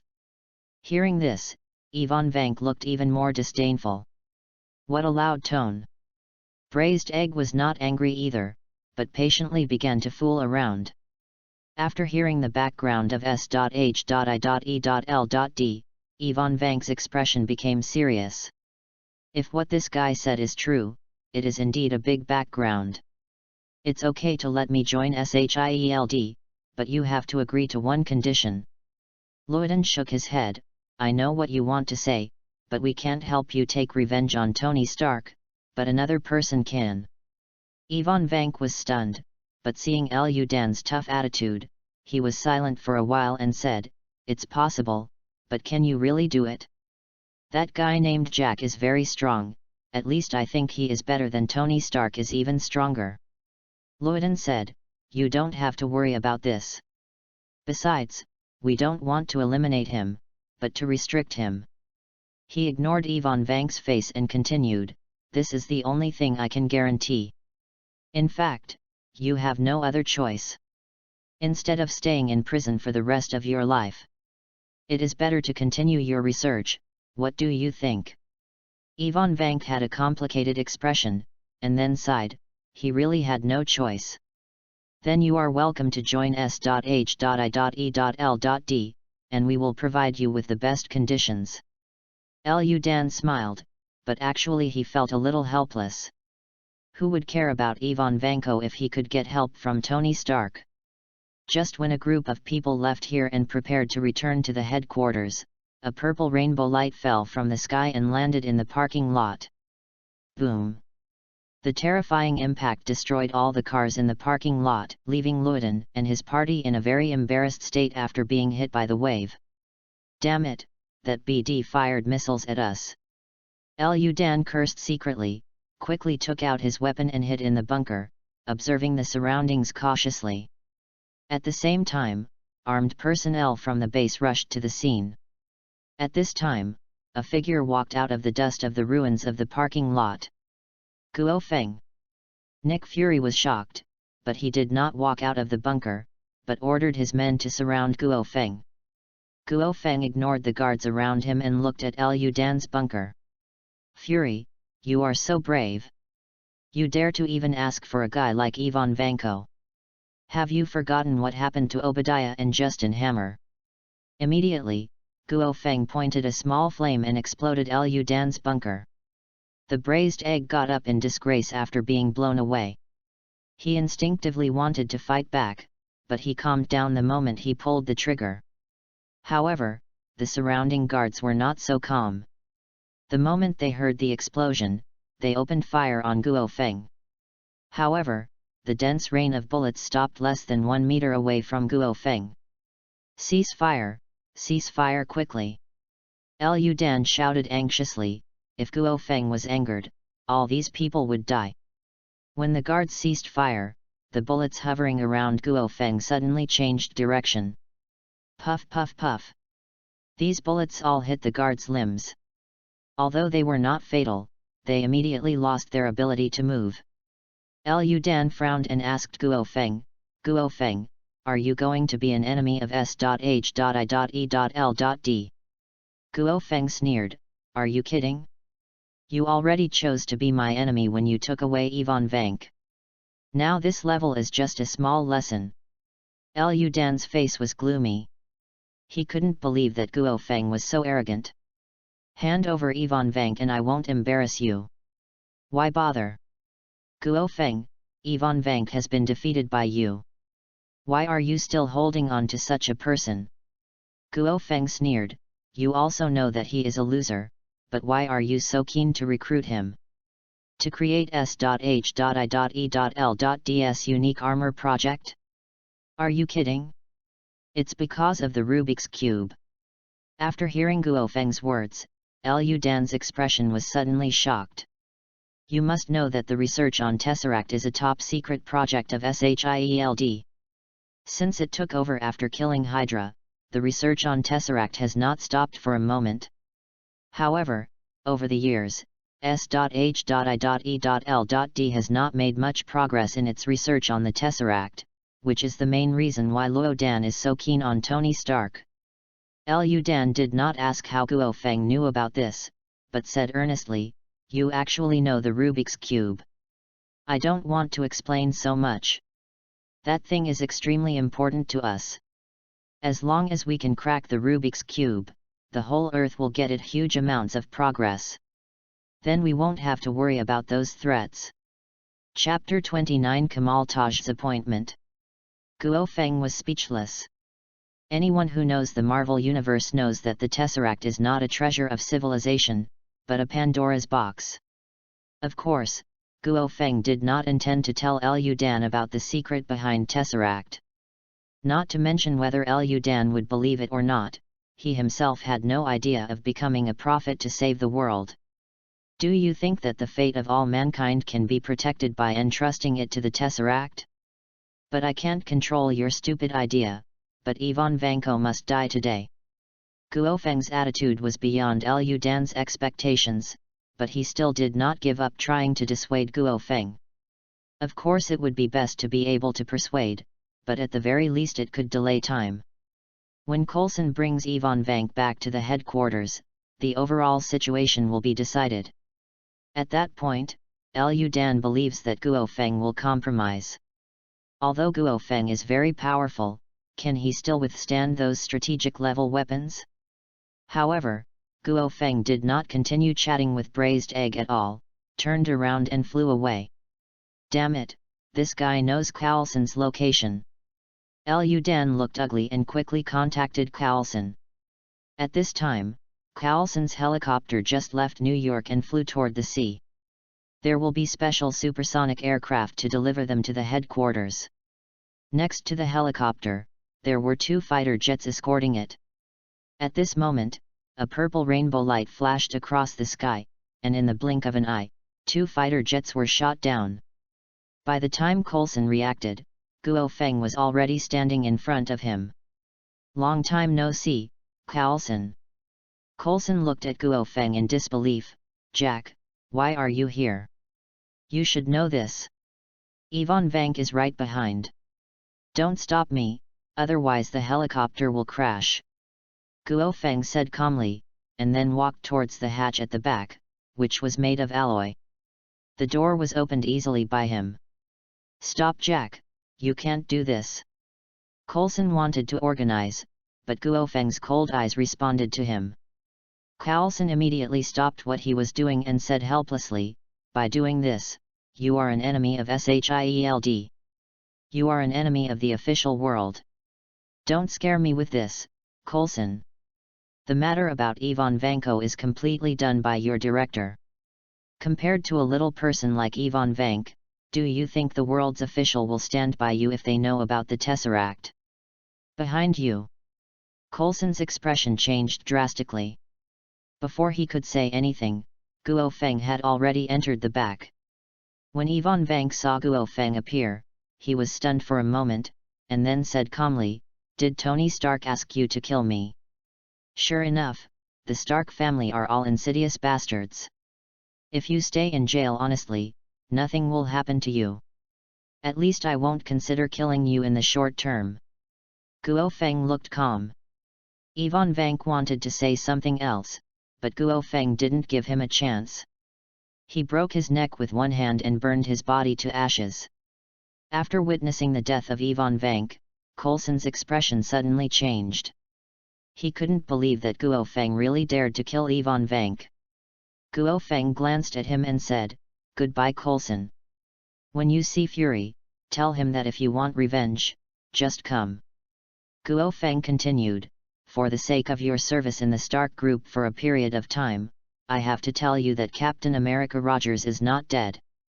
I believe you can find him soon." After saying that, Guo Feng jumped off the helicopter and left. Coulson was stunned. Guo Feng actually said that Captain America was not dead? But considering that Guo Feng knows about the Tesseract, this kind of thing is probably true. When Coulson returned to the headquarters, Lu Dan knew the result without seeing Yvonne Vank. Damn it, how dare he! Luo Dan gritted his teeth, but there was nothing he could do about it. After all, Yvonne Vank's identity is somewhat sensitive, and it is S.H.I.E.L.D. that is being blamed for the losses. Even if the Tesseract incident is revealed, S.H.I.E.L.D. will be in big trouble. "Director, Jack told me some news before he left. He said Captain America is still alive." Luodan's expression changed and he said in surprise, "Rogers is still alive? How is this possible? Didn't he die together with the Red Skull?" Coulson said, "But no one has seen the body of Captain America. Maybe he is really still alive." Lu Dan pondered for a while. "You are right, if Rogers is really alive, that is great news for us. Coulson, you are responsible for this matter." On the other side, when Guo Feng returned to New York, he encountered an uninvited guest. The red space door opened in front of Guo Feng. With such an iconic space door, Guo Feng immediately knew who was coming. Kamitage's mage. Guo Feng was a little surprised, but he quickly regained his composure. It was normal for him to be noticed by Kamitage based on his recent performance. Immediately, a fat yellow man wearing a black robe walked out of the space door. "It seems that you are not very surprised by my arrival. Do you know us?" Wang smiled, but his hands were ready with combat spells. Guo Feng smiled calmly, "I understand a little bit, but Master Wang, you look a little nervous." Wang looked surprised, "You actually know me? This is not a bit of understanding, so I won't talk nonsense. Master Ancient One wants to see you, come with me." "The Ancient One wants to see me?" Yes, of course you can refuse, we won't do anything to you. Guo Feng pondered for a while, then chuckled and said, why should I refuse? I also want to see the legendary Comitage. Then come with me. Wang reopened a space door, and Guo Feng followed him into it. In the blink of an eye, Guo Feng arrived inside Comitage, and the main hall in front of him was where the Ancient One was. Wang, who brought Guo Feng here, also completed his task and left alone. The one who received Guo Feng was Master Moda next to Ancient One. Master Moda took Guo Feng to a tea house and stood guard at the door, gesturing for Guo Feng to enter. The Ancient One mage is inside. Guo Feng nodded and walked into the tea room. As soon as he entered, he saw the Ancient One mage sitting on the coffee table meditating. Sit down, the tea is ready. Ancient One opened his eyes, stretched out his hand to signal Guo Feng to sit down, and then started making tea. Guo Feng sat opposite Ancient One and looked at Ancient One carefully. Facing the Supreme Mage Ancient One, Guo Feng must treat it carefully.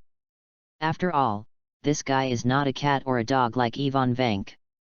The power contained in him is more like a god than a mage.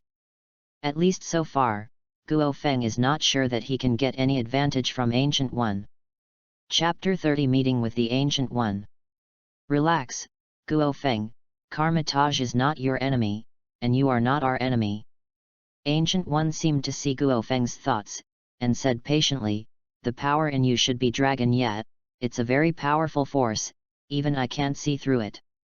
Guo Feng took the tea from Ancient One and said, Master Ancient One, you invited me here not to observe my power. Ancient One nodded, destiny and the future are real. I have observed them countless times, but Guo Feng, your appearance has changed them a lot. Speaking of this, Ancient One looked a little helpless. From the moment you rescued Tony Stark and changed his destiny, the entire timeline became chaotic. Guo Feng was silent for a while, so Archmage Ancient One, are you planning to question me? No, no, no. The Ancient One shook his head, even if fate becomes chaotic, it is still the way it should be. The reason why I invited you to Comitage is not to blame you, but to get rid of something from you. Want to hear the details? Ancient One didn't talk nonsense and told Guo Feng roughly about the invasion of the Dark Dimension and the successors. After speaking, Ancient One sighed. I don't have much time. If you don't want to do it, I won't force you. She continued, I can feel that in the future, you should be able to become a great being. Of course, I also hope that you will not fall into the darkness, which is a terrible nightmare for countless people. Guo Feng was thoughtful and then replied, I will consider what you said, and I would like to thank you for your kindness. Ancient One nodded and said nothing more. The next moment, the scene in front of Guo Feng changed from Ancient One's tea room to the Stark Group's office. Space magic? It's such a useful thing. Guo Feng murmured, but it was a pity that he didn't have the opportunity to learn magic at Comitage. But he has frog cubs here, and maybe he can bring back this type of skill in the near future. Speaking of frog cubs, Guo Feng opened the game interface. When I went to Comitage before, I received a letter from Frog Cub. This time Frog Cub sent back photos of the trip. Opening the photo, the background is a fairy-like hall, with a frog sitting on a stone, and above it are a dozen monks in robes riding flying swords. A world of cultivating immortals. Guo Feng murmured, looking at the background alone, he didn't know which world it was, but the resources in the world of cultivating immortals were very rich, and he was really looking forward to what the frog cubs could bring back when they returned. Turning off the game interface, Guo Feng began to meditate. On the other side, Shield. Luodan came to a base, which was where the Tesseract was researched. Take the exclusive elevator to the bottom of the base. It is an extremely grand laboratory where countless scientists and high-level agents of S.H.I.E.L.D. are located. On the huge instrument located in the center of the laboratory, a Rubik's Cube filled with blue energy is located at the top. The Tesseract looked at with a stern look. Then, he summoned several responsible persons to inquire about the progress. "Sorry, Director, we still can't figure out the Tesseract, and the progress is still the same," the scientist in charge said bitterly. Luodan motioned for them to leave, his expression lost in thought. Although he has summoned many talents from around the world to study Tesseract, only the top geniuses can find a breakthrough. Tony Stark is temporarily impossible, and Ivan Vanko is dead. There is only one person he can use at the moment. Dr. Banner, he might be able to. Luodan remembered the person mentioned in a previous case, but that matter was taken over by General Ross. He was just following up on the investigation, but now he had no choice. In a slum in the Asan Kingdom, the residence where Dr. Banner died has been surrounded by General Ross's troops. On the armored jeep, Ross was holding a cigarette and looking at the tablet in his hand. The above is information about the battle between Iron Man and Ivan Vank. Although this information has been promulgated long ago, General Ross always takes the trouble to check it. This battle almost overturned his understanding of war. The firepower of a suit of armor can easily urge an army. "General, we have been able to confirm the target's location. Do you want to take action immediately?" After hearing what the adjutant said, General Ross did not reply immediately, but asked, "Who do you think is stronger, our super soldier plan or the Stark Group's armor technology?" "General, I don't know who is stronger between the two, but I know that the super soldier program belongs to us." "Ha ha ha, that's good." General Ross put away the tablet and said with a cold face, "The super soldier project belongs to us.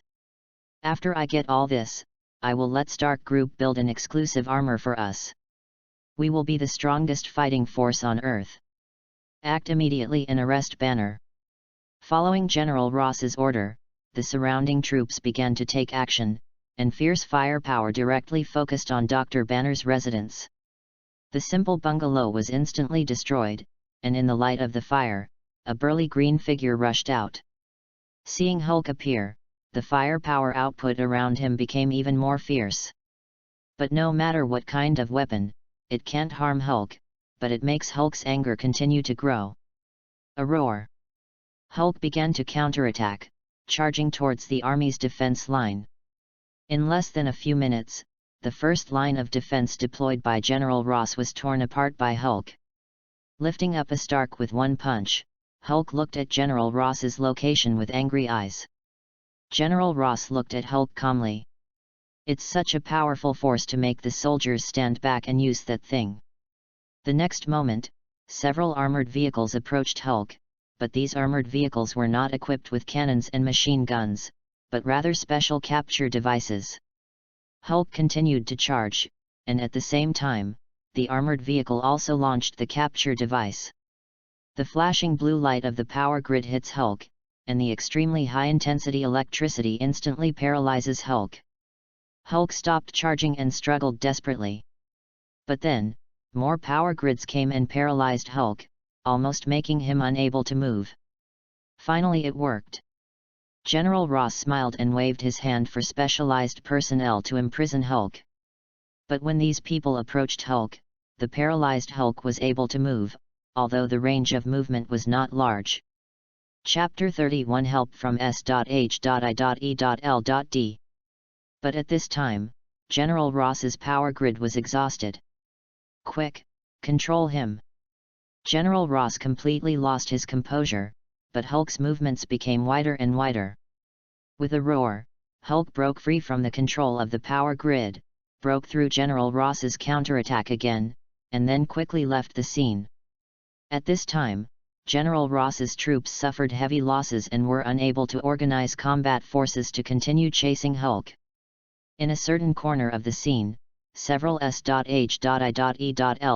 agents were observing all this silently. After Hulk successfully escaped, they immediately reported the situation to the headquarters. Luodan received the news immediately and took action immediately. However, regarding Hulk's actions, Luodan had a trick and informed Tony Stark about it.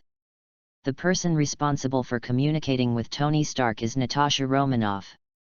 Knowing that Natasha Romanoff wanted to see him, Tony Stark, who had just come out of the studio, was a little confused. Confused, he immediately informed Guo Feng. Guo Feng, who was finishing his meditation, seemed a little surprised when he heard the news, but he did not let Tony Stark shut out Natasha Romanoff. When Guo Feng arrived, Natasha Romanoff, wearing a black tactical uniform, leaned against the wall with a serious face. "You're finally here, Jack. Miss Natasha Romanoff has some very tempting news to tell you." Tony Stark walked up to Guo Feng and said excitedly, "Jack, you should know how lonely it feels to be invincible. The previous Yvonne Vank was just like a child and couldn't make me feel the feeling of fighting at all. So S.H.I.E.L.D. is looking for you this time to help solve their problems." Guo Feng frowned. Tony Stark continued, "You can say that, but Jack, my position has never changed, and what S.H.I.E.L.D. has asked me to do is indeed very challenging." Guo Feng couldn't help but become curious. What kind of trouble did S.H.I.E.L.D. have to find Tony Stark? Of course, if the braised egg director wants to trick them, Guo Feng doesn't mind becoming S.H.I.E.L.D.'s trouble. It's a mutated guy. This guy is very dangerous, that's why we need Tony's help. Natasha Romanoff suddenly said, and handed Guo Feng a piece of information. After reading the information, Guo Feng looked a little complicated. The guy S.H.I.E.L.D. had to deal with this time turned out to be the Hulk. As for the description and introduction of the Hulk, Guo Feng didn't believe a word of it. There is no information about Dr. Banner at all, and the Hulk is completely portrayed as a monster that maliciously attacks the military. As expected of you, Fury. Guo Feng thought to himself, and he roughly guessed what Liu Dan wanted to do. Thinking of this, Guo Feng decided to intervene in this matter, and he also wanted to fight the Hulk. "I will also participate in this matter." Natasha Romanoff smiled, "That's great. With your help, I will be even more confident. But it's not free. I need some information in SHIELD. About alien technology," Guo Feng said without doubt. Natasha Romanoff's smile immediately froze. Seeing Natasha Romanoff's silence, Tony Stark's eyes lit up next to her. "Alien technology. Miss Natasha Romanoff, the request Jack mentioned is also what I need. To be honest, I feel it is a bit exaggerated. Do aliens really exist?" Guo Feng replied, "Of course it exists, and it's more complicated than you think. Mr. Tony. If Invincible is so lonely, it's better to put it aside. We will have many enemies in the future." Tony Stark rested his chin on his hand to ponder Guo Feng's words. After a while, the silent Natasha Romanoff finally spoke, "I have no decision-making power regarding what you said. I will report this matter to the director." Guo Feng nodded, then reported quickly. "By the way, tell Fury that we don't have much patience and we don't accept bargaining." Natasha Romanoff smiled bitterly, and then made braised eggs in front of the two of them. "How's it going? Natasha Romanoff agent. Tony and Jack are willing to help us deal with the Hulk, but there is one requirement." The braised egg was very straightforward, "That's really good news. As long as they are willing, there is no problem with not just one request but 3 requests. They want information on alien technology." There was silence on the other side of the communication for a few seconds, and then Luo Dan's disbelieving voice came out. "What? Alien technology? How do they know this?" Natasha Romanoff relayed Guo Feng's original words to Liu Dan. After listening, Liu Dan was silent for a while and said, "Tell them that I can give them information on alien technology, but only after imprisoning the Hulk." Luo Dan unexpectedly agreed, and Guo Feng didn't intend to delay it any longer. "Where is the Hulk's location?" "In Mexico." Natasha Romanoff showed the two of them Hulk's synchronized positioning. "Then let's go." Purple flame clouds rose from Guo Feng's feet, wrapping him, Natasha Romanoff and others into the air. Mexico, in a small border town.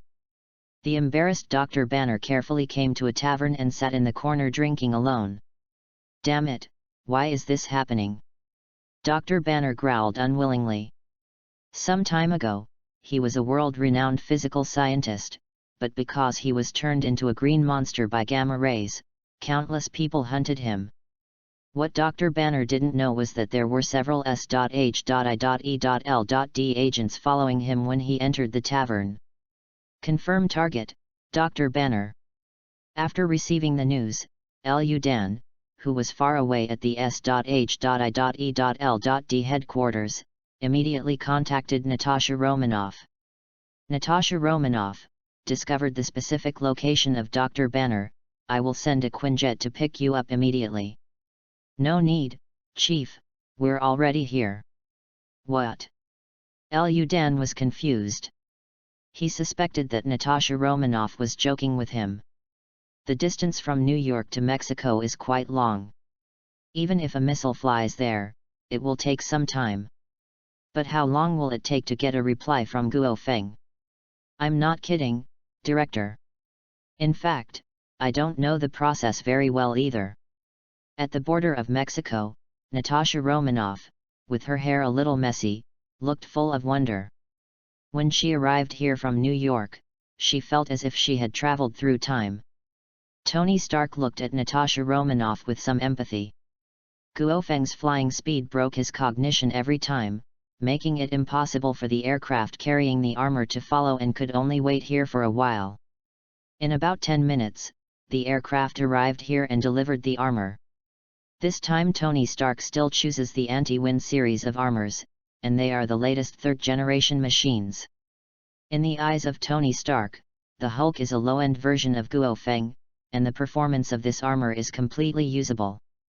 However, it's not just S.H.I.E.L.D that's looking for Dr. Banner.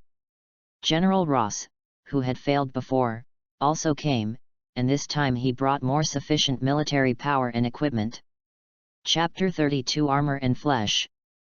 The shuddering sounds of tanks and armored vehicles resounded throughout the town, and General Ross quickly surrounded the place with his powerful troops. The arrival of the army caused almost everyone in the tavern to flee, except for Dr. Banner and several S.H.I.E.L.D agents. "Are you General Ross's men?" Dr. Banner turned his head and said coldly with a depressed face. Several S.H.I.E.L.D agents hesitated, and the leading agent said, "Dr. Banner, we are not General Ross's people, and we have no ill intentions towards you." As soon as he finished speaking, General Ross's special forces rushed into the tavern and surrounded Dr. Banner. "Be honest, everyone, my bullets don't have eyes." Emil Bransky, the leader of this team, pointed his gun at Dr. Banner. "Dr. Banner, come with me and let everything end here." "Follow you? I don't want to end up like a specimen, even if I die," Dr. Banner said angrily, and rushed towards Emil with a roar. Bang bang bang! All the soldiers, including Emil, instinctively focused their fire on Dr. Banner, and the powerful firepower instantly knocked down Dr. Banner. But Dr. Banner's wounds healed rapidly at a visible speed, and his body began to expand at the same time. "Retreat!" Emil roared. While retreating, he stared fiercely at Dr. Banner, who was about to fully transform. They have used many methods to hunt down Dr. Banner, but no matter what, Dr. Banner will transform into the Hulk as soon as he is stimulated. This kind of powerful power is what General Ross and Amir and other soldiers pursue. Roar! The safe Hulk let out a dull roar, looked back and forth, and locked onto the previous S.H.I.E.L.D agents. In anger, he beat several people to death and rushed out of the tavern. The moment he saw the Hulk coming out, all the firepower poured down, but under this intensive firepower, let alone hurting the Hulk, it couldn't even be suppressed. At the same time, not far from the battlefield, Guo Feng and his party were watching all this. "Is that someone from the military?" Tony Stark frowned, and Natasha Romanoff, who was next to him, explained, "The Hulk has always been the target of the military pursuit, but many pursuits were unsuccessful and caused heavy losses, so we, SHIELD, intervened." Guo Feng smiled and said nothing. He didn't know what S.H.I.E.L.D. was thinking. Then take action. Tony Stark couldn't bear to see the military's reinforcements finished, and they took off and rushed towards the battlefield. The Hulk was charging through the army's defense line. Suddenly, a red light fell in front of him from the sky. Bang! Tony Stark caught the Hulk's fist and stared at the Hulk with his faceplate flashing red. "Big green guy, your enemy is me. Iron Man." Everyone present looked shocked. They didn't expect Iron Man to come. This guy can actually catch Hulk's fist. General Ross, who was watching the battle, was surprised. You must know that the Hulk's punch made even the main battle tanks look like paper in front of him, and Iron Man seemed to be very relaxed. Even the Hulk original was confused for a moment. He couldn't figure out how this strange little man in front of him could catch his fist. Roar! The Hulk roared and waved his fists one after another. Bang bang bang! Tony Stark took them all, and then the engine on his back started, pushing the Hulk back. "Pour it for me!" As the thrust of the armor suddenly increased, the Hulk was directly knocked away. The Hulk, who crashed through more than a dozen houses in a row, stood up in embarrassment, his anger making him stronger. Retreat from the battlefield. Seeing this situation, General Ross ordered the withdrawal of troops. It would be the best thing if Iron Man could catch the Hulk. As for whether Iron Man is willing, as a citizen of the United States, he cannot refuse the official commission. At this time, the Hulk rushed towards Tony Stark again. Tony Stark caught it on the spot and then threw it away again. This kind of crushing power made him excited. The Hulk, who was knocked away one after another, still rushed towards Tony Stark as always. And every setback will make him more angry and stronger. After more than a dozen duels, another collision finally made Tony Stark realize that something was wrong. He had expected the opponent's strong vitality and endurance, but why, with continuous consumption, not only did his strength not show a downward trend, but his strength increased a lot. Something's wrong. Once again repelling the Hulk, Tony Stark decided to make a quick decision. "Jarvis, activate fire mode to suppress the target." "Understood, sir." Powerful firepower was launched from all parts of the armor, accurately covering the Hulk. Under the coverage of firepower, the Hulk was actually suppressed. This scene slapped General Ross hard in the face. What he and no one else could do was actually accomplished by Tony Stark alone. Is this Stark Group's technology? Witnessing all this with his own eyes, he couldn't help but feel a little shaken. Can a group of super soldiers based on the Hulk gene really take advantage of the Stark Group's technology? General Ross shook his head. This kind of comparison is meaningless. Of course, it is all for the best. Anyway, it will not be easy to get the technology from the Stark Group when it comes to the genes of the Hulk. Boom boom boom. Under the short-term fire coverage, a big crater was blown out of the place where the Hulk was. "Sir, the target's vitality has not decreased," Jarvis reminded. Tony Stark frowned. "Is it a mutant similar to Jack?" "Stop the fire mode first, turn on the battle mode and knock this big guy unconscious." In the blink of an eye, the shape of the armor changed, and its shape was very similar to the appearance of Guo Feng's Dragon Man. Guo Feng, who was watching the battle not far away, saw his expression change slightly. "Aren't you going to help?" Natasha Romanoff asked suddenly. "It's not necessary for the time being. Mr. Tony can still handle it. After all, this is a armor made according to my template." Natasha Romanoff. At the same time, not far from this town, an expedition team was excavating in Indian ruins. "Mr. Cheng Long, are you sure there are cultural relics here?" "Of course, I am professional in archaeology," said a young man wearing a brown vest. Suddenly, Cheng Long's cell phone rang. "Dad, what's the matter?" "Cheng Long, Xiao is missing." "What?" Cheng Long's expression changed and he said, "Didn't I tell you to take good care of her? How do you expect me, an old man, to live? By the way, there is one more thing. New York is not very peaceful recently. You should pay more attention to it."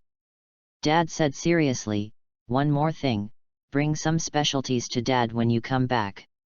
"Besides." "I know, Daddy." After Cheng Long finished speaking, he hung up the phone and covered his head with a distressed expression. "Uncle Long, you look a little troubled." Chapter 33 Cheng Long and Xiao. "Yeah, wait a minute, Xiao." Cheng Long looked surprised, and when he heard the sound, he saw that Xiao was right next to him. "Aren't you in New York?" "Xiao." Xiao spread her hands. "Dad, I was a little bored so I came to see you. By the way, I saw something very interesting when I came here. Do you remember the Iron Man on the news some time ago? He was fighting a green giant." Cheng Long covered his face, squatted down and said to Xiao, "Of course I know Iron Man, and I admit that he is really cool, but Xiao, you have to know that reality is not a novel, and there will be no green giant. Also, I will have someone take you back to New York. This is not a place for children." "I know, Uncle Long, but I really didn't lie. If you don't believe me, I can take you to see it. It's much more interesting than archaeology," Xiao said seriously. Cheng Long shook his head helplessly. "Well, if I go with you, you can go back to New York honestly." He still regarded Xiao's words as a joke. After all, children have rich imaginations. "Okay, Uncle Long." Xiao showed a successful smile. She was sure that Uncle Long had no archaeological thoughts when he got there. Cheng Long said goodbye to the team temporarily and drove a jeep with Xiao to the small town. After a while, when the small town appeared in Cheng Long's sight, his expression changed. At this moment, a figure fell in front of the two cars. The impact of huge amounts was like an explosion. Cheng Long managed to avoid it without any danger. When the dust dispersed, a burly green giant came into view of Cheng Long. "Look at the green giant, Uncle Long, I didn't lie to you," Xiao said proudly with her hands on her hips. Cheng Long was in no mood to pay attention to Xiao at this time. He was shocked by the Hulk. God knew the green giant really existed. At this time, even if someone told him that there was a demon, he would believe it. The Hulk looked at Cheng Long and others, and he was so angry that he directly attacked. Bang! With one punch, the jeep was directly smashed. Fortunately, Cheng Long reacted at the critical moment and jumped out of the car with Xiao in his arms. Cheng Long put Xiao down, looked at the Hulk walking towards him and said, "Mr. Giant, we have no ill intentions towards you, please don't hurt us." What responded to him was the Hulk's raised fist. Seeing this, Cheng Long had no choice but to hug Xiao and dodge. The successive attacks also made Cheng Long angry. He put down Xiao and rushed towards the Hulk, starting with a flying kick. When he kicked the Hulk in the head, Cheng Long felt as if he had kicked a steel plate. "It hurts, it hurts." Cheng Long shook his legs. "Uncle Long, be careful," Xiao shouted quickly, while Cheng Long, who had his back to the Hulk, also dodged at the critical moment. Next, the Hulk continued to attack, and Cheng Long had to hold Xiao with one hand and escape. Tough luck, bad luck, bad luck. Boom! A missile fell on the Hulk, stopping him in his tracks. Tony Stark hovered in midair and looked down at the Hulk. His eyes glanced at Cheng Long and Xiao with some surprise. "He's an ordinary person. He's capable of dealing with the Hulk. Uncle Long, look, it's Iron Man. It's so cool." Xiao gestured excitedly. Cheng Long also followed his gaze and looked over. He was also shocked by Iron Man. When he saw the news before, He only regarded it as a hype created by rich people who had nothing to do. No one with a bit of common sense believed in the so-called individual armor, but after witnessing Cheng Long in person this time, I realized that the news was not only not exaggerated, but also modest. Xiaoyu, let's leave here quickly. Let Iron Man deal with the Green Giant. Cheng Long warned Xiaoyu. Xiaoyu shook her head. Uncle Long, this is Iron Man. I don't want to miss this opportunity. At this time, Guo Feng rushed to the scene with Natasha Romanoff, and saw Cheng Long and Xiaoyu's group. The more he looked at it, the more familiar it became. Cheng Long? Xiaoyu. Guo Feng was surprised in his heart. He didn't expect to meet these two people in the Marvel Universe. So this means that Dad and those ancient demons may also exist, and his mood suddenly became complicated when he thought of this. The universe I am in seems to be unusual. Guo Feng did not contact Cheng Long and Xiaoyu immediately. After all, Natasha Romanoff was still around to avoid S.H.I.E.L.D. targeting them. But when talking about S.H.I.E.L.D., Guo Feng thought of District 13 in the Adventures of Cheng Long and wondered if this department also existed. Roar. The Hulk's roar sounded. His anger seemed to have accumulated to a threshold and his strength changed qualitatively. In another duel with Tony Stark, he evened out his disadvantage. Tony Stark's smile froze immediately when he noticed the change. How long has passed but this big guy's strength has increased so much? The fight between the two sides came to a stalemate. I don't know if it was an illusion, but Tony Stark actually saw a cunning smile on the Hulk's face. Bang! The Hulk suddenly exerted his strength and actually forced Tony Stark back and then collided with him. Tony Stark flew away and happened to land next to Guo Feng. Hell, this guy keeps getting stronger like a bottomless pit. Tony Stark cursed and stood up, rushing towards the Hulk again. The two sides fought fiercely. At the critical moment, Tony Stark seized the opportunity to ride on the Hulk's neck, holding the head with one hand and aiming to hammer the head with the other hand. Get some sleep, you silly guy. The iron fists fell like a rainstorm, hitting around the Hulk's head. Under this attack, the Hulk's head suffered several injuries, but he did not become unconscious but became increasingly angry. Finally, with an angry roar, the Hulk grabbed Tony Stark with both hands and slammed him to the ground. Bang bang bang! There were several deep pits on the ground, and Tony Stark in the suit was a little confused. Then, he pointed his palms at the Hulk's head and fired energy bombs, using the shock wave to get rid of the Hulk's poisonous hands. Jack, it's your turn! Tony Stark shouted to Guo Feng.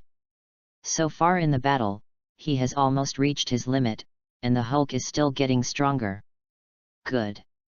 Guo Feng nodded calmly and ducked in front of the Hulk. The sudden change surprised Cheng Long and others who were watching the battle not far away. When did an extra person appear? Oh, Uncle Long, I recognize him as the acting chairman of Stark Group. He is from the Dragon Kingdom just like us. But Xiaoyu, he actually appeared in front of the Green Giant. He was in danger after all. He didn't put on the armor. Cheng Long said worriedly. Xiaoyu supported her chin with her hand and chuckled. Maybe he is as good at Kung Fu as Uncle Long. Chapter 34 Confrontation of Forces, Confused Hulk. For Guo Feng who appeared in front of him, the Hulk directly punched him. Guo Feng raised his hand to catch the punch. The Hulk's body immediately stopped, and his rough face looked at Guo Feng with a shocked expression. This understatement also shocked Cheng Long and Xiaoyu. Oh my god, Uncle Long, he actually caught the fist! Xiaoyu exclaimed, but Cheng Long was already dumbfounded. He understood that Iron Man could catch the Hulk's attack, after all, he was a creature of technology, but Guo Feng could catch the Hulk's fist by himself. Is it really like what Xiaoyu said, that he is a martial artist at the top of his game? At the same time, the Hulk's other fist also swung down, but this time Guo Feng did not receive it like before, but faced the blow head-on. Huge amounts of impact caused the ground under Guo Feng's feet to collapse, and lifted the corners of his clothes. As for him, he didn't even retreat. Yes, it's heavier than I expected. To be honest, Guo Feng was also a little surprised by his performance. The Hulk's attack was like a massage to him. Of course, considering the setting of infinitely stronger anger, the Hulk's performance is far more than that simple. The Hulk understood Guo Feng's provocation, raised his fists and continued to attack. Good time. Guo Feng stopped being beaten and took the initiative to fight against the Hulk. Bang! The two sides collided immediately, and the Hulk was directly knocked away by Guo Feng. The next moment, Guo Feng appeared in front of the Hulk and grabbed his ankle without giving him a chance to stand up. Just like the Hulk did to Loki in the original book, he smashed it into the ground. And this scene was seen by General Ross and others who just arrived. They were so shocked that they even wondered if it was an illusion. A seemingly thin man can beat the Hulk so easily, shouldn't it be the other way around? After reacting, General Ross stared closely at Guo Feng. Anyone who has reached this point is undoubtedly a mutant. During this period, Guo Feng was still holding the Hulk and finally threw him away. The Hulk climbed up from the ground and shook his dizzy head. He did not rush towards Guo Feng immediately, but looked at Guo Feng with a fearful expression. Oh my god, isn't this guy an irrational monster? How could he show that expression? Tony Stark exclaimed. Guo Feng turned around and said, of course not. The actual Hulk is just like the Zhongfei described by our Dragon Kingdom, who is rough and fine. The reason why he acts crazy is because the target is too weak. He is too lazy to think. Tony Stark. He seemed to be the one who was too weak. Guo Feng looked at the Hulk again and chuckled, how about big man, if you still want to keep fighting, I can satisfy you. After all, I've just warmed up. Seeing the Hulk's hesitant expression, Guo Feng continued, if you are timid, let Dr. Banner come forward. I know you can do it, but in that case you will have to enter the laboratory. When he heard that he entered the laboratory, the hesitation on Hulk's face turned into anger. However, he did not rush towards Guo Feng, but towards the defense line deployed by General Ross. He still understood the principle of running away if he could not beat him. A few hundred meters away, Guo Feng ducked in front of the Hulk, put one hand on the Hulk's face and pushed it down to the ground. Boom! The earth trembled, and the Hulk was embedded in the ground, surrounded by cracks that collapsed like spider webs. Seeing this scene, everyone present was shocked. Uncle Long, have you seen it? This is so cool. Xiaohu pulled Cheng Long's clothes and pointed excitedly. Cheng Long looked flustered. No Xiaohu, this is not cool at all. This place has become very dangerous and ordinary people like us are not suitable to stay here. But Uncle Long, even if we want to leave here, they won't let us. Xiaohu muttered, and at some point several of General Ross's subordinates appeared around the two of them. Being pointed at a gun, Cheng Long raised his hands knowingly, but his face was not panicked at all. Director Black of District 13 is my friend. Let us get out of here. We will keep everything about this place confidential. However, several soldiers didn't care about this at all, but threatened the two men not to act rashly. And these words happened to be heard by Natasha Romanoff. As a senior agent of SHIELD, she certainly knows about Area 13. However, she doesn't know much about District 13. She only knows that it belongs to the United Nations like SHIELD. There is no difference between the two in terms of authority. But there are differences in the areas they are mainly responsible for. Area 13 is mainly responsible for witchcraft and magic. Thinking of this, Natasha Romanoff came to Cheng Long and knocked out several soldiers very simply. Seeing Natasha Romanoff deal with several soldiers so freely, Xiaohu's eyes lit up. This is what she yearns for. Madam, what do you want to do? Cheng Long put on a fighting stance and looked at Natasha Romanoff warily. I just heard you say that Director Black of District 13 is your friend. That's right, so I advise you not to act rashly. Changlong's eyes became more alert.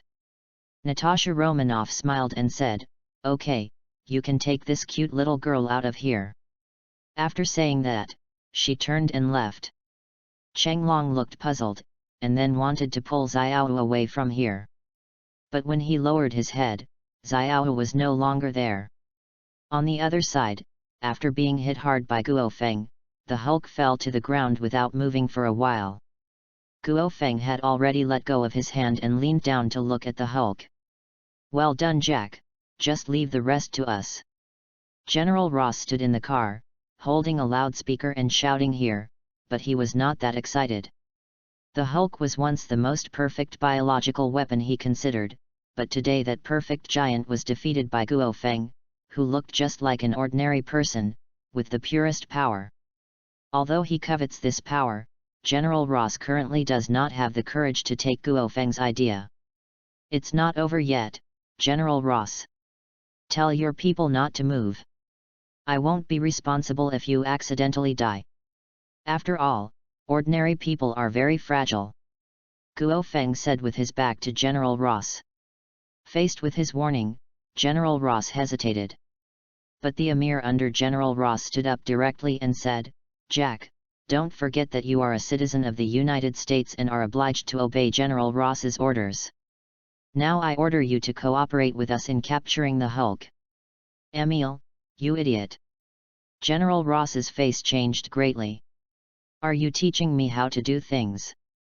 Guo Feng turned around and looked at Emil. Chapter 35 Attack Like Divine Punishment. "Yes, this is an official order from the United States," Emil said uprightly. "General Ross. Why couldn't this guy see the form clearly?"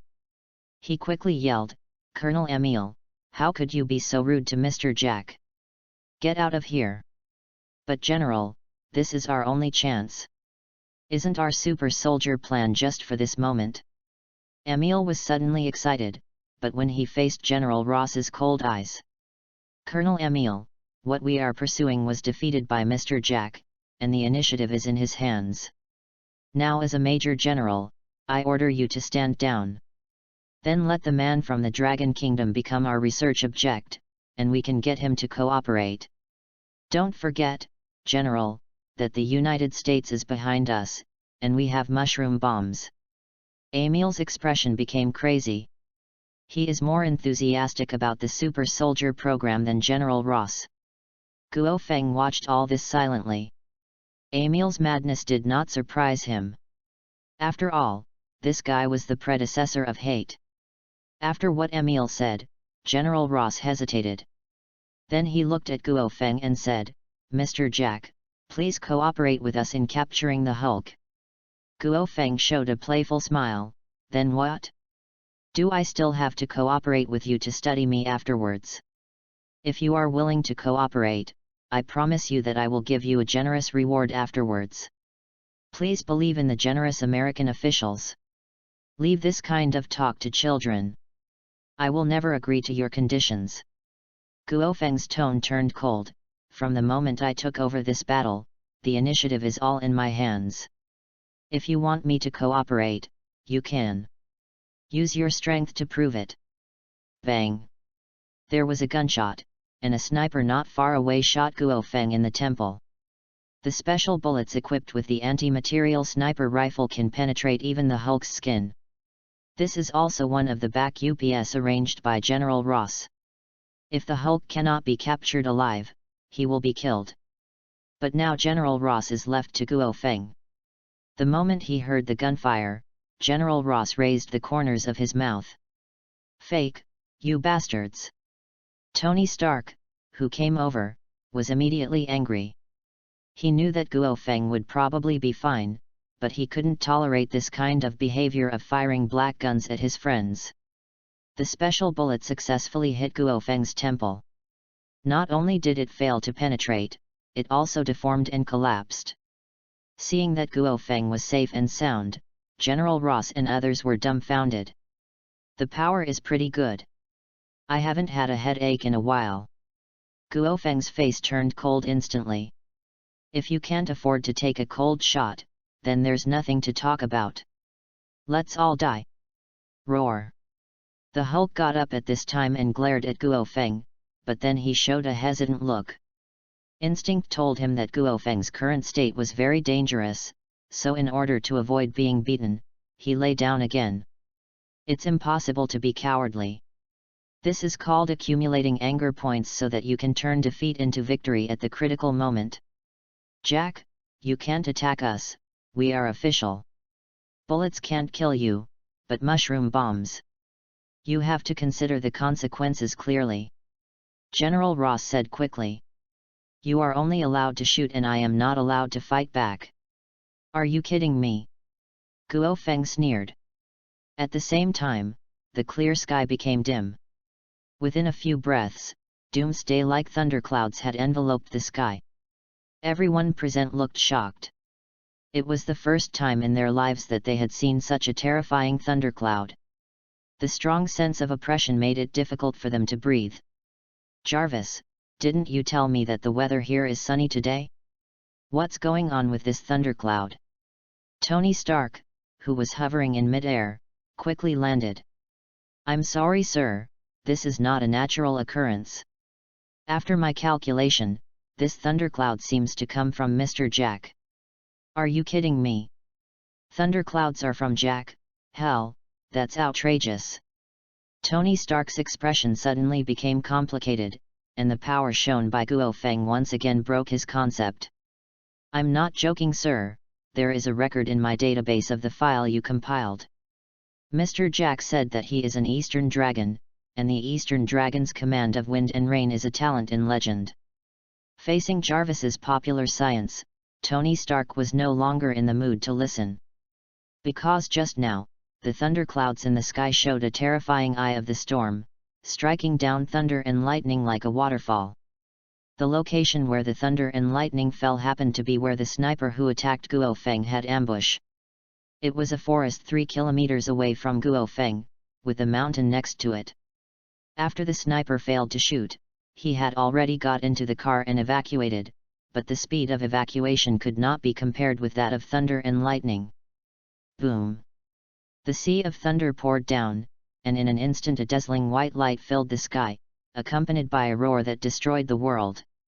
Even though they were far away, everyone except Guo Feng was affected. Ordinary people were shocked to death on the spot, and only a few survived. Even Tony Stark, who was in the suit, had a blurry head at this time, but he was quickly awakened by the auxiliary function. As the first person to wake up, he immediately looked in the direction of the thunder and lightning. Others were stunned.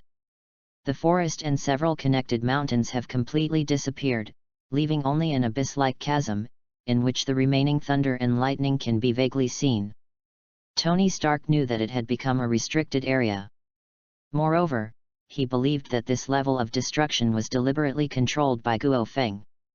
The damage caused by lightning of that level just now would be much more terrifying than this. Hell, this is too outrageous. I believe it is divine punishment.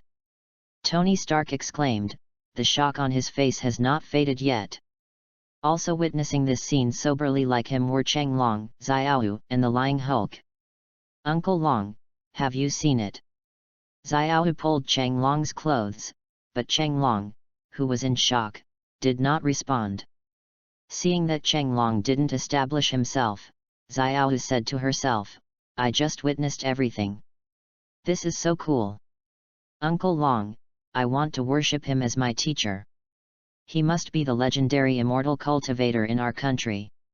As for the Hulk, he is the closest to Guo Feng. He looked at the violent thunderclouds surging in the sky, and the anger he had accumulated before suddenly dissipated. Immediately, his body began to shrink and turned into a sleepy Dr. Banner. Anyway, he stopped playing with Guo Feng. Guo Feng glanced at the unconscious Dr. Banner, and then walked towards General Ross. Cough cough cough. After General Ross woke up, he immediately hid in the Stark next to him, hoping in his heart that Guo Feng would not think of him. Even though he had experienced countless things, he was also frightened. Damn Emile, why bother with this man? Chapter 36 Loyalty and Puppet. Guo Feng split the tank into two halves like tearing paper, and General Ross, who was hiding inside, suddenly became desperate. "You can't kill me, Jack. I am a Major General of the United States. If you kill me, you are declaring war on the United States. Don't forget that the headquarters of your Stark Group is in the United States." Guo Feng sneered, "So far you are still threatening me, General Ross, let alone a Major General. Even if you are a general, nothing will happen to me if I kill you here." He continued, "Don't forget, you are just a loser." Bang bang bang. Amir held a rifle and shot Guo Feng in the head. While shooting, he shouted, "You monster, go to hell." However, these bullets hovered less than a centimeter away from Guo Feng, then deformed and landed on the ground. Until the magazine was empty, Emil was still pulling the trigger. Under extreme fear and despair, he was only angry now. "Oh, I almost forgot about you, Colonel Emil." Guo Feng glanced at Emil, and his Manjikyo Sharingan opened. In an instant, Emil's eyes became empty, and then his expression turned to fear.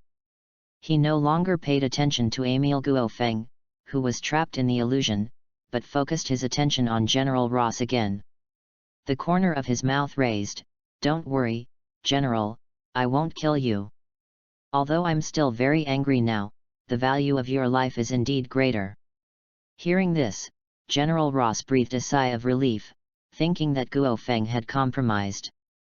"Who knows?" The next moment Guo Feng said, "It's just that in the next time, you must live for me wholeheartedly and become one of my chess pieces." General Ross trembled inwardly. "You want me to be your subordinate?" "No, it's a puppet." After speaking, Guo Feng used the Sharingan on General Ross, successfully changing General Ross's mind in the blink of an eye. Then he dispelled Emil's illusion and said with the other's fearful expression, "Colonel Emil, are you willing to die here like this? You don't plan to kill me?" Guo Feng shook his finger and said meaningfully, "Everyone who can live under my thunder has value. I prefer recycling waste, so tell me, do you want to become the second Hulk?" "The second Hulk?" Emil whispered, and then his eyes became fiery. "If you can help me, I am willing to serve you." Guo Feng nodded, "I accept your allegiance to Colonel Emil, but I want to provide you with a layer of insurance."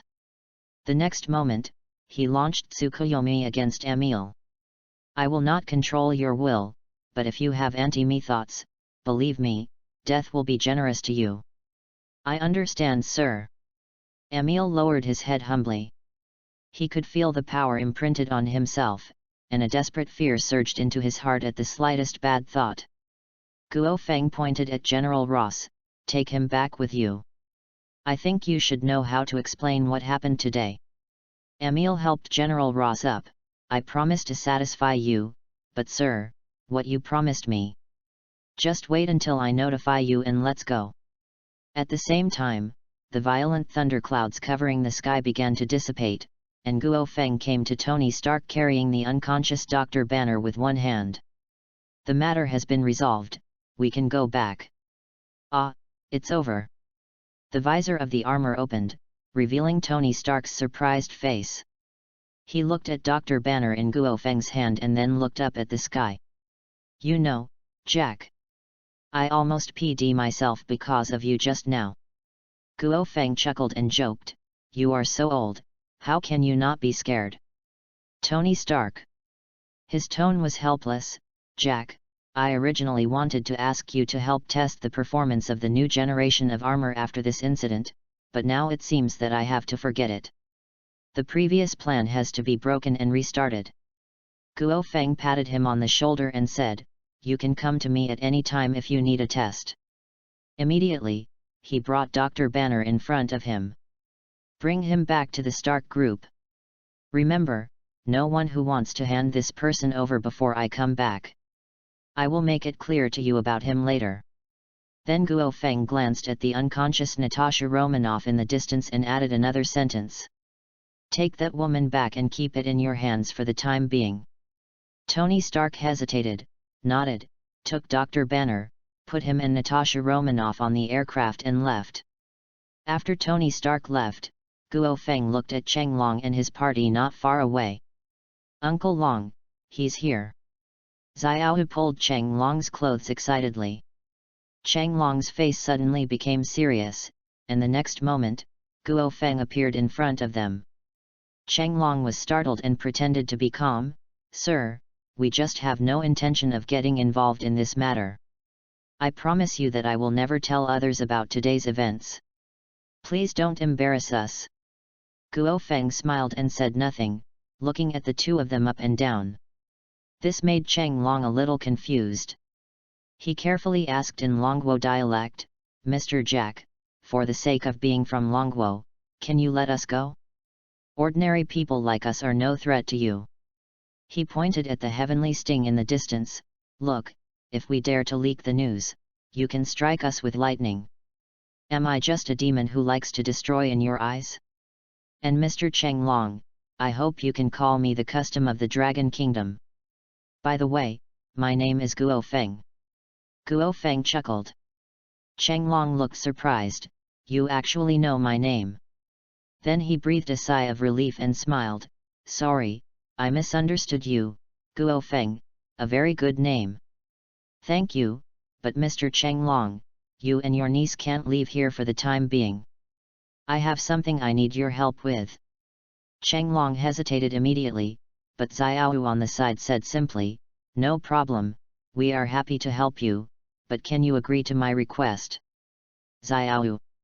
Cheng Long was about to scold him, but was interrupted by Guo Feng. "A request? It doesn't hurt to talk about it. Can you allow me to become your disciple?" Xiaohu looked at Guo Feng with expectant eyes. Guo Feng was surprised when he heard this. He didn't expect Xiaohu's request to be like this. From the bottom of his heart, he was happy. After all, Xiaohu's talent was outstanding, and in the original setting, he was the reincarnation of an ancient mage. Thinking of this, Guo Feng suddenly had an idea. He had an agreement with Master Ancient One before. "Now that I have discovered the genius of Xiaohu, can I go to Comitage with Steve to inherit the mantle of Ancient One? After all, no one stipulates that there can only be one supreme mage, and besides magic, other skills can be taught by oneself." The more he thought about Guo Feng, the more he thought it was feasible, so he squatted down and patted Xiaohu on the shoulder. "Yes, but as my disciple, you have to follow my arrangements. If you follow your Uncle Long, I will change my mind." Chapter 37 Xiaohu becomes a disciple and meets his father.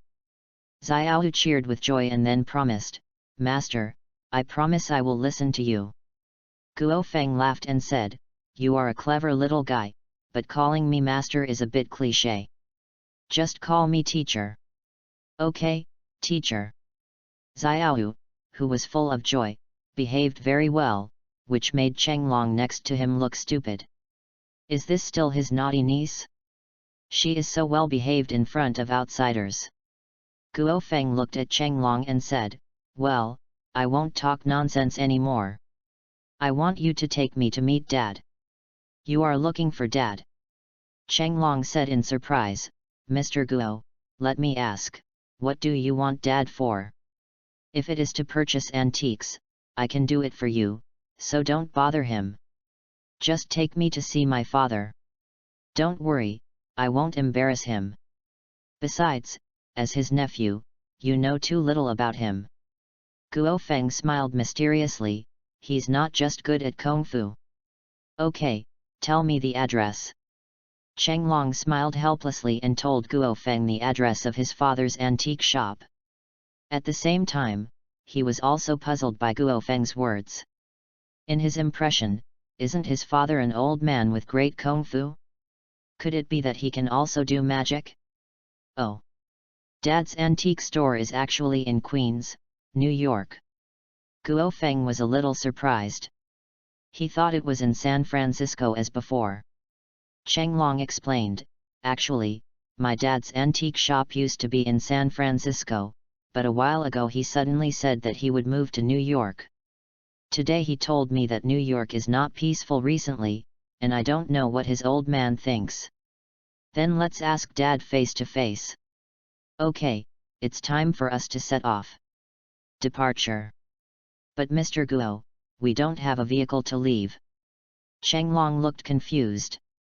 Guo Feng smiled calmly, no need for a vehicle, believe me, we will reach Dad's antique shop soon.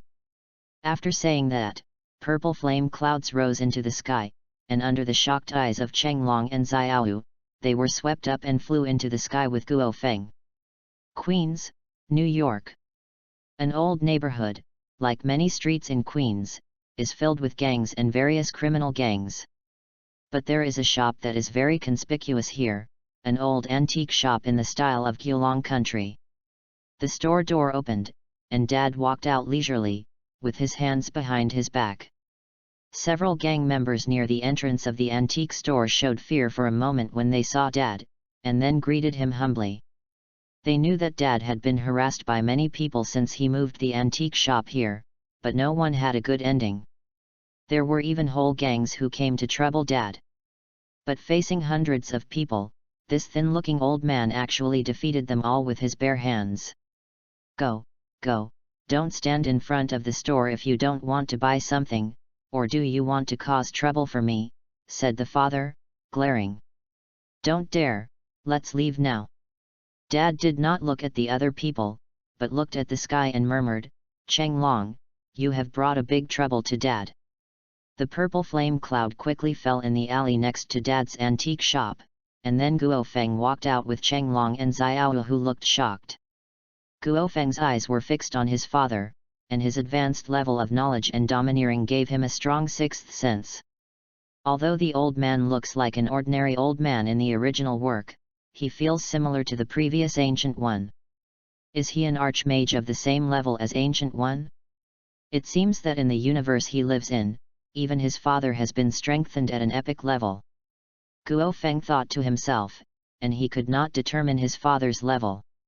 After all, Dad's upper limit is very vague, and he is the kind who becomes stronger when strong. Dad, we are back. Chenglong brought Xiaoyu to his father's side. Snap. Dad snapped his fingers and said to the snarling Chenglong, Chenglong, have you forgotten what Dad said? I told you that New York is not peaceful recently.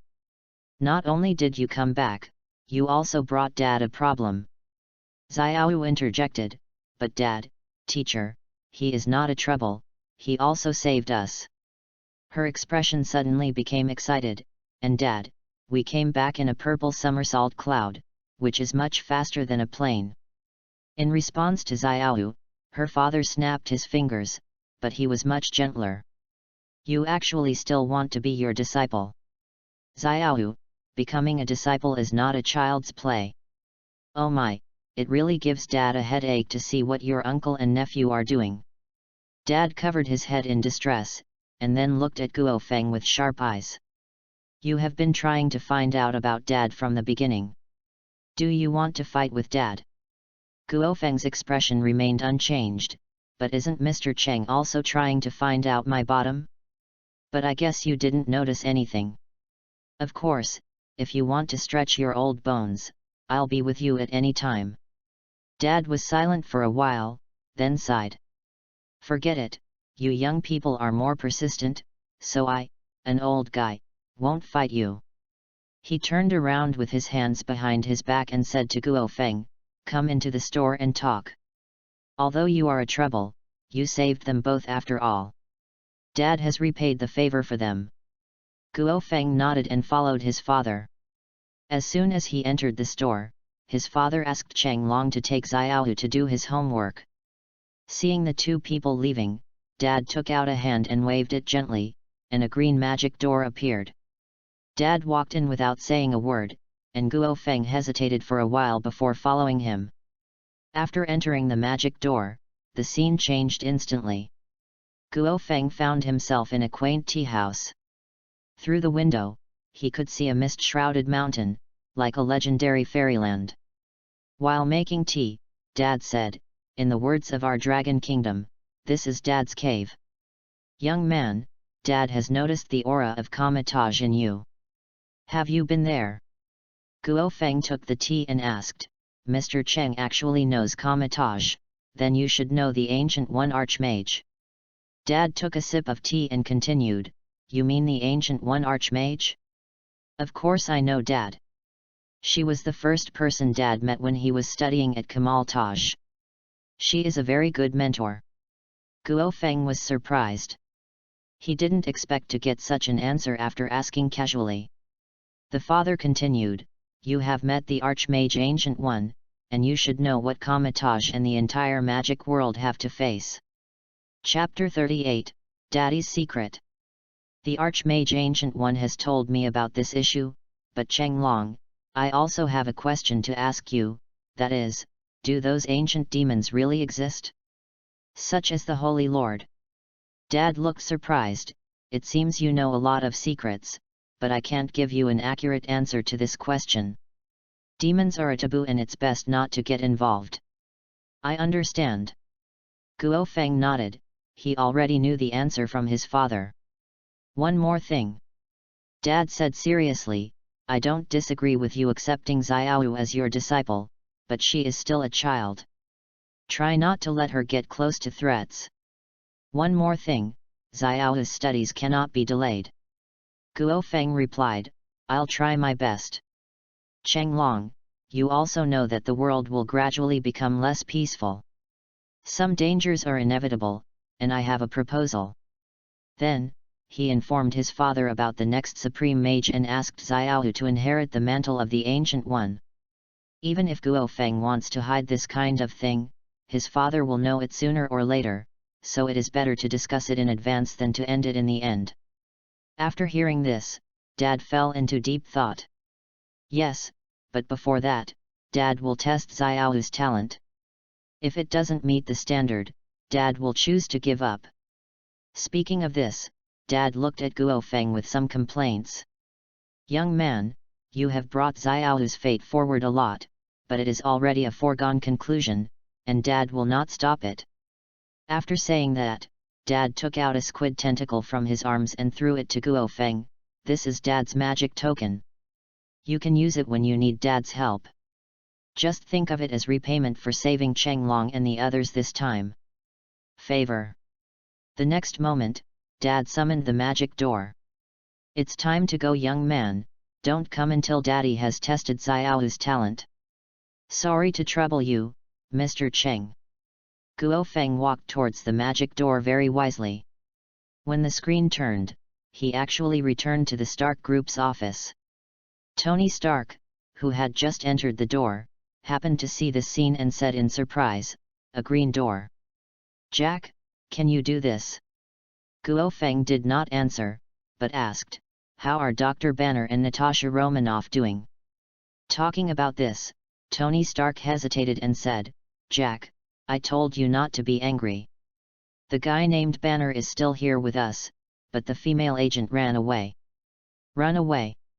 Yes, she actually woke up on the way, but I didn't take it seriously at first, but when I returned to Stark Group, I gave her a chance to run away.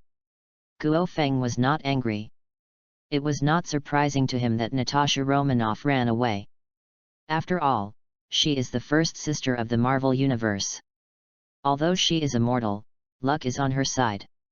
Seeing that Guo Feng was not angry, Tony Stark asked, by the way, Jack, what did you do with those two people? You didn't kill them, right? Guo Feng. Am I a murderer in your eyes? I took them home. Tony Stark breathed a sigh of relief. That's good. Do you need me to do confidentiality work? A few $1 million is enough to handle it. Guo Feng shook his head. No need, let's stop this for now and tell me the location of Dr. Banner. Tony Stark and Guo Feng took the exclusive elevator and arrived at the basement of the Stark Group. This was one of the strongholds established by Tony Stark after becoming Iron Man. After passing through the numerous access controls, the two came to a special detention room. In the center of the room was a hatch made of alloy, which held the comatose Dr. Banner. Countless weapons were waiting around the hatch. Tony Stark looked proud and said, I also installed a tactical nuclear bomb in that hatch, which will be automatically activated as long as the hatch is opened. Guo Feng. It was Natasha Romanoff's running away that caused you to behave like this. There's no need for that, Mr. Tony. Dr. Banner is not our enemy. Taking this opportunity, Guo Feng told Tony Stark about Dr. Banner. After hearing what happened to Dr. Banner, Tony Stark showed anger. FK, Jack, you said that S.H.I.E.L.D. is a bunch of liars. I don't believe them anymore. But although Banner has gone through a miserable life, the guy named Hulk in his body is still too dangerous. Guo Feng smiled mysteriously. Don't worry, just release him, Hulk won't appear, at least in front of me. Tony Stark was a little confused, but still ordered Jarvis to release Dr. Banner. Anyway, even if Hulk came out, he would not be Guo Feng's opponent, and maybe he could watch a good show of Hulk being beaten. The hatch opened and Guo Feng came to Dr. Banner. At the same time, Dr. Banner was also woken up. He looked around in confusion, and then his expression changed drastically. Is this a laboratory? I was captured by General Ross. Dr. Banner felt desperate and incredible at the same time. Although Hulk is not under his control, he has never failed to escape General Ross' pursuit. You look very panicked, Dr. Banner. Guo Feng leaned down and stared at him. Dr. Banner was startled, and then pretended to be calm. Don't touch me, you will be finished if I get emotional. Guo Feng couldn't help but smile. Let me see what happens when you get excited. Dr. Banner's expression froze on the spot, and then he continued, I am serious. Once I get angry, it will be very scary. If you want to survive, let me go quickly. What if I don't? Dr. Banner sighed. I apologize in advance for hurting you. The next behavior is out of my control. If you want to regret it, go to hell to regret it. After saying that, Dr. Banner concentrated on thinking about the things that made him angry. For a few seconds, Dr. Banner's expression was indeed very angry, and his face even turned a little purple. Ha ha ha ha ha. This constipated expression made Tony Stark couldn't help laughing. And just this laughter directly broke Dr. Banner's defense, and everyone else was dumbfounded. In the past, Hulk would appear whenever he was angry, but now there was no movement at all. What did you do to me? Dr. Banner asked in a desperate tone. Without Hulk's help, he would be completely useless. Guo Feng shook his head and smiled. Don't be too excited, Dr. Banner.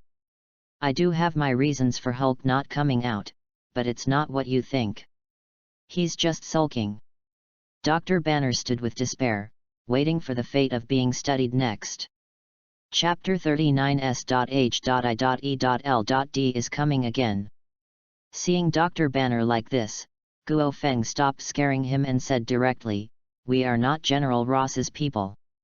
Of course, you won't believe it even if we say it without proof. Just look at the news and you will know who we are. Guo Feng nodded to Tony Stark, and then handed a tablet to Dr. Banner. Dr. Banner hesitated for a while before opening it to check the news. After learning the identities of the two people, Dr. Banner breathed a sigh of relief. It turned out that he was not General Ross. Of course he knew the Stark Group, an arms giant. But Tony Stark's deeds made Dr. Banner feel good about him. As for the Guo Feng in front of him, he couldn't figure it out at all. He just instinctively told him that this man was very dangerous. Guo Feng continued, don't worry, Dr. Banner, we have no interest in the Hulk in your body. That is your power. He pointed to his head and said, what we value is your wisdom.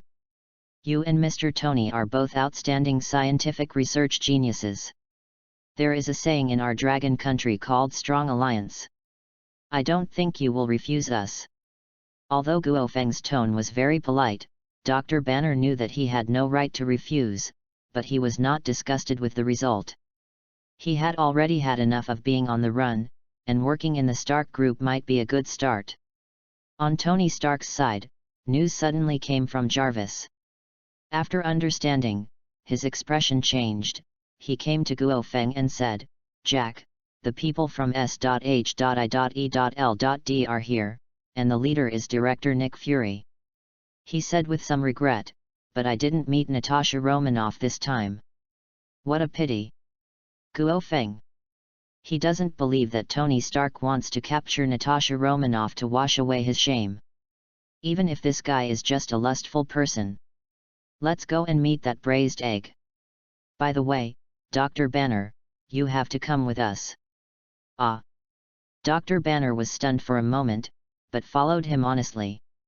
At the same time, at the door of Stark Group, Lu Dan, dressed in plain clothes, led two people in. On his left and right are Coulson and another senior agent of SHIELD, the famous Hawkeye Clinton. As for Natasha Romanoff, she has another, equally important mission. Let's go to the exclusive elevator. I think Tony should know that we are coming. When a group of people came to the exclusive elevator, the elevator door opened the next moment, and Tony Stark's voice came at the same time. If S.H.I.E.L.D. hadn't been related to my father, I think I would have planted a bomb in the elevator to teach you a lesson, you rude fellows. The corner of Lu Dan's mouth raised. That's really an honor, Tony. I'm very satisfied with your performance in Mexico. Now it's time to fulfill your promise. At the same time, he asked Clinton to enter the elevator to check whether there was really a bomb. Lu Dan believed that Tony Stark would not do this, but he could not guarantee whether Guo Feng would. After checking several times, Luoden and his party took the elevator to the top floor. As the elevator door opened, Lu Dan saw Guo Feng and his party. But his eyes quickly fell on Dr. Banner. Guo Feng didn't give Lu Dan a chance to speak. "Fury, I know you are here for Dr. Banner, but I want to change our previous agreement." Dr. Banner was not handed over to SHIELD. After hearing the second half of the sentence, Luoden's smile froze on the spot. But he soon regained his composure. "Guo Feng, you have to remember that Banner is officially wanted by the United States. How many big shots value his ability, and only we, SHIELD, can protect him." Guo Feng sneered and said disdainfully, "It's just a nest of snakes and rats. Do you want Dr. Banner to go to SHIELD so that Hulk's power can protect mankind? Don't be kidding. You want to use him to develop the Tesseract." Luoden's face looked ugly, and the situation he least wanted to see happened. "I thought that the deal with alien technology would allow Guo Feng to simply hand over Dr. Banner, but I didn't expect that in the end it would be because of the Tesseract." Lu Dan sighed. "Guo Feng, you seem to be very concerned about the Tesseract. Let's each take a step back. You ask Tony and Banner to assist us, and I will bring the Tesseract to the Stark Group. No need to do this, I will get it myself when I need it." Lu Dan had an angry look on his face. "You have gone too far, Guo Feng. You must know that the United Nations is behind SHIELD. Do you want to go against the interests of all mankind?" Guo Feng's expression remained unchanged and he sneered, "Don't put such a righteous label on me. The fate of mankind is not something US.H.I.E.L.D. can decide. I can tell you straightforwardly that Tesseract is a trouble." The braised egg regained its kind face. "You may be right, but sorry Guo Feng, we have no choice to give up. We have to go down this road. Now let's go back to that deal." Immediately afterwards, Coulson put the password box in his hand on the table. "Here is information on alien technology. The technology contained in it is only superficial to us. I think it will be enough for Tony to study for a while." Tony Stark's eyes lit up. Although he was greedy, he didn't say a word. He believed that there must be other bargaining chips on the braised egg side, so he might as well let Guo Feng knock out more things. But the next scene surprised even Tony Stark. Guo Feng didn't negotiate according to common sense at all, but directly grabbed the lockbox, checked it aside, and then threw it to him. "There are no traps inside. I'll leave the rest to you." Then he said to Lu Dan, "The deal has been reached, you can leave." "Are you kidding me?" Clinton, who had been silent from beginning to end, finally couldn't bear it anymore, even though Luodan told him in advance that Guo Feng was a very dangerous person. Guo Feng glanced at him coldly. "Didn't your director tell you that he just asked us to deal with the Hulk? What does it have to do with Dr. Banner? You shameless BD!" Clinton glared at Guo Feng and instinctively took out his bow, but the moment he knocked the arrow, he was faced with Guo Feng's cold gaze. Clinton trembled all over. He felt as if the blood in his body had solidified and he could not move. "Back off!" Lu Dan quickly scolded that he did not want to conflict with Guo Fengqi here. The strength of the two sides was not of the same dimension at all. But Guo Feng did not intend to let Clinton go so easily. With a scream, Clinton covered his eyes in pain. The pain was only short-lived, but his eyes were blind. Guo Feng said calmly, "Don't think about replacing eyes or anything else. Transplanting other eyes will lead to the same result. I have already given you a lesson. As for when to restore your vision, it depends on my mood." After hearing this, Lu Dan said angrily, "That's enough, Guo Feng. The alien technology and Dr. Banner can stay here, but you are too presumptuous to hurt the S.H.I.E.L.D agent." Guo Feng was indifferent.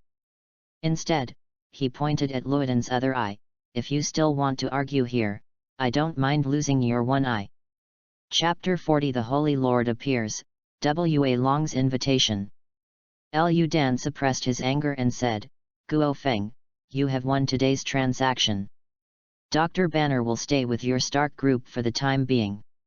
After speaking, he took Carlson and others away. But when they walked to the elevator door, they didn't open it for a long time. Guo Feng's voice came from behind, "Sorry, this elevator can't take you down. If you want to leave, you can only take the stairs." Spiced corned egg. Taking a deep breath, Luodan still led people to take the stairs. Instead of walking up to the 100th floor in one breath, they called a helicopter to pick them up at the nearby window. After personally witnessing the helicopter flying away, Tony Stark's expression was a little complicated. Today's incident was considered to have broken his relationship with SHIELD. "Jack, what is the Tesseract you are talking about? Is that what that guy Fury invited me to join S.H.I.E.L.D for?" Facing Tony Stark's question, Guo Feng replied, "You can think of it as an alien creation, a treasure with powerful functions, but in fact, the Tesseract in its current state can carry coordinates." Tony Stark frowned. "You mean once the Tesseract is activated, the coordinates of the Earth will be exposed?" "It's not just that simple, it should be said to open the door directly and let the aliens in. Then we must stop Fury," Tony Stark said anxiously. Although he is greedy for alien technology, he does not want aliens to come to Earth. Whoever can stuff coordinates into Tesseract is definitely not a good bird. Guo Feng shook his head. "The activation of Tesseract will happen sooner or later, even without Fury, but there is still a lot of time. Ignore Tesseract for now, Mr. Tony. The key is to improve your strength during this period." "You're right, Jack, then I'll leave the rest of the matter to you. I'll take Banner to the laboratory." When Guo Feng was alone, he opened the game interface. There has been no other news from Wazai during this period. Guo Feng usually only harvests clovers and browses the items in the store when he is online in order to prepare for his next trip. But through previous travels, Guo Feng discovered that the longer the frog cub travels, the richer the specialties it seems to bring back, not to mention that this time it is a higher level immortal cultivation plane. At the same time, in a certain building in San Francisco, Wallen, who was wearing a green suit, led his men to the top floor of the building, passed through layers of access control, and finally came to a secret room with simple decoration. The secret room is wide and has no unnecessary debris, except for a circling dragon sculpture hanging on the rearmost wall. What is conspicuous on both sides is that there are 12 regular grooves on the dragon sculpture. When W.A. Long walked in front of the dragon sculpture, the dead dragon sculpture suddenly had red eyes and made a hoarse and gloomy figure. "Walong, is there any news about the talisman?" W.A. Long looked embarrassed. "I'm really sorry, Holy Lord, although my Black Hand gang is trying their best to help you find it, there is still no news about the talisman." The Holy Lord suddenly became angry. "You didn't find the talisman? Why don't you look for it quickly?" "Holy Lord, calm down.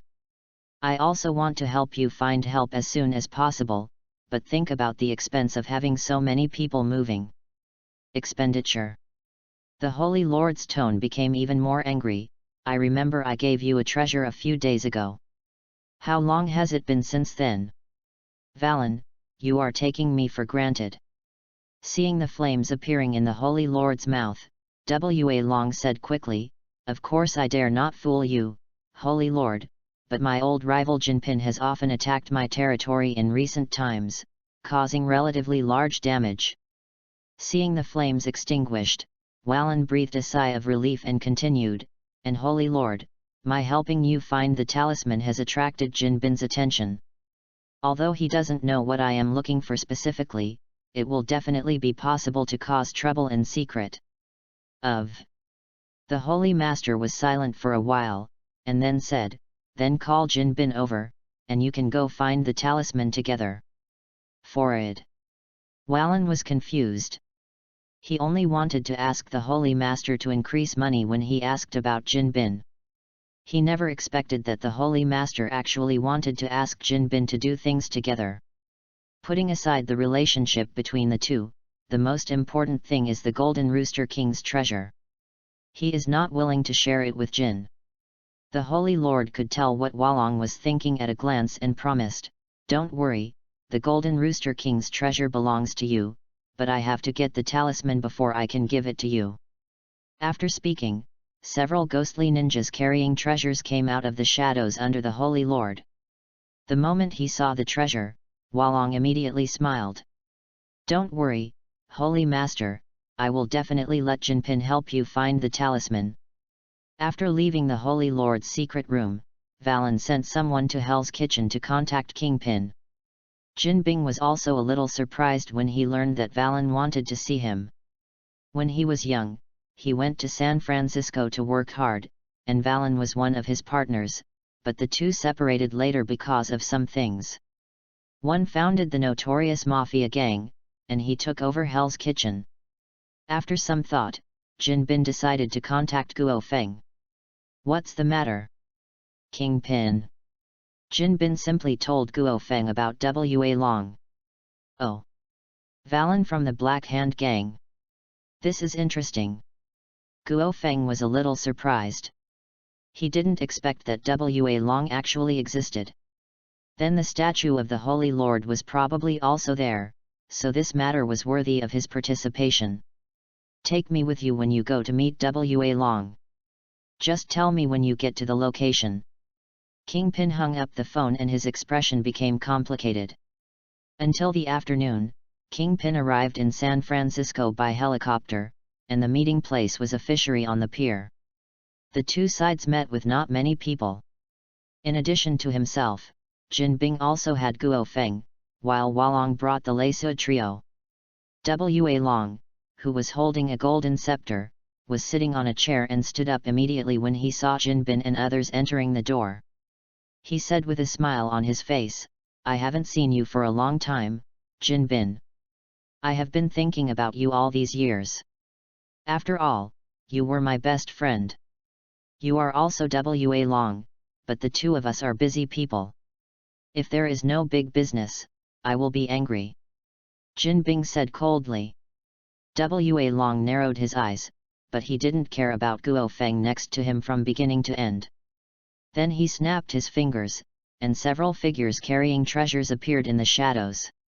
Seeing this scene, Kingpin's expression changed. Those dark shadows that looked like ninjas made him feel a little dangerous. Of course, he was soon attracted by those treasures. Chapter 41 The Holy Lord's Bargain.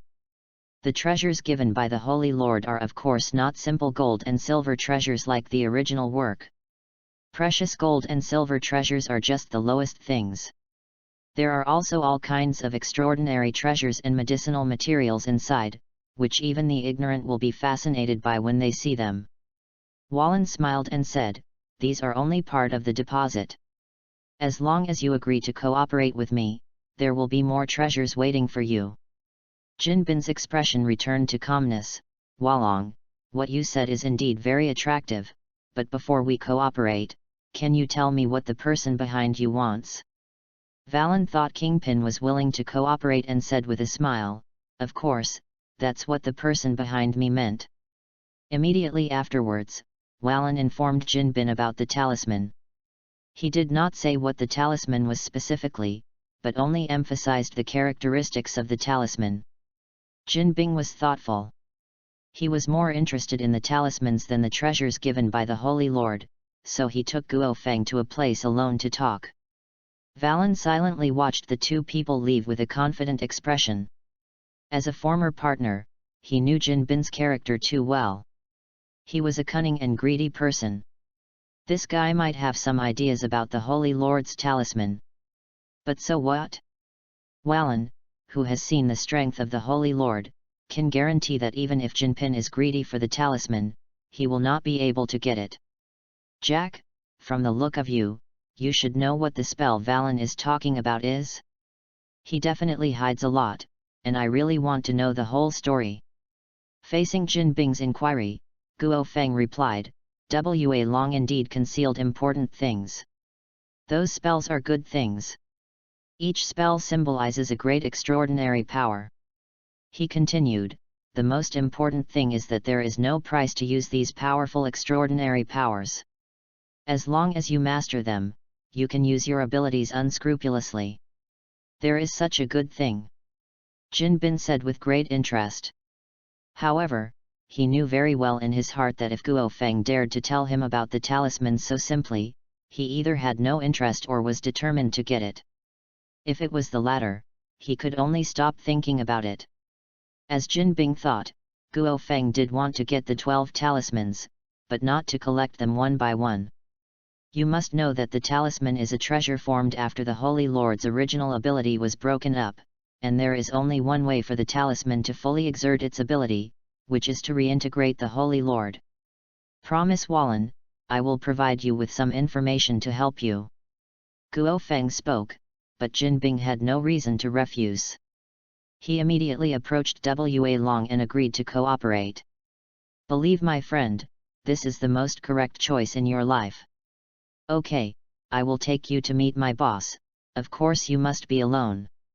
Wa Long glanced at Guo Feng. "No problem."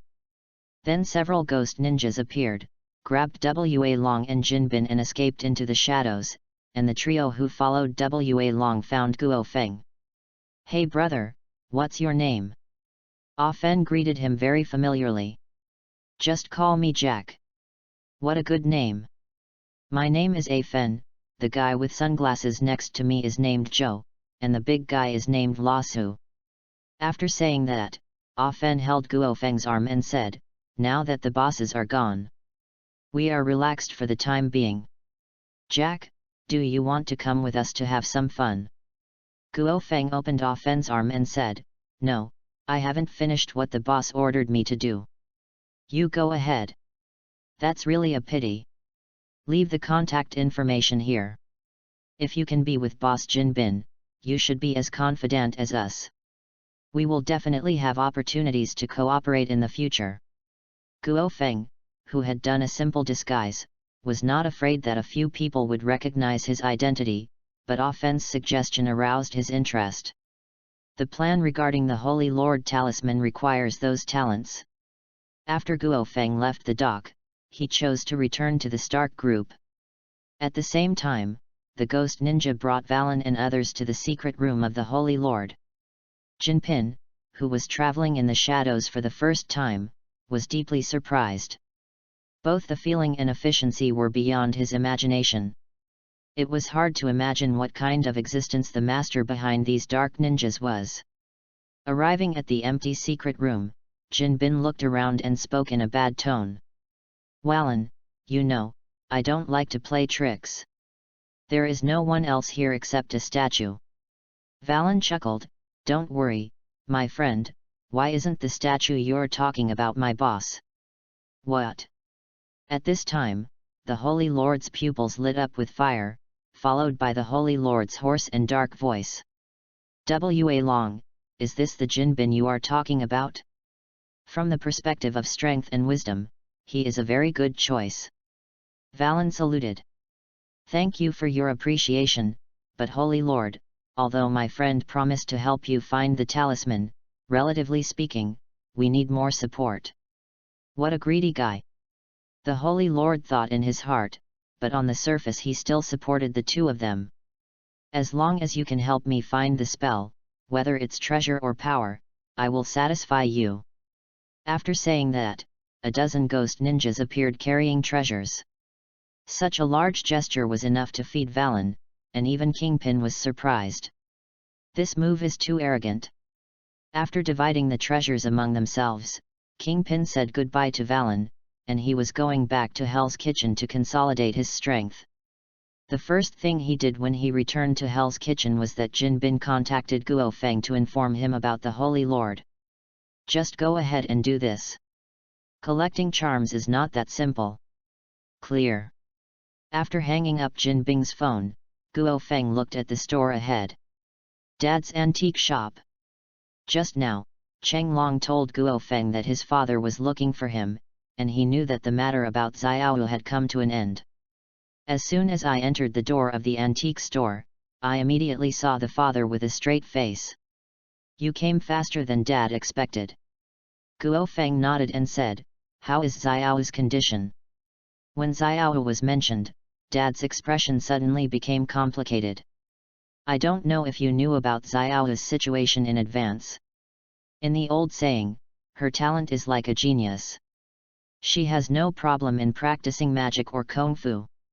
Although he had known Xiao's talent for a long time, even Guo Feng was a little shocked to receive such a comment from his father.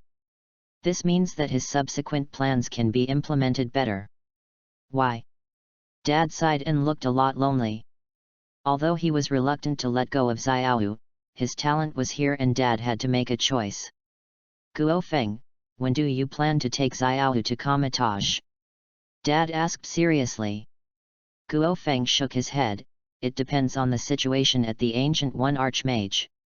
When the time comes, I will take Xiao there. Dad was silent for a while and seemed to have made up his mind. Then during this period, you can come to Dad's place to teach Xiao. One more thing, you can't delay Xiao's regular class time, and you can't take her to fool around outside. Dad knows that you are very rich. Dad turned around and raised a finger. One more thing, when it comes to magic, Dad will also teach Xiao, just to lay a foundation for her. Chapter 42 Xiao's Amazing Talent, Ancient One's Acceptance. Then thank you Mr. Cheng. When will the teaching of Xiao begin? That's all right, she's back from school. The father showed a successful smile. Guo Feng shook his head and followed the father with a smile.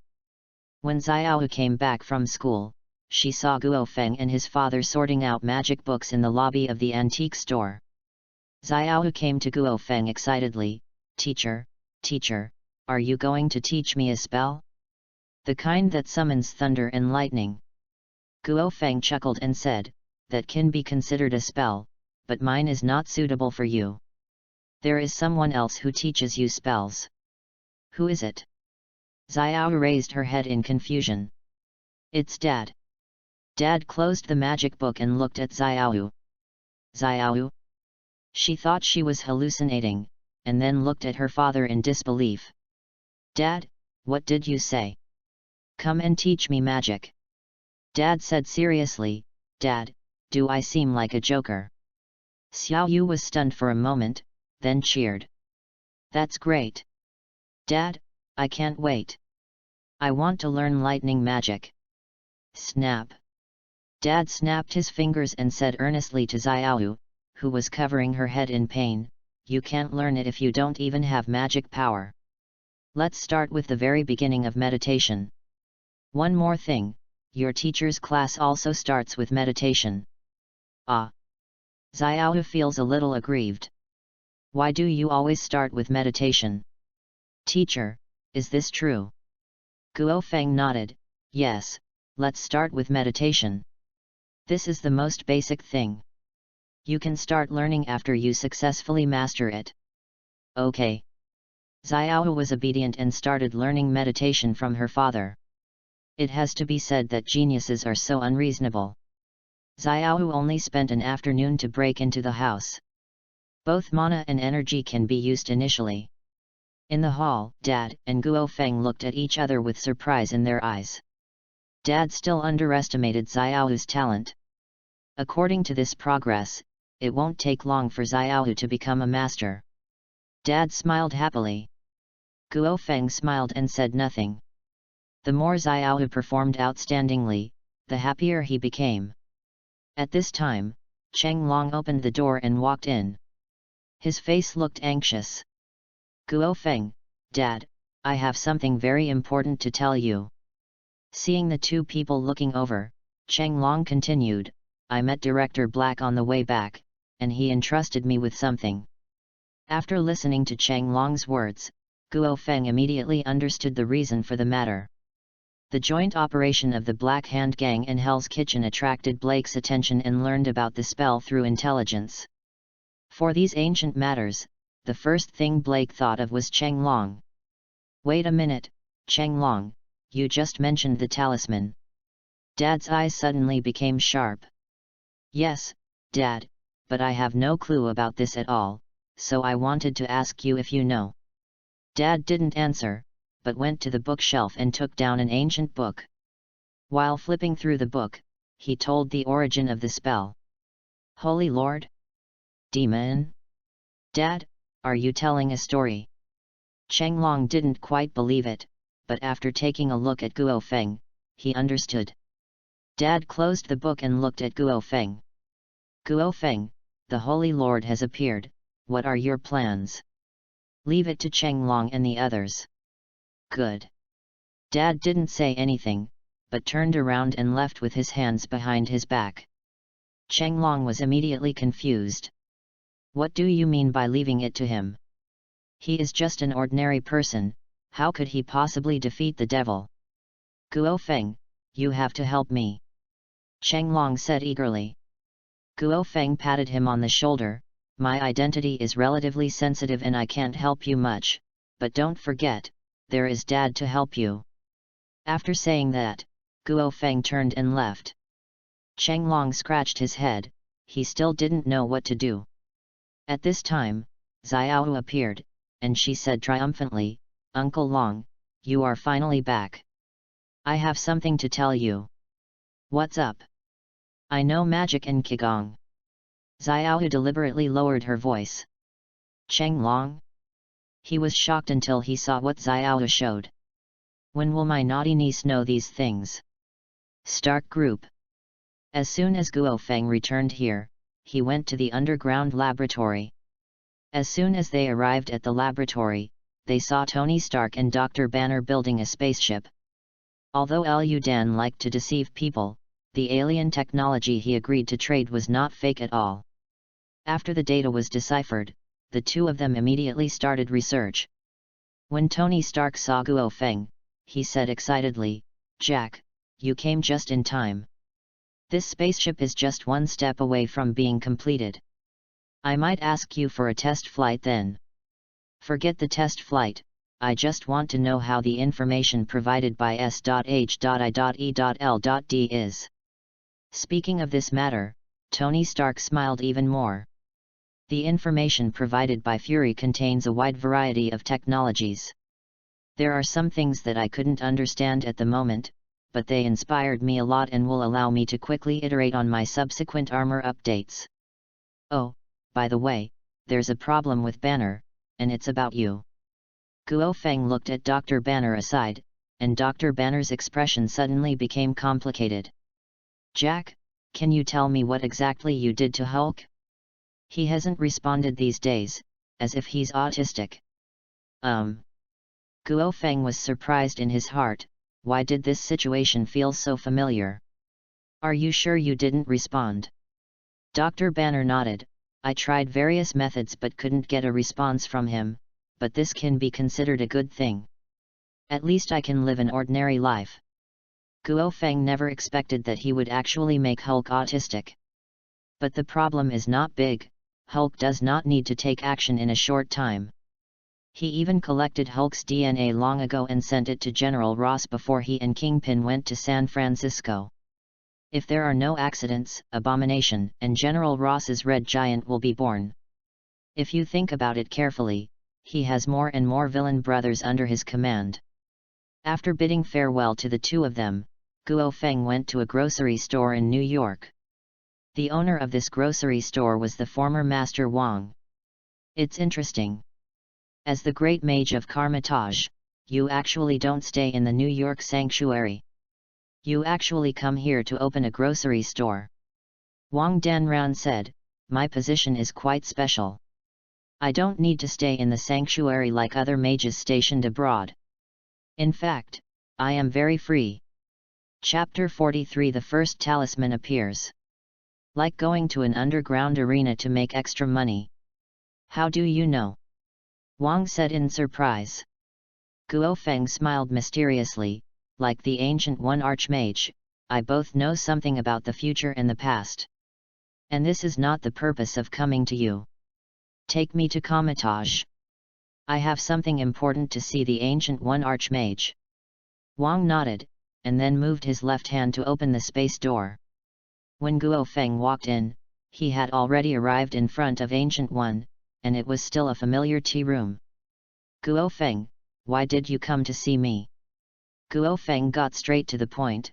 I met an old naughty boy in New York who was also a great magician with profound powers. Ancient One showed a surprised expression. Oh. I didn't expect you to meet Dad. I want to hear what Archmage Ancient One thinks about Dad. Ancient One is lost in memories. Dad is a very good mage. He was already very strong when he first came to study at Karmatage. All the great mages in Karmatage have been challenged by Dad. Ancient One continued, he defeated every archmage who challenged him, until he left Karmatage. His strength was something even I couldn't see through. After hearing Ancient One's evaluation of his father's strength, even Guo Feng was surprised. However, his main purpose of coming to Ancient One this time was not to explore his father's strength, but for Xiao's affairs. After listening to Guo Feng's thoughts, Ancient One looked thoughtful. Stephen is her long-appointed heir, and all her plans are for Stephen. After a while, Ancient One agreed to Guo Feng's request. I can let the little girl learn magic with Stephen, but the identity of the Supreme Mage must belong to Stephen. This has nothing to do with talent, but mission. Guo Feng smiled and said, don't worry, Master Ancient One, as long as Xiao can learn your personal teachings. Although it is a bit regretful, Guo Feng also respects Ancient One's plan. Then the Ancient One said, by the way, when you go back, bring a message to my father for me. Darkness is about to strike, and I hope he can help. Guo Feng nodded, and the next moment he returned to the Stark Group's office. Magic is really a good thing. Guo Feng said with emotion, this method is exactly what he lacks. But it's not a big problem. With a traveling frog, he will get these abilities sooner or later. Speaking of the frog cubs, Guo Feng couldn't help but look forward to the frog cubs' return, and his intuition told him that the frog cubs' return would be soon. On the other side, the joint operation between the Black Hand and Hell's Kitchen has also begun, and people from both sides are searching for spells all over the world. After many investigations, the first clue related to the spell was locked. In a ruins in America, Cheng Long, wearing a brown vest, led a team here. While avoiding the agencies, he explained the history and introduced cultural relics. At the entrance to the ruins, several helicopters and convoys rushed here. On the leading helicopter, Wallen held a golden scepter and stared down with fiery eyes. This was the closest he came to success. Boss, we can confirm that there is indeed a talisman buried here. Ah Fen said before stepping forward. Valen said with satisfaction, "Very good, the Holy Lord will definitely reward me well this time, That old BD kingpin actually refused to come in person. I want him to know the consequences of putting on airs. Don't worry, boss, we will bring the talisman to you soon." Ah Fen waved his hand, and Zhongsu and Zhou entered the entrance of the ruins with their respective men. In the ruins, Chenglong was no longer as calm as before, but was holding a shield and running away with people. Tough luck, bad luck, bad luck. After finally escaping from the trap, Chenglong looked at the shield in his hand. This ancient shield was a temporary cultural relic that he originally thought was exquisite. But upon closer inspection, his expression immediately changed. There is a groove in the center of the shield, and a hexagonal stone is embedded in the groove. A vivid rooster is also carved on the surface of the stone. Thinking of what Dad said before, this thing must be a charm. Chenglong frowned, and then said to the team next to him, "I'm sorry, everyone, I have to terminate this commission, and I will pay you the relevant compensation." After saying that, Chenglong wrapped the shield in cloth, carried it on his back, and left. But when Chenglong was about to arrive at the entrance, the sound of dense footsteps caught his attention, and he quickly found someone to hide. After a while, the Ah Fen trio appeared in Chenglong's sight with a group of subordinates. "I've searched them all, but there's nothing here except traps and some antiques." Zhou pushed up his sunglasses and said in an annoyed tone. Zhongsu shook his head, "I didn't find it either." Ah Fen frowned, "That shouldn't be the case. Is there really a mistake in the intelligence?" At this moment, several members of the Black Hand escorted the archaeological team to the trio. "Boss, these people said that a guy named Chenglong left with a shield." "Shield?" Ah Fen's eyes lit up, and he immediately ordered people to search the entire ruins. The entrance outside had been guarded, and the guy named Chenglong would never be able to escape. Chenglong, who was hiding in the dark and witnessing all this, suddenly turned ugly. "These people actually came here for the talisman. No, if this continues, you will be found sooner or later." After some thought, Chenglong decided to contact Guo Feng. Guo Feng, who was meditating in the office, heard the satellite phone ringing. When he saw that it was Chenglong, he immediately became interested. "What's the matter, Chenglong?" Chenglong's anxious tone came from the other end of the phone. "Guo Feng, I found a talisman in a ruins, but by chance I met another group of people who were looking for talismans. They blocked me in this ruins." Guo Feng knew as soon as he heard that the group was blocking Chenglong. Of course he would not personally help Chenglong, but he was not sure about the strength of the Black Hand gang. "Just hold on, I'll find someone to come and support you." After speaking, Guo Feng hung up the phone and immediately contacted Tony Stark. Tony Stark agreed to Guo Feng's request without hesitation. Just as he was finishing the production of his latest armor, he was going to practice with these people. But here at the ruins, Chenglong was still discovered after a large number of people searched. The Ah Fen trio led people to block Chenglong in a narrow passage. He immediately stared at the shield wrapped behind Chenglong. "Mr. Cheng, hand over the shield and we can let you live," Ah Fen said. Chenglong raised his hands and showed a kind smile. "You want a shield, right? I'll give it to you right away." Then Chenglong took off the shield and threw it to Ah Fen. Ah Fen opened the cloth and looked at the shield in his hand, his expression immediately solidified. The chicken charm in the center of the shield is gone. Ah Fen discarded the shield and looked at Chenglong fiercely. "Mr. Cheng, how dare you play tricks on us? Hurry up and hand over the talisman, which is what you took from the shield." "Spell? What are you talking about? I've given it to you exactly as it is." Chenglong pretended to be dumbfounded. All he had to do was delay as much time as possible. Chapter 44, Support Arrives, Unusual Chenglong. Ah Fen looked ugly. No one had ever dared to play tricks on him like this. He immediately waved his hand and asked his men to catch Cheng Long. At this point, Cheng Long immediately put away his smile and assumed a fighting posture. Several members of the Black Hand Gang looked at Cheng Long jokingly. They did not believe that an archaeologist could resist them. Bang bang bang! Cheng Long used a few punches and flying kicks to defeat several people quickly. While others were stunned, he rushed out of the aisle and ran towards the entrance. Kill him! Ah Fen roared angrily, and the men around him immediately took out their guns, aimed at Cheng Long's back and opened fire. However, what shocked Ah Fen and others was that Cheng Long was always able to avoid bullets by a narrow margin, and the well-trained gunmen on his side had now become masters of human body contouring. Ah Fen, this guy is up to something. The clever Joe quickly ordered a ceasefire. Unexpectedly, he had no use for firearms and could only suppress Cheng Long at close range. Evading pursuit along the way, Cheng Long got closer and closer to the entrance. Wa Long, who was guarding the entrance, also received news from Ah Fen and had his men set a trap at the entrance. After a while, Cheng Long's vigorous figure rushed out of the entrance, and at the same time, the surrounding Black Hand Gang members also launched an attack.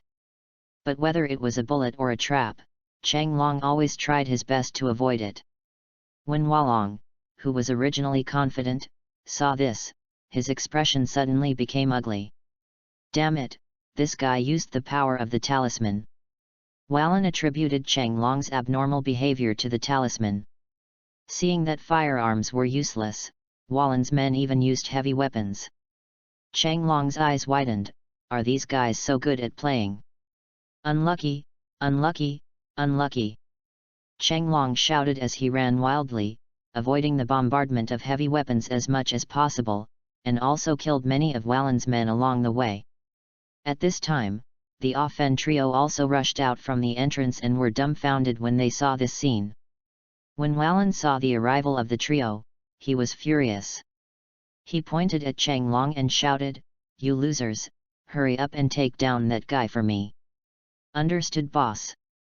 Being able to become Wa Long's confidants, Ah Fen's trio are also rare good players.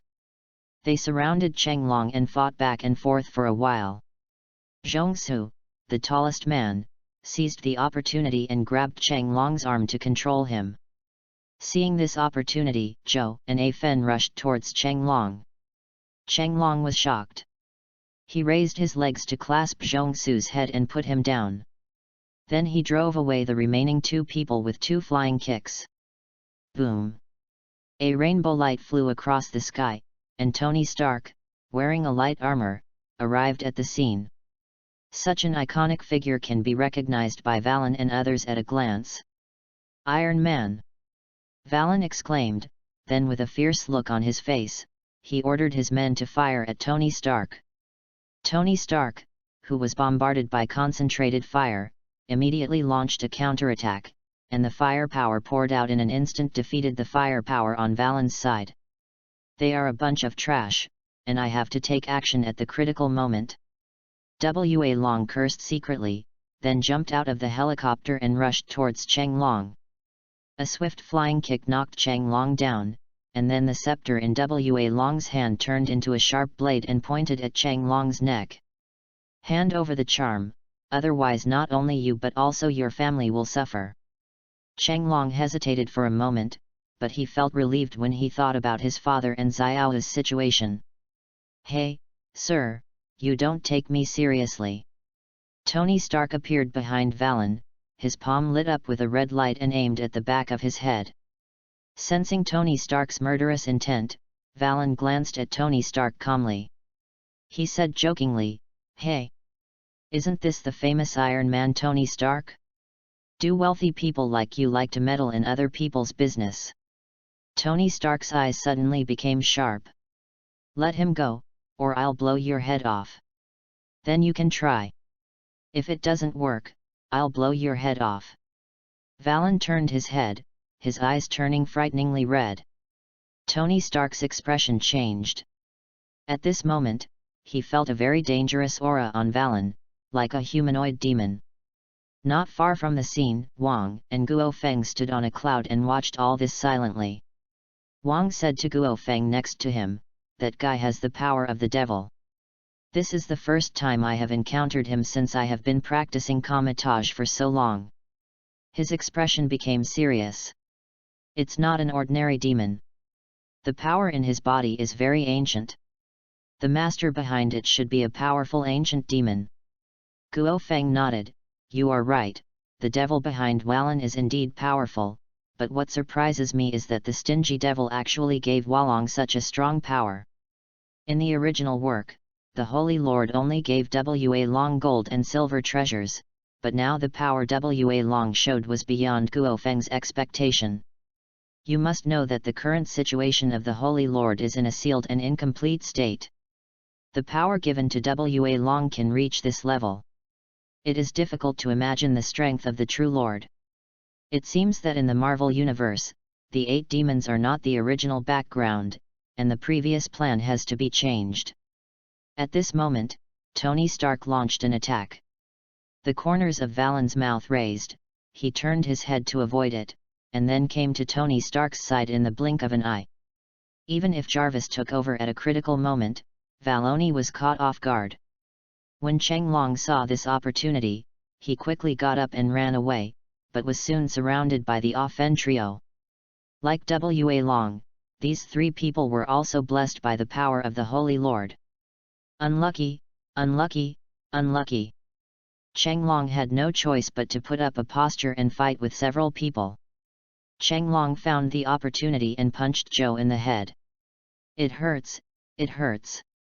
Cheng Long shook his painful left hand, and the punch just now seemed to hit a steel plate. "Cheng Long, give up your resistance. You are just a mortal and you can't beat us." Offen, with red eyes, said jokingly, and then swept Cheng Long away with a swing of his leg. On the other side, Valen launched a crazy attack. With his excellent fighting skills and the strengthened body of the Holy Lord, he suppressed Tony Stark for a while. Tony Stark in the armor looked at the data analysis that kept popping up in front of him, and his face gradually became ugly. "If I had known earlier, I would have come here wearing the latest series of anti-wind armor. The Mark series armor is not enough to face Valen. You want to be a hero while wearing a tin can? Mr. Tony, who gave you the courage?" Valen sneered, and his offensive became more and more fierce. He wants to capture Tony Stark alive so that he can exchange benefits with the Stark Group. Chapter 45 Handover Spell. The demon's power is too strong. They can't hold on for long. "Do you want me to step in and help?" Wang asked Guo Feng. "It's not necessary for the time being, they are not that simple." Guo Feng shook his head. Tony Stark can still hold on for a while, and as Cheng Long is his father's nephew, Guo Feng doesn't believe that people like his father will only pass on some outside skills to Cheng Long. Since coming into contact with his father, Guo Feng knows that his father is not only a magician, but also a great master in Qigong. Sure enough, after being suppressed by the trio for a while, Cheng Long's expression became more and more serious. "Stop it. It's you who will suffer if you continue to fight," Cheng Long said to Offen and others. Offen and others burst into laughter after hearing this. "What kind of joke are you talking about? Cheng Long, please look at the situation. You are no match for us at all. If you want to survive, hand over the spell. The charm will never be given to you." Cheng Long spoke firmly and immediately assumed a fighting stance. At this moment, the Offen trio also noticed a change in Cheng Long's aura. "This guy is not simple," Offen whispered, winking at Zhou and Zhongsu next to him. The 2 understanding people rushed towards Cheng Long, but this time Cheng Long actually took the 2 people's attacks, grabbed their arms with his backhand and threw them hard. Zhou and Zhongsu felt like the world was spinning, and they flew hundreds of meters away in the blink of an eye. Offen was stunned. When he came to his senses, he saw Cheng Long jumping up and knocking him down with a flying kick. Valen, who was fighting Tony Stark, was dumbfounded when he saw this scene. He knew very well the strength of Ah Fen and others. With the blessing of demonic power, it was a piece of cake to destroy an army in a short time, but in the end, they were all defeated by Cheng Long. Give me a second. Thinking of this, Valen immediately stopped thinking and knocked back Tony Stark with one punch. He jumped up on the spot and flew away at extremely fast speeds. This scene shocked Tony Stark. He didn't expect that W.A. Long could actually fly. Not only W.A. Long, but also the trio followed in W.A. Long's footsteps and left. Although Tony Stark wanted to pursue him, Valen's last punch severely damaged the Mark armor, making it impossible to pursue him. Hell, I will win it back. Tony Stark swore in his heart. They left. Do you want to let them go? Guo Feng. Wang asked Guo Feng. As long as Guo Feng nodded in agreement, he would immediately use space magic to keep Walong and others behind. Guo Feng shook his head. Don't forget Wang, they are servants of ancient demons. As long as their true master is still there, even if you destroy them, they will still appear after a while. The king put away his magic. Okay, if nothing happens, I'll go back and take orders. Guo Feng nodded. He believed that the talisman could not satisfy the Ancient One. But according to the current situation of Ancient One, there is no energy to deal with ancient demons such as the Holy Lord. Domu, the Lord of the Dark Dimension, is Kamataja's current enemy. During the conversation between Guo Feng and Wang, Tony Stark approached Cheng Long. You are very powerful, Mr. Cheng, you can easily defeat guys of that level. Tony Stark took off his mask and looked at Cheng Long curiously. When he first met Cheng Long, he was just an ordinary person, but he didn't expect that he could easily defeat the trio. Tony Stark felt bitter. He was obviously the one who came to the rescue, but in the end, Cheng Long overturned the situation. Cheng Long scratched his head and showed a humble smile. Mr. Tony, you are joking. My level is nothing compared to Guo Feng. Tony Stark. He seemed to have remembered something and asked Cheng Long, Mr. Cheng, I just heard those people talking about the talisman. What is that? Facing Tony Stark's question, Cheng Long couldn't help but become nervous. Just when he was hesitating whether to tell Tony Stark, Guo Feng contacted the armor's communication. Mr. Tony, don't worry about the spells. This belongs to the field of occultism. But, Guo Feng continued, after I gather the power of all the spells, I will let you study it thoroughly, but now it is just the beginning, the process will be carried out by Cheng Long and the others. Although he was a little unwilling, Tony Stark knew that the field of occultism was where Guo Feng excelled. There are still things at the company, I'll leave first. After Tony Stark said that, he turned and left. Cheng Long was a little confused. He was about to explain the spell. Not long after Tony Stark left, people from District 13 came to the scene, led by the bald director Black. When Blake got out of the car, Cheng Long came forward in surprise and was ready to hug his old friend. Snap! The familiar flick command made Cheng Long cover his head and howl miserably. Cheng Long, where's the talisman? Dad walked over with his hands behind his back, followed by Xiaoyu who was looking around. Dad, Xiaoyu! Cheng Long said in surprise. Blake spread his hands helplessly.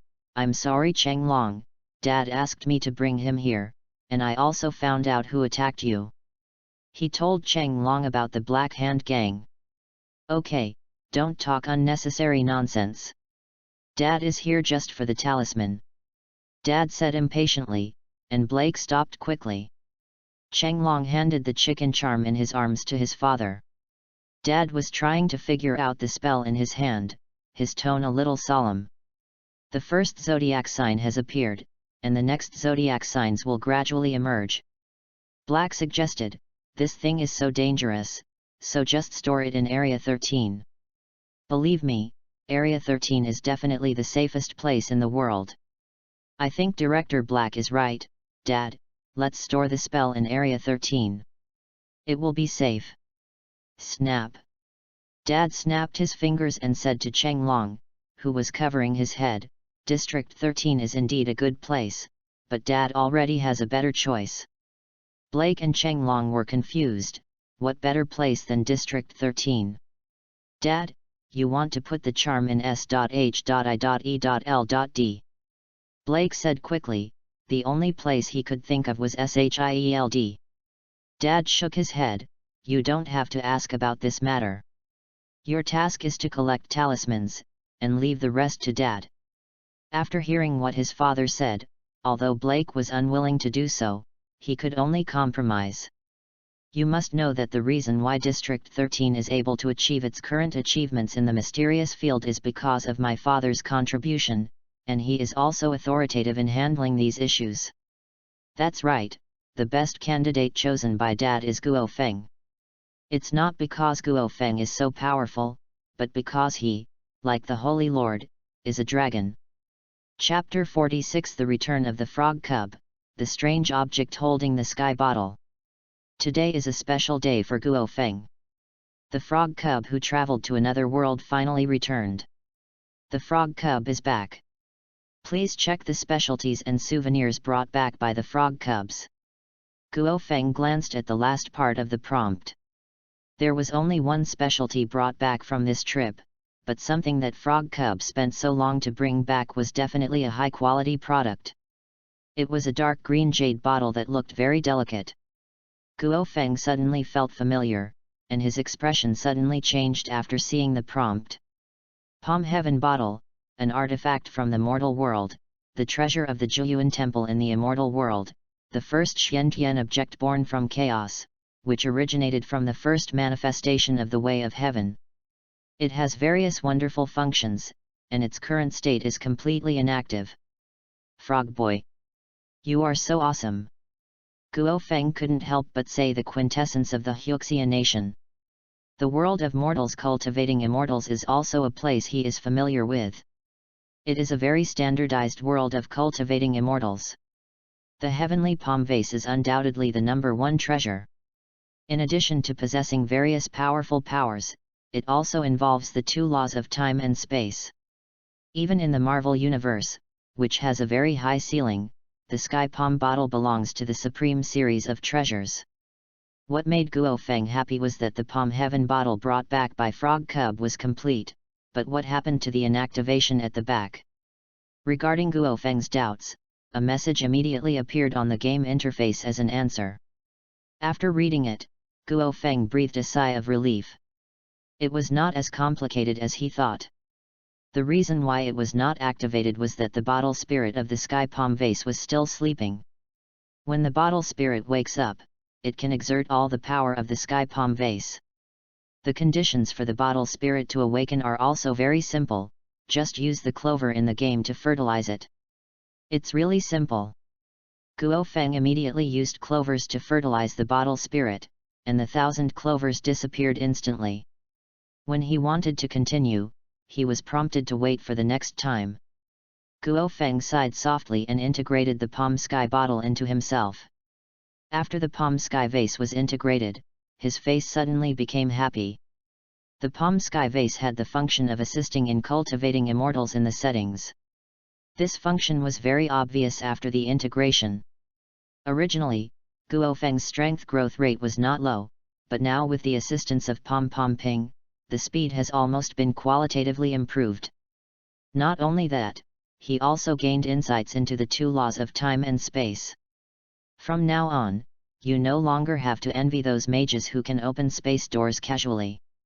At this moment, a green space door opened in front of Guo Feng, and his father strolled up to Guo Feng with his hands behind his back. Dad looked Guo Feng up and down and his expression suddenly changed.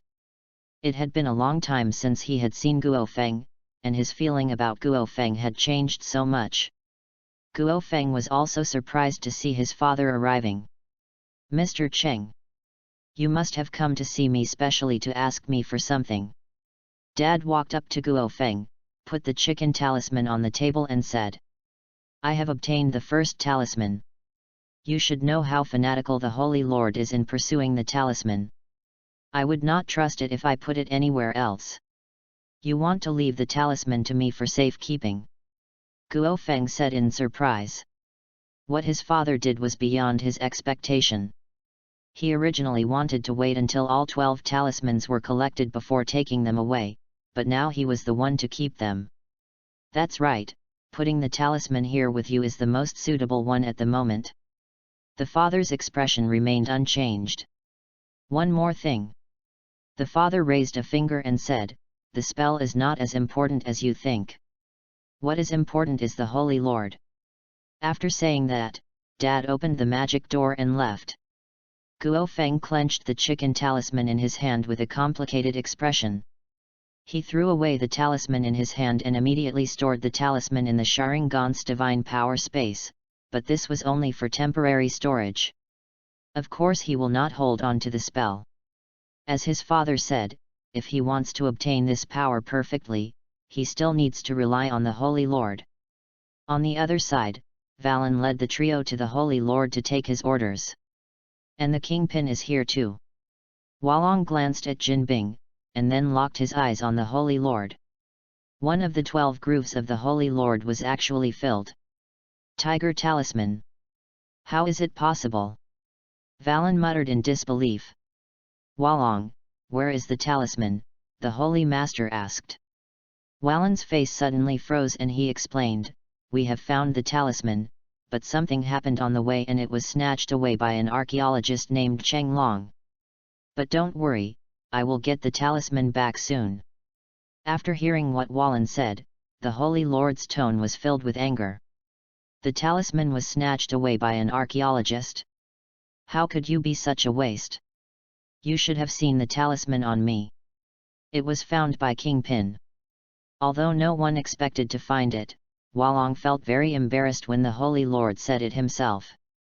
He knew that this time Jinpin's status in the mind of the Holy Lord had surpassed his own, and if he wanted to surpass him, he could only find more talismans. Walan knelt down on one knee and said, don't worry, Holy Lord, this is my last failure. The Holy Lord said impatiently, go away, if you fail again, I will reconsider the ownership of the Golden Rooster King's treasure. Yes, Holy Lord. Hualong stepped away with an ugly expression. Seeing Hualong in such embarrassment, Jinbing felt very relieved. He didn't put much effort into finding the tiger talisman. The information was provided by Guo Feng. Stark Group. Guo Feng stood in front of the skylight and looked into the distance. The Holy Master should have also received the talisman, so what about the next talisman? That's right, Guo Feng actually sent Jin Tai to the Holy Lord. Naturally, it was impossible for Jin Tai to become a useless subordinate like Hualong. Although the Holy Lord is an evil dragon, he is very generous to his subordinates until he achieves his goal. Not all of the 12 spells have obvious functions, some are used for auxiliary and balancing purposes. For example, the dog charm for immortality, the horse charm for healing, and the tiger charm for balancing yin and yang. These spells are very suitable for Jinpin to get a lot of rewards from the Holy Lord.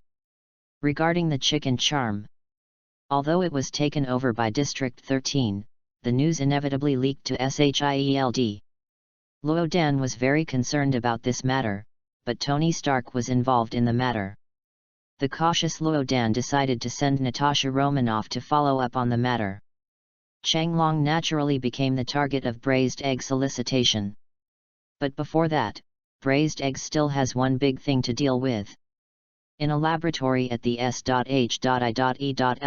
headquarters, a huge ice block stood in the center, and a person was frozen on the ice block. It's unbelievable that Captain America is actually still alive, even the well-informed Luo Dan had to sigh at this moment. Coulson on the side sounded equally surprised. Before I found Captain America, I always thought Jack was lying to us. I can't believe he is still alive after so long. Lu Dan's eyes were complicated and he immediately ordered Captain America to be unblocked. Rogers means too much to SHIELD. Maybe his combat power is not strong, but the significance of his existence is extremely important. Even if Rogers turns out to be a retarded person this time, Lu Dan is satisfied. The word hero is an important thing in that part of the world. What surprised Llewellyn was that Rogers woke up not long after the ice disappeared. Except that the memory was fixed on the time when he died with the Red Skull, there was no problem in other aspects. Chapter 47 Captain America Wakes Up, A New Beginning. After waking up, Rogers looked around, and when he saw Llewellyn and the others, he instinctively launched an attack. "Don't be impatient, Captain, we are SHIELD." After hearing Llewellyn's words, Rogers stopped swinging his fist and looked at Llewellyn with suspicion. S.H.I.E.L.D. "You better not lie to me." "Absolutely not, Captain, but before that I want to introduce you to the current era. After all, you have been sleeping for half a century." With a smile on his face, Llewellyn ordered Coulson to guide Rogers. Queens, New York. Peter Parker wandered between the buildings and finally stopped on the top floor of the building opposite the Osborn Group building. Since he got the suit customized by Tony Stark, he will basically wear this nano-suit when he goes out for action. Peter Parker squatted on the tip of the signal tower on the top floor, looking directly at the Osborn Group. "Brother Feng, why did you suddenly ask me to spy on the Osborn Group? Harry and I are friends, and their family doesn't look like bad people," Peter Parker said to the communication in his ear. "Harry may be fine, but his father Norman Osborn is different. There is no need to touch him yet." Guo Feng, who is on the other side of the communication, is synchronizing Peter Parker's perspective through the camera function of the spider suit. This action was naturally not Guo Feng's whim, but not long ago, he received information from Dr. Connors. Some time ago, Norman Osborn funded Dr. Otto to carry out an artificial sun project. Guo Feng knew very well that Dr. Otto's artificial sun would fail, and his mechanical arm would lose control due to injury and become Dr. Octopus. Today is the practical stage of the artificial sun project. For this reason, Guo Feng gave Peter Parker a task, which was to save Dr. Otto when the experiment failed. Although he doesn't understand science, it is his plan to form a team centered on Tony Stark. "Get started, Peter, the experiment is about to start, you just need to take care of Dr. Otto." Peter Parker wondered, "But Brother Feng, if it is as dangerous as you said, then Mr. Norman is also in danger. He is Harry's father and I can't ignore him." Guo Feng smiled lightly. "Don't worry, Mr. Norman, this little movement won't affect him. Just follow my instructions." Peter Parker hesitated for a moment, but still followed Guo Feng's instructions. At the same time, in a large laboratory of the Osborn Group, Dr. Otto ordered his assistants to complete the final splicing of the artificial solar equipment. The moment he saw the equipment being spliced together, Dr. Otto's eyes became more intense. The artificial sun is a lifelong effort. Once successfully completed, the entire human energy source will be revolutionized. Dr. Otto. Norman Osborn led his assistants to the laboratory, gave Dr. Otto a hug, and then looked at the equipment. "Today is destined to be a day recorded in history, Dr. Otto, we are about to witness this historic moment together." Norman Osborn's vision is equally fiery. The artificial sun has the highest investment in the project during the same period, but it is not because he generously wants to help Dr. Otto realize his dream. It was the Stark Group's arc energy technology that put pressure on him, and the artificial sun was the card he competed with. In the corner of the laboratory, Peter Parker hung upside down from the ceiling and watched this scene silently. "Brother Feng, although you said this experiment will fail, how does Dr. Otto's artificial sun compare with our company's arc reactor?" Guo Feng's sneer came from the other end. Although Mr. Tony has an arrogant temper, in terms of intelligence, he is indeed a genius at the top. Peter Parker also understood that there is no comparison between the two. "The experiment has begun, Peter, keep an eye on Dr. Otto." "Clear." Peter Parker looked at Dr. Otto with complicated eyes. He also came into contact with Dr. Otto during his studies at the State University. This kind and knowledgeable doctor left a deep impression on Peter Parker. Under the gaze of Peter Parker, Dr. Otto walked to the equipment, and the 4 robotic arms behind him began to operate. With the last step completed, a sun as big as a basketball condensed in the blink of an eye as soon as the equipment started. The moment he saw the artificial sun appear, Dr. Otto's face was ecstatic. What he had been pursuing all his life had finally succeeded. Everyone present also applauded warmly to celebrate this great moment. However, after a while, the artificial sun suddenly lost control and caused suction to the surroundings. How could it fail? No, this is not true. Dr. Otto muttered with a look of astonishment on his face. He could not believe this failure. But this brief loss of control has already given the equipment signs of collapse. Dr. Otto reacted no matter how unwilling he was, he could only forcefully destroy the equipment, otherwise the entire Osborne group would cease to exist once it was completely out of control. But forcibly turning off the equipment would inevitably cause an explosion, and Dr. Otto even closed his eyes. A black shadow quickly came to Dr. Otto, held him in one hand and rushed out of the laboratory. But all this was seen by Norman Osborn. Spider-Man! Norman Osborn gritted his teeth. He wanted to stop Peter Parker but was knocked away by the shock wave caused by the explosion. Peter Parker, who rushed out of the laboratory, held Dr. Otto in one hand and shot spider webs back and forth through the city with the other hand. Not long after, Peter Parker arrived on the rooftop of Stark Group, and Guo Feng was already waiting here. You are the acting chairman of Stark Corporation. Dr. Otto looked at Guo Feng in surprise, and then looked at Peter Parker next to him. He really didn't expect Spider-Man to be related to the Stark Group. Guo Feng said to Peter Parker, "You can leave, and I will handle the rest." Peter Parker simply left. Dr. Otto looked at Peter Parker's leaving figure with a complicated expression, and then looked at Guo Feng who walked up to him. "Nice to meet you, Dr. Otto. I've known you for a long time. After all, you are also a genius in the field of science." Dr. Otto smiled bitterly. "Mr. Jack is joking, I'm just a loser. Of course I'm very grateful to you, otherwise I wouldn't be able to stand here and talk to you safely." Chapter 48 A Different Green Goblin. Guo Feng smiled and said, "Very good, you are a smart man, I won't talk nonsense, just stay in Stark Group and work for me." Dr. Otto's expression changed, and he wanted to speak but was interrupted by Guo Feng. "You don't have to worry about the Osborne Group holding you accountable. I will help you deal with the aftermath. Dr. Otto, I think you should know that there is no choice in this matter." Dr. Otto hesitated.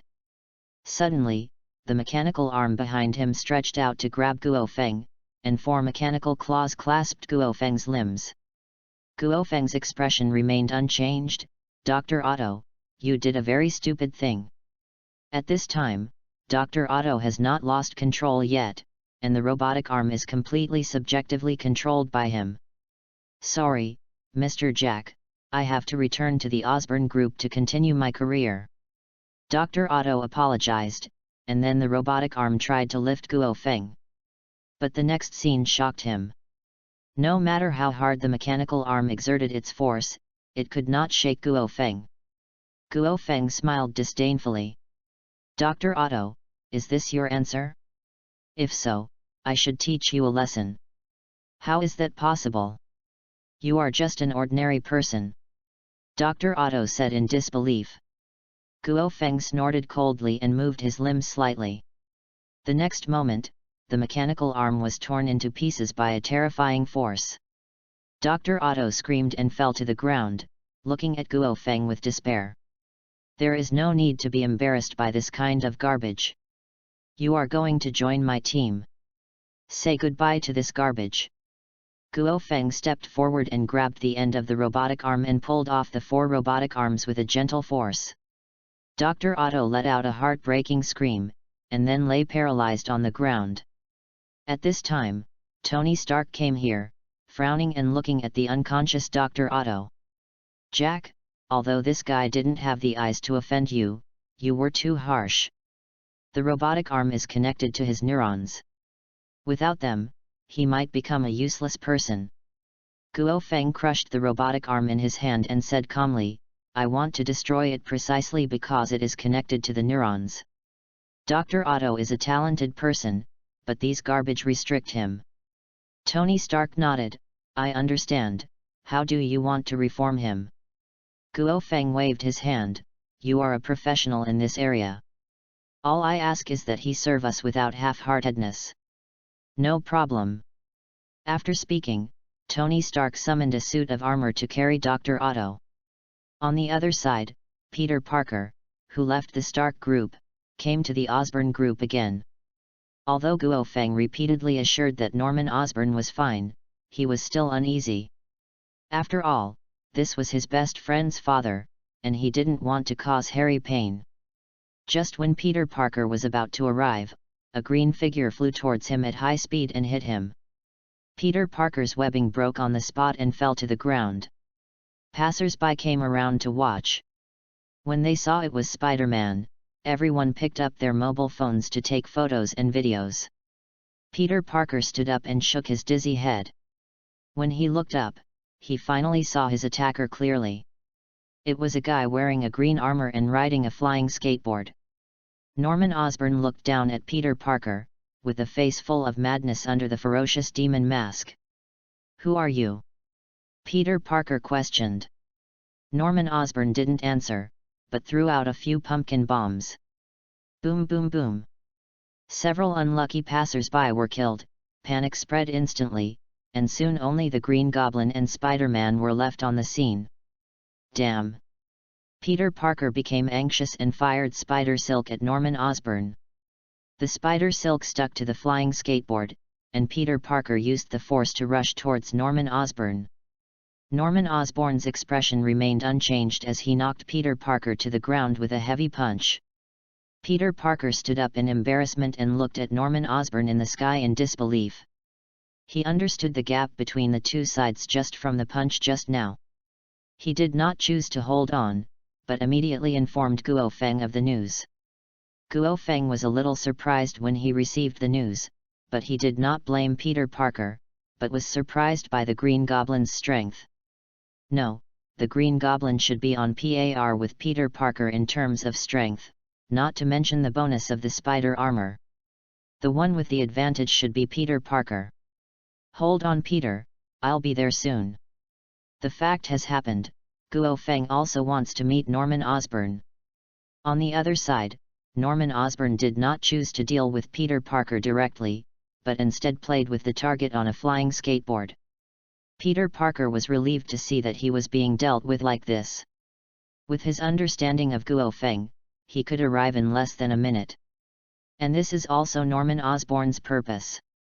He wants to lure Guo Feng here. As for the question of whether he can beat him or not, he has sufficient confidence. In less than half a minute, a purple flame cloud crossed the sky and landed between Peter Parker and Norman Osborn. "Leave this to me and go back." Guo Feng waved his hand, and the flame cloud enveloped Peter Parker and sent him away. In the next battle, he is likely to expose the Green Goblin's true face.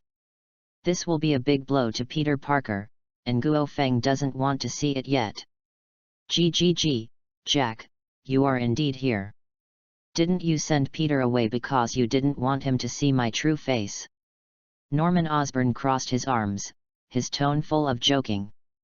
Guo Feng was not surprised that Norman Osborn knew Spider-Man's identity.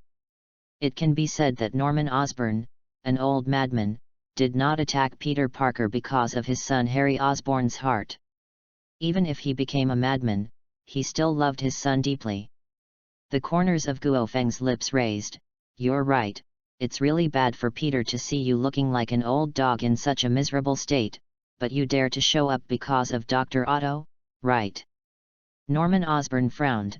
He took the initiative really for Dr. Otto. The two sides stopped talking. After a brief confrontation, Norman Osborn took the lead and threw out multiple pumpkin bombs with one hand. At the same time, the armor stretched out its sharp blade and rushed towards Guo Feng.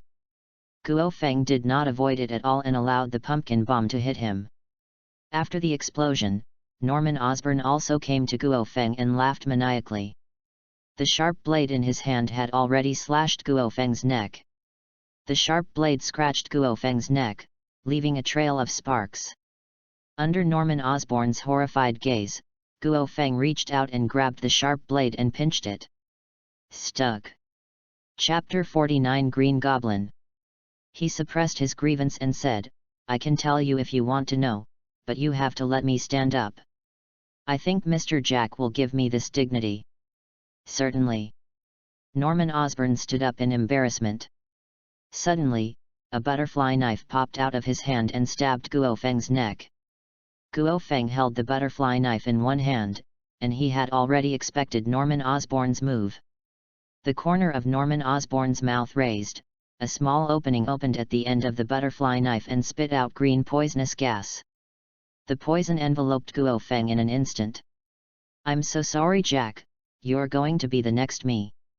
Norman Osborn let out a maniacal laugh as he backed away. This poisonous substance did not have fatal toxins, but was adapted from the Green Goblin potion, which could disrupt the opponent's mind. The thought of a powerful being like Guo Feng losing control made him feel even more happy.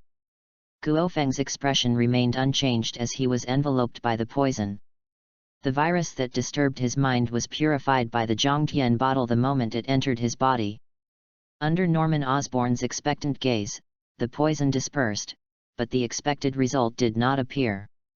Guo Feng admired Norman Osborn's shit-eating expression very much. "Mr. Norman, if this is your trump card, I will be very disappointed." "How is that possible? How could you be okay with nothing?"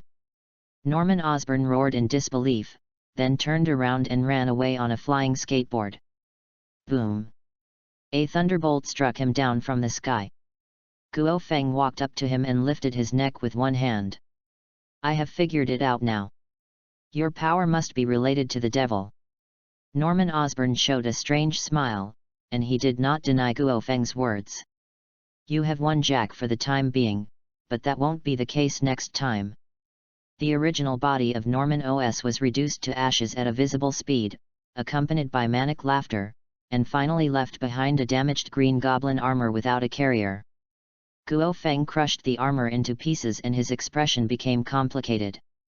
Judging from what he just said, Norman Osborn is only temporarily dead. The return of a cunning guy like him is indeed a trouble. But what Guo Feng cares most about is the demon master behind it. Are they the demon kings from Marvel, or are they the troublesome ancient demons like the Holy Lord? Cunning Norman Osborn. Guo Feng cursed secretly. Norman Osborn's suicide had the greatest impact on Peter Parker.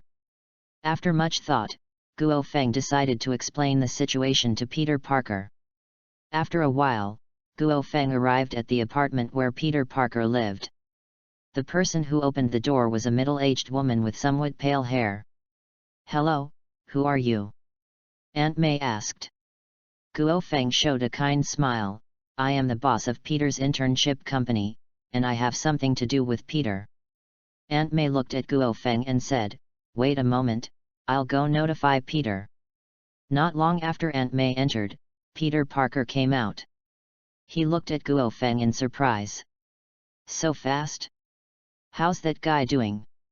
Guo Feng replied, "Let's take a step to speak, Peter, but you have to be mentally prepared, this matter is related to you." Peter Parker scratched his head in confusion, and then followed Guo Feng. The two started talking in a quiet park. After confirming that no one was around, Guo Feng told Peter Parker about the Green Goblin and Norman Osborn. "What?" After hearing this, Peter Parker looked surprised. He said in a skeptical tone, "Brother Feng, are you kidding me? How could Harry's father be a villain?" Guo Feng's face was serious. "Accept the reality, Peter, the Green Goblin is Norman Osborn. As for why he became like this, it was an accident just like you." He looked at the silent Peter Parker and continued, "If it's just a simple mutation, then Norman Osborn still has room for redemption, but he has been implicated in evil forces, so be prepared, Peter." After a while, Peter Parker spoke, "I understand, but how do I explain Harry? He should be innocent." After saying that, he took Guo Feng's hand and said, Please, Brother Feng, don't let Harry become like his father.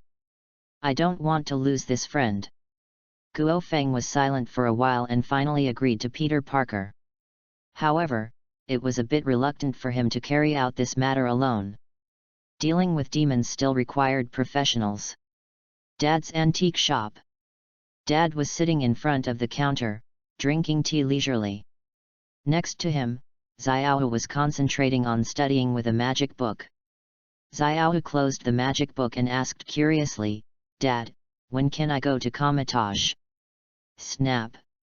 Dad gently flicked his fingers and said, "The time has not come yet, and this matter must be decided by your teacher." Xiao held her chin and said a little aggrievedly, "But Dad, life without opponents is really boring. I have nothing to do. Originally, I didn't even have the chance to practice." "Who's complaining?" "Teacher." Xiao's eyes lit up and she looked towards the door. "Why are you here? Today is not the time for teaching." Dad said solemnly, "You still have something to trouble me, an old man." Guo Feng stepped forward and rubbed Xiao's head, and said to his father, "I encountered something related to the devil today. I think Mr. Cheng will not be stingy about taking action, right?" "Devil?" Dad suddenly became interested. So, Guo Feng told his father about the Green Goblin. Of course, he did not explain the relationship between Peter Parker and the Osborn family. Dad stirred the tea in his hand and was silent for a while before saying, "This matter is most likely related to the devil. That little ghost Dad named Harry can help, but you also do Dad a favor. Mr. Cheng, please speak." Dad glanced at Xiao and said, "Take Xiao to practice. I know you have a good candidate." Okay, Xiao cheered excitedly, and then took Guo Feng's hand. "Hurry up, teacher, I can't wait to review my latest learning level, and by the way, today is the weekend." Guo Feng smiled helplessly, "You little clever guy, come with me, I do have a good candidate." The candidate he was talking about was Tony Stark. As his former companion, Tony Stark's current strength made it difficult to test his level, but it was possible for Xiao. Stark Group. Cut. Tony Stark, who was debugging equipment on the workbench, suddenly had a bad feeling. "What's wrong, Tony?" Dr. Banner looked over. "Nothing. I feel like someone is thinking about me, but I'm used to it." "Who said I'm a handsome genius?" Dr. Banner. Chapter 50. Xiao is showing his talents for the first time. "What? You said you want this little girl to fight with me? Are you kidding me? Even if she is your student, how long has it been? Stop making trouble." Tony Stark looked full of surprise. Just now, Guo Feng brought Xiao to his studio and asked Xiao to fight with him. Guo Feng signaled Tony Stark not to be too excited. "Xiao is a genius just like you. Although she has not been here for a long time, she has learned a lot." Tony Stark was immediately unhappy. "Let's forget it, Jack. It's very embarrassing to fight a little girl no matter what." Xiao folded her hands and hummed. "Please, Mr. Tony, it's so embarrassing that you don't even dare to face a little girl, and this is just a competition, don't you dare." In line with Xiao's innocent tone, she directly mocked Layman, causing Tony Stark's face to twitch. He glanced at Guo Feng again and finally agreed. Although he recognized Guo Feng's vision, he still didn't believe how much strength Xiao had. To be on the safe side, he used the original Mark No. 1 armor. Even with the use of Mark 1, Tony Stark was not at ease and asked Jarvis to lower the performance. Guo Feng watched this scene silently. The show has begun. The place where the two sides fought was a ring specially built by Tony Stark. It was stable and wide enough to withstand even tactical nuclear bombs. Xiao specially changed into a black fighting uniform and saluted Tony Stark with her fists raised. "Let's do it, little girl," Tony Stark said casually. He didn't even think about taking action. The defense power of Mark I was enough to hit Xiao until she gave up voluntarily. The corner of Xiao's mouth raised, and within a breath, she was close to Tony Stark, and kicked him on the waist with a side kick. Bang! A mark appeared on Mark No 1's waist, and the powerful force caused the armor to fly backwards. Damn it! What kind of power is this? Tony Stark in the armor was completely uneasy. According to the analysis panel, the waist position was close to damage.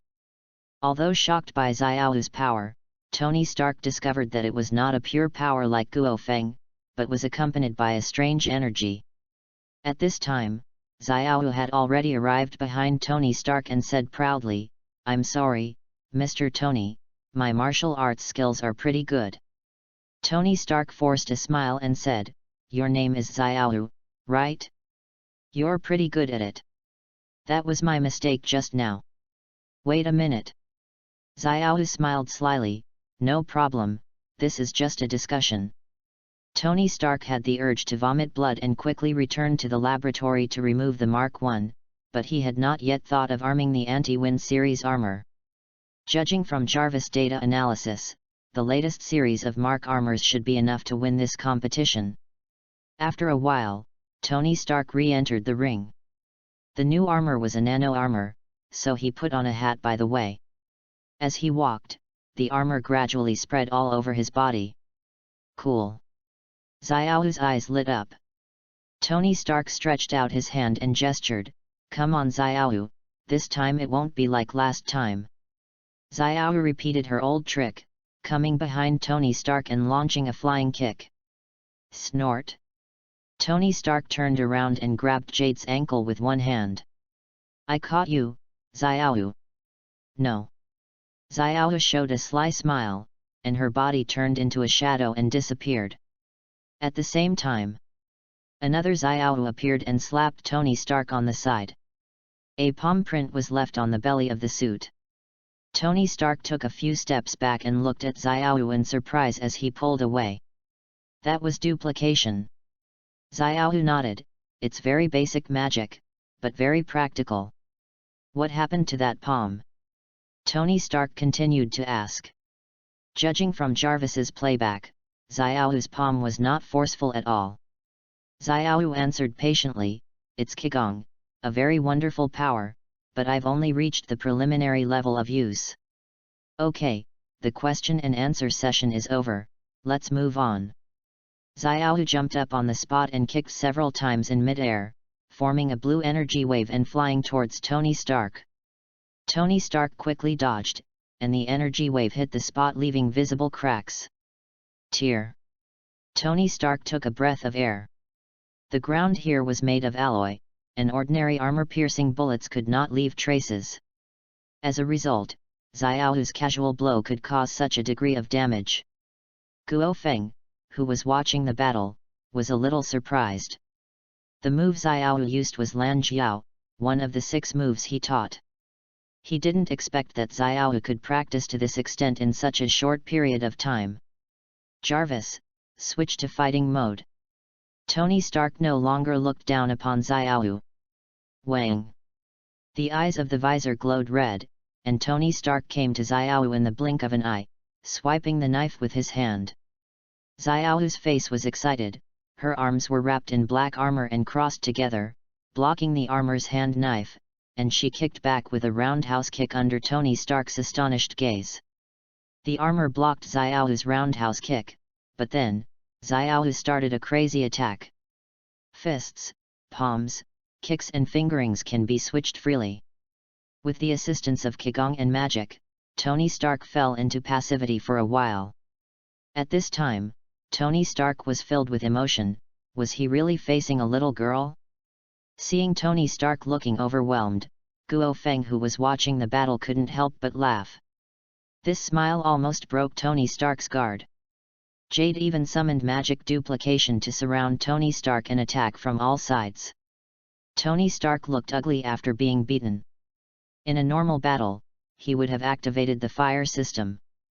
But Tony Stark felt too embarrassed to admit defeat to a little girl, so he wanted to try again. "Wait a minute, Xiao, give me another chance and I'll change to another set of armor." Xiao stopped and looked at Guo Feng. Promise him, Xiao. Neither of you have shown your true skills. Let's compete again. Okay, let's compete again. Xiao folded her arms and waited. Tony Stark did not change clothes immediately, but came to Guo Feng and asked, Jack, please tell me which armor is suitable. You know I don't care about winning or losing, but it would be bad if I hurt Xiao. I remember that your latest series of anti-wind armors have been released. Let's discuss this with Xiao. Tony Stark was surprised and said, Are you kidding? That is based on the data you performed last time in Mexico. Although it is very different from you, is it too much to deal with Xiao? Guo Feng was calm, just don't use the fire system. He also knew about that armor. Tony Stark had created a lot of black technology in it, and most of these black technologies were based on alien technology. No matter how talented Xiao is, such a short growth time is not enough to deal with those things.